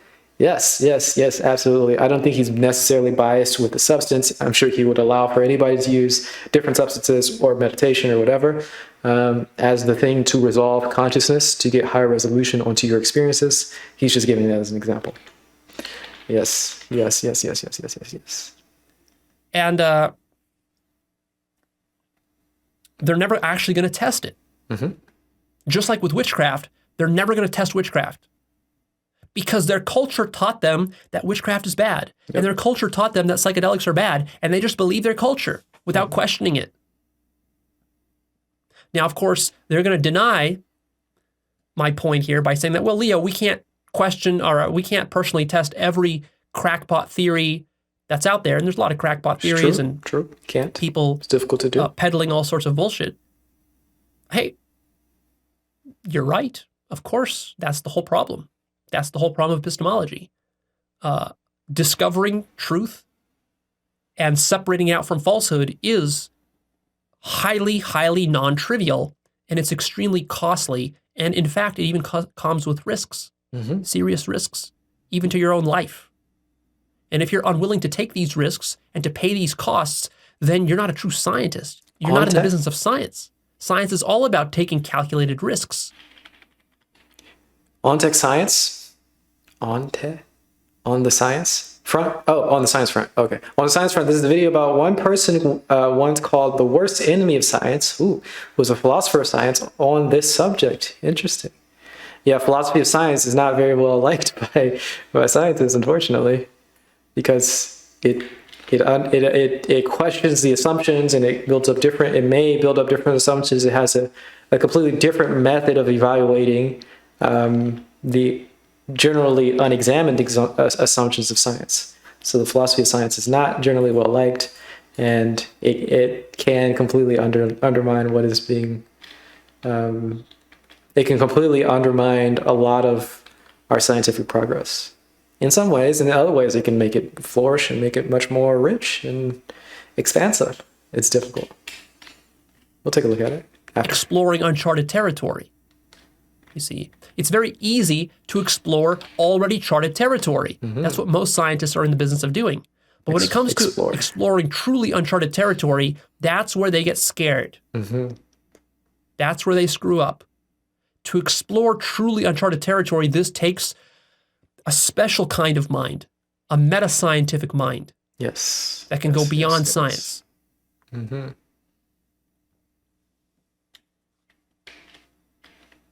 And to go beyond science here, he's not necessarily only saying that we do higher level resolution in the way that he was talking about with consciousness.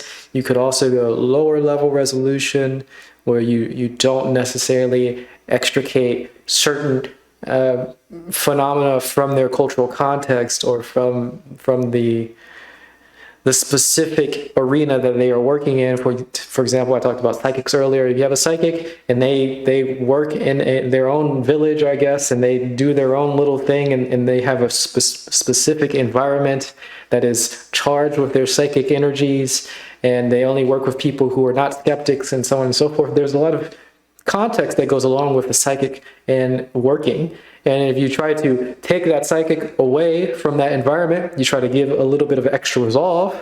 So you remove it from all the tangled things of the culture and the people believing it, and you put it into a sterile scientific environment, that it might not work. It might not work. You completely lose a lot of the things. It's getting a frog, putting it into a blender, and then looking at the cells individually. It's too much resolution. You need to go back into the lower level resolve. It's like looking at a TV screen and saying that orange and green and blue and all these other colors, black and white, they don't exist. There's only RGB LEDs. Only red, green, and blue exists. No, you're looking too high resolution. But then you have the opposite. You have so many different problems of figuring out which resolution is most important or most valuable for particular situations, for particular questions at hand. It's tricky. You got to be very fluid here. The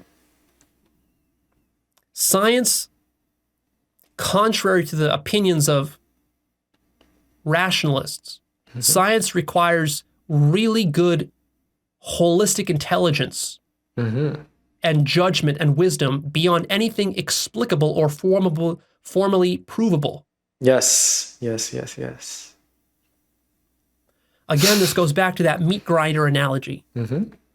The ideal of most rationalists is that they just want to design some sort of mechanical proof generating system that will be able to easily adjudicate between truth and falsehood. And they assume that such a thing is possible. But actually, it's not. The nature of reality as such is that it's so complex and sprawling and counterintuitive that you can't capture it with any kind of simple, linear, formal, mechanical system. This is an interpretation and conclusion. And historically, the best scientists You're are the ones like 'em. Yeah. who had a deep holistic intelligence and were able to think meta-scientifically, not within the confines of that meat grinder. Those were the scientists who made the greatest contributions to science. This great, unfortunately, since it's so complicated, like you're saying, it's like the limits of language. This is really the limits of language. You have to really be exposed to a lot of the stuff. And then you have to sort of get around the fact, since he is questioning science, or he's sort of attacking science in a sense, you have to sort of understand that he's not trying to dismiss science and say that it's bad. He's trying to evolve and help it expand and things. But I think he's really good at explaining a lot of things very often. Are the I'm glad you like him. Newtons, the Einsteins, and so on. There's many more that I could mention, but we're running short on time. Okay, short on time. So what you have to understand is that your proofs and your reasons, these occur in retrospect. To make scientific discovery possible at all, what's required is something beyond science, meta-scientific, something science cannot explain, which is holistic intelligence or intuition. So the great contradiction and irony of the rationalists is that the greatest advancements within logic itself were actually made through intuition. Yep.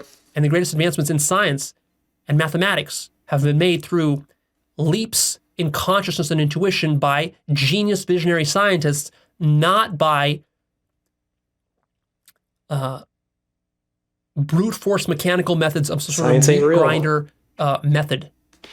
Well, we're coming near the end here. What I mean by science isn't real is I mean that the things that we evaluate as real and false are within science. I can say that this table is real, I'm real, my microphone is real, the computer that you're looking at is real, and we use scientific method to evaluate those things, and we say real, not real, sure. But then when we evaluate science, we have to use something completely different. We don't use science to evaluate science. So because of that, we don't say that science is real. In the same way, for example, if we're playing a basketball game and we're trying to evaluate basketball players and basketball stuff, if we talk about a football game, football player, and we say, did he win the basketball game? well, no, you didn't win the basketball game. And then if we ask again, did basketball win the basketball game? No, basketball did not win the basketball game in the same way. Science, you cannot evaluate football with basketball, and you cannot evaluate basketball itself with basketball. You evaluate particular things. Science applies to particular things. Science is not one of the particular things that science can evaluate, so science is not real. It's a definition of a word by using a word. Like you use the definition of a word, right? Exactly, right. You can't be. It's not. You're not supposed to be super circular here. We don't want to be too circular here. And hopefully when we get to this non-circularity, this understanding that science is not real, we can understand that science is not necessarily set into stone, and that we have different ways of evaluating if science is valid. And then we can expand science quite a bit. We can expand our understanding of the world and reality quite a bit. I think that's at least the goal, that's the claim, that's what we're doing. That was dogmatically stuck to. You don't want to be that dogmatic. way, you just get business as usual. You don't get new groundbreaking discoveries that way. Mm-hmm. All right. Okay. I have more that I wanted to say here, but we're running short on time. Sure. So I'm Got going multiple parts to later. leave that content for future episodes. Okay. I just want to end here, I guess, on one final quote by Einstein. Einstein said this, quote, "So many people today, even professional scientists, seem to me like somebody who has seen thousands of trees but never seen a forest. A knowledge of the historic and philosophical background gives that kind of independence from prejudices of his generation from which most scientists are suffering. This independence created by philosophical insight is, in my opinion, the mark of distinction between a mere artisan or specialist and a real seeker of truth." End quote. That's Albert Einstein. Nice. What is this? A Lebenswelt?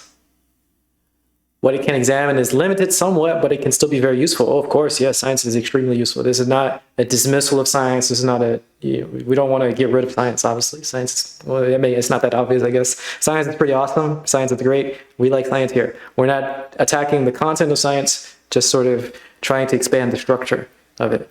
This is an interesting concept that can be related to this. What is this? Life world. Lebenswelt. Consider as a universe of what is self-evident or given. A world that subjects may experience together. The life world is a fundamental of all epistemological inquiries. Interesting.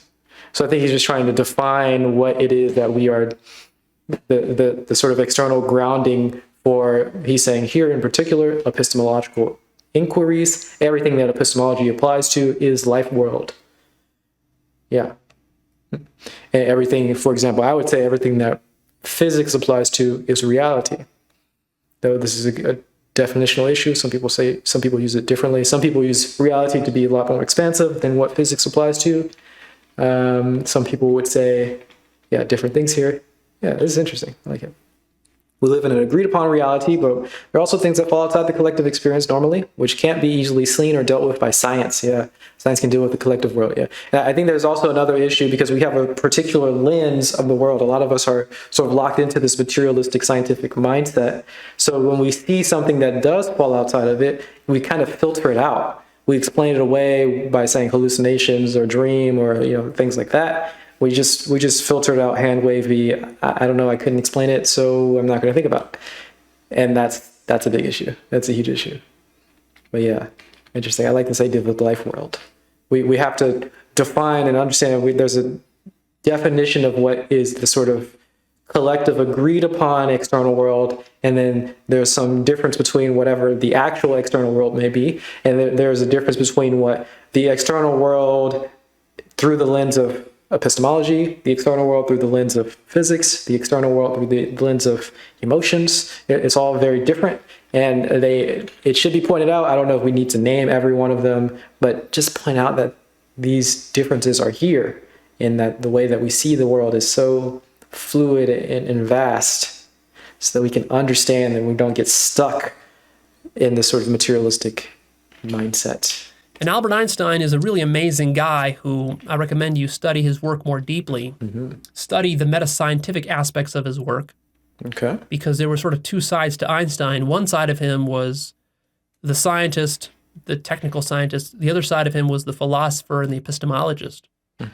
And really, I spent many hours studying how Einstein saw science and saw philosophy and saw the world. And it's remarkable because he himself attributes his groundbreaking, paradigm-shattering breakthroughs with the development of general relativity.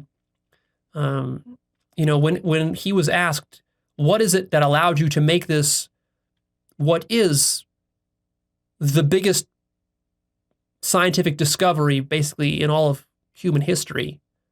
Why was he the one who was able to make this discovery? And what he said was that because his colleagues were just basically involved in technical science, whereas he, from an early age, because he was introduced to several books about philosophy of science and epistemic problems within science, basically meta-science. He spent a lot of time thinking deeply about meta-scientific issues, and that is what allowed him to be able to run circles around his colleagues, think outside the box that they were all thinking inside of. Interesting. And to start to question something as obvious as, for example, absolute time and space. And realize it's a difficult skill. Time and space are not absolutes, but are actually relative. To completely break all of the assumptions that we have with reality. Oh, let's see. Sorry, I missed this. Yeah, that's fair. The psychological term would be the phenomena. Yeah. The philosophical term would be phenomena. And what lies outside our reality and our ability to access it normally due to our senses is known as the noumena. We cannot bridge the gap easily, or can we at all? The noumena and the phenomena, the numinous and the phenomena, as well as we can't go outside of our senses, or can we? No, we can't. Go outside of our senses and we can never see the unconditioned world, or can we? The world as it is, we just sort of have our senses to rely on. Yeah, definitely. And if we did see the unconditioned world, or the world exactly as it is, the implications would not be the implications that we think that they may be based on our thoughts and our senses, which are limited generally within the conditioned world that we are in currently. I'm not sure if it's necessarily impossible to see the unconditioned world, but the conclusions that we get from it won't be something that we can imagine generally, I don't think.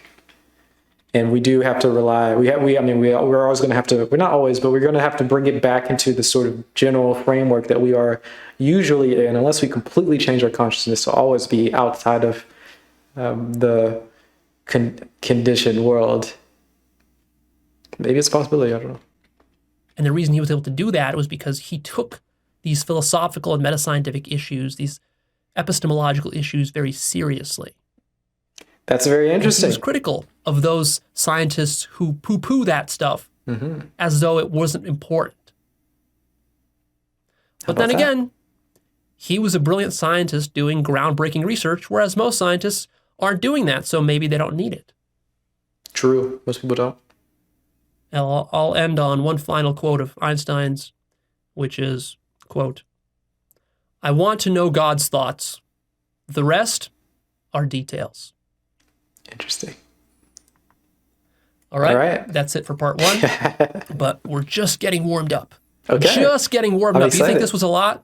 No. It was a lot. We haven't even covered a third of the material that I have to cover. Very nice. So, to be continued in part 2 next week. Stay tuned. Okay. I want to remind you to please, if you have any questions or objections or counter arguments, post them down below. I've got questions under this episode, and I will read This is where through language them becomes a problem, and then try to yep. incorporate the best ones in part 4 to address all that.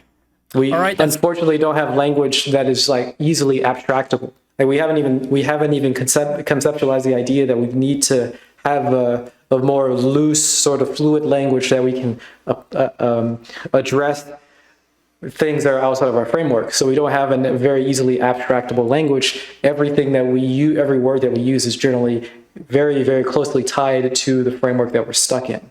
So when we say something like truth or reality, we're referring to truth here, reality here, physical reality, physics, and all that stuff. And we don't really have a term for the analogous of what truth would be in a different analogous reality. We don't have this sort of, we don't have language for this at all, unfortunately. So that's it. I'm done here. Hey. Please click that like button for me and come check out actualize.org. Okay. That's my website. There you will find my blog with exclusive content that I post. Some of my best stuff goes on the blog and can only be found there. So make sure you check it out. It's free. Come check out the book list, which is going to be actually very valuable for you in this domain, because on my book list I have some powerful, amazing books that deal with these topics, these heavy topics of epistemology, metaphysics, philosophy of science. Make sure you go read those books on my book list. They will really ground you in this material and help you with your own contemplations. I do think that mental illness can be expressed through being shy, but I don't know if they're necessarily tied. And also help bolster some of the points that I'm making here. I make a lot. You believe that Novalis? Who is Novalis? Novalis says that poetry, riddles, and art are, when it comes to mystical, are better. Oh, interesting. They can imply things easier, stir emotions, they can potentially create intuitive leaps in people. Interesting. Rather, which it would be needed for these things. I'm not sure. I agree that it's be a useful tool to help people start thinking emotionally and get away from things. Why do you think that Buddhist texts are poetry? I don't know if most Buddhist texts poetry. I don't know a lot about Buddhist texts. Interesting. But certainly, yeah, like purposefully breaking our logical mind and our logical systems, and then getting us into an emotional sense, that's definitely a good way to help us understand that logic and reasoning are not the only way to evaluate the world. You use emotion generally, oftentimes, to evaluate the world. And that's a completely different system.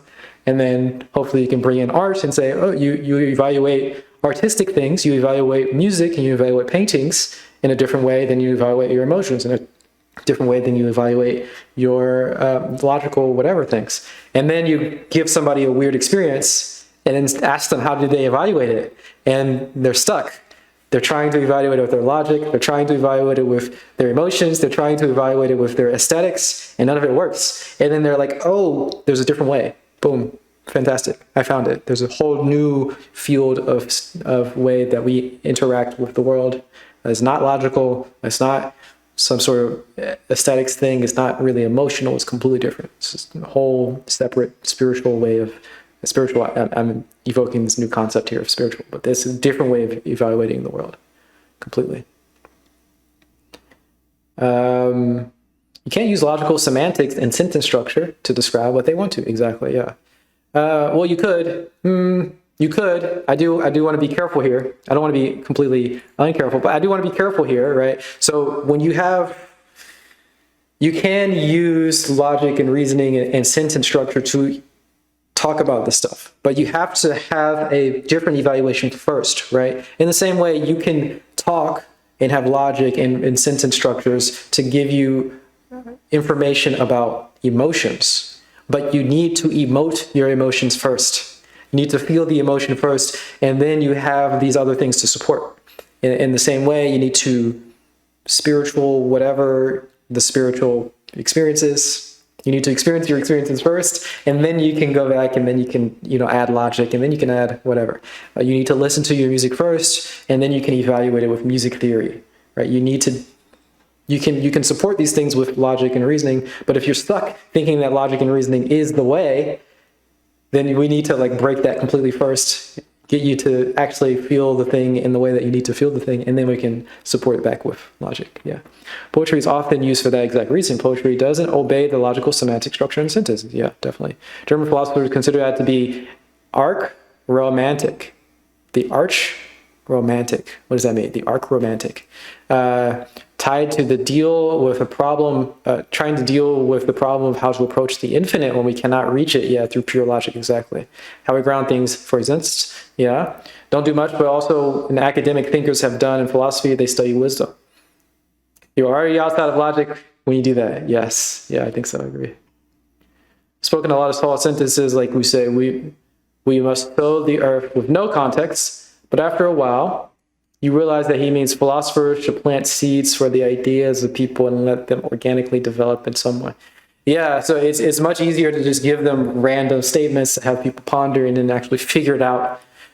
If they figure it out in the way that you figured these things out, right? If you give somebody a statement, a logical sort of sentence structure, a deceptively, it's not actually a logical statement, but a seemingly logical statement, and they don't activate their logical mind, or maybe they do and they exhaust it and it doesn't work, and then they start to interact with it in the experiential way. I don't know, I'm just going to say spiritual way because this is what simpler language for it. You interact with it in the spiritual way, then it all makes sense. But if you just give them the answer logically, they're going to only interact with it in the logical way, and that's a huge issue.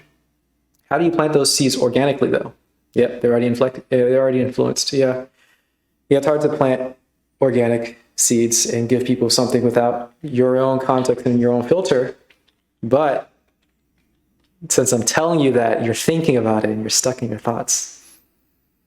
Unfortunately, we have to try to help people feel viscerally in the sort of spiritual experiential sense that you can't escape your filter. And then they'll get it. They won't just say it like the way that I just said it. Yes. A lot of radical points at times. Okay, radical points. And it can seem some... So, sorry, we're still finishing the video. Leo has a very bad habit of ending a video like 20 minutes before the video is actually ending. But we're still at the end. We're like 2 minutes. Times that like Leo is off in his own little bubble world by himself, and he's just making shit up and whatever. Actually, no. If you go read the books on my book list, you'll see just how much confirmation there is from other great intellectuals and thinkers throughout history of the things that I'm talking about. I'm not just pulling these ideas out of my ass. Mm-hmm. There is a lot of historical background and context and justification for many of the things that I say. You need to hint at the truth and let them figure it out for themselves, or if they like, yeah. But you write an essay and then you try not to make them wise. If you are doing it, trying to make them agree with you, using your own logic and outlined in the essay. So this view of the essay is an attempt to more control people than to help them get smarter. Yeah. I just like to use the example of music theory. It's very, very simple, I think. Just tell somebody to listen to the music and then we can analyze it afterwards. But if I give them the musical analysis beforehand, and I say that good music is music that has, perfectly going from the tonic to the fifth, and then going back to the tonic, and it has this particular structure, and I don't allow you to listen to the music. And then anytime you listen to music, you're going to always go back to this framework of music theory and try to ham-handedly put it back into that. And oftentimes you don't even listen to the music. You don't need to listen to the music to evaluate music theoretically. You can just read the sheet music and say, well, this is good music. And this is what people do. They're stuck thinking logically when they need to actually just have the experience and just evaluate the experience in the experiential way. Listen to the music, have your experiences and get some better resolve there. That's how I like to put it. And if you're stuck looking at the music theory and you think that is the highest measure of goodness, you're completely missing the point. This is why we can only point the way and not show it. Yeah, that's what people say. It's true. I am standing on the shoulders of giants. This is why actualize can be dangerous. Most people have not read what these giants... Unfortunately, people take what he is saying as a philosophy. They're looking at the conclusions and they're saying the conclusions are true. No. The conclusions are the music theory. Go listen to the music yourself. Go sit down and meditate. Go do the DMT, whatever. Do the things and investigate in your own way. And you can get to your own conclusions. And your own conclusions are going to be wrong too. Your own music theory, when you start to analyze music, is not exhaustive of all music theory. You shouldn't hold on to that. And it's the exact same reason why science can be dangerous, because people listen to the conclusions of science and they say, this is truth, this is unchangeable, this is it. We figured it out. No, no, no, no, no. You can always grow and change science. New information, you can always do things differently. This is why religion can be dangerous. Yes, yes, yes, yes. Hopefully we can abstract it. This is why my wife is dangerous. It's true. That's why everything is dangerous. Yeah, if you're taking it as a conclusion or if you're taking it as a philosophy and you're not investigating it yourself, issues, big problems. Do it. Let's have thought. And even if you take the conclusions that you have created yourself and you're not investigating them currently, it's a problem. You need to always be investigating. You don't need to always be, but you get the picture. It's dangerous if you're just taking something as fact, as unchangeable conclusions, truth. Whatever. So it can seem like I'm just pulling stuff out of my ass, when in fact I'm pulling a lot of stuff from history and from great thinkers, both contemporary ones and ancient ones. But if you don't do the reading, I assume you do the reading. If you don't do the reading, you're going to be completely lost with my material. It's way too advanced to not do the reading. True. So go check out those books. Okay. Check out my life purpose course if you want to find your life purpose. Okay. Come hang out on the forum. Sorry, I mean, we have to go through all of this stuff because, we're just taking all of his content, and I actually really like his content, so I want to make sure that he's getting all of the advertising of his other stuff too, along questions, with it. Discuss things for free on the forum, and you can support me if you'd like. If you like this content and you want to see more That's of this, his website. More of this kind of in-depth research available in the future. You can also support me. Hey, what's up? Of crazy advertising, and you can support me at patreon.com/actualized. Okay. All right. See you in part 2. We did it.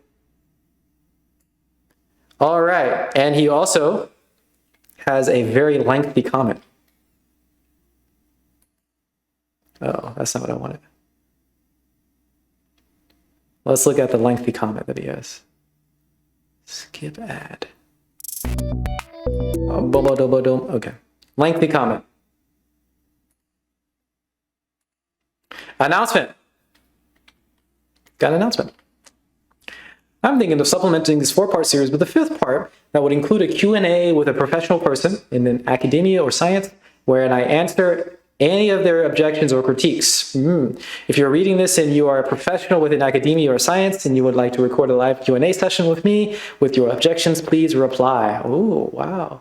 I need to see that you are able to articulate strong and cogent objections if this session is to take place, and I open to a live Q&A with anyone who is serious about contemplating the points. I make a good faith effort with open-mindedness. I'm not interested in debating trolls or ideological debunkers who show no signs of intelligence or depth of comprehension in the epistemology or science. Let's see if anyone in the audience is up for the challenge. Please note, this would not be a debate, but a conversation wherein I answer your questions and help you understand reality deeper. Yes. If you really want your ideas of science challenged, this is an opportunity for you. If you want to defend some ideology, this is not for you. This is not a publicity stunt, but a way to help viewers gain a deeper understanding for tricky epistemology of science. Wow, that's pretty cool. He should do this on Twitter. I don't think he has a Twitter, unfortunately, but that's a cool thing. Yeah, it'd be interesting to see an actual conversation between people. And maybe he could do both ways, right? Listen to the scientists and understand the scientists and not try to debunk them. And then the scientist listens to him and tries to clarify and understand things and not try to debunk him. And then you can go back and forth, visit the forum, blah, blah, blah. Okay. I don't know what to ask. I feel like I want to ask a question. And I also had questions based on... I had some questions based on the stuff that he wrote up, that he talked about, and I wrote them down, but I don't know what they are right now, so I might ask them later. Okay, guys, this is the end of the stream. We completed our task for today.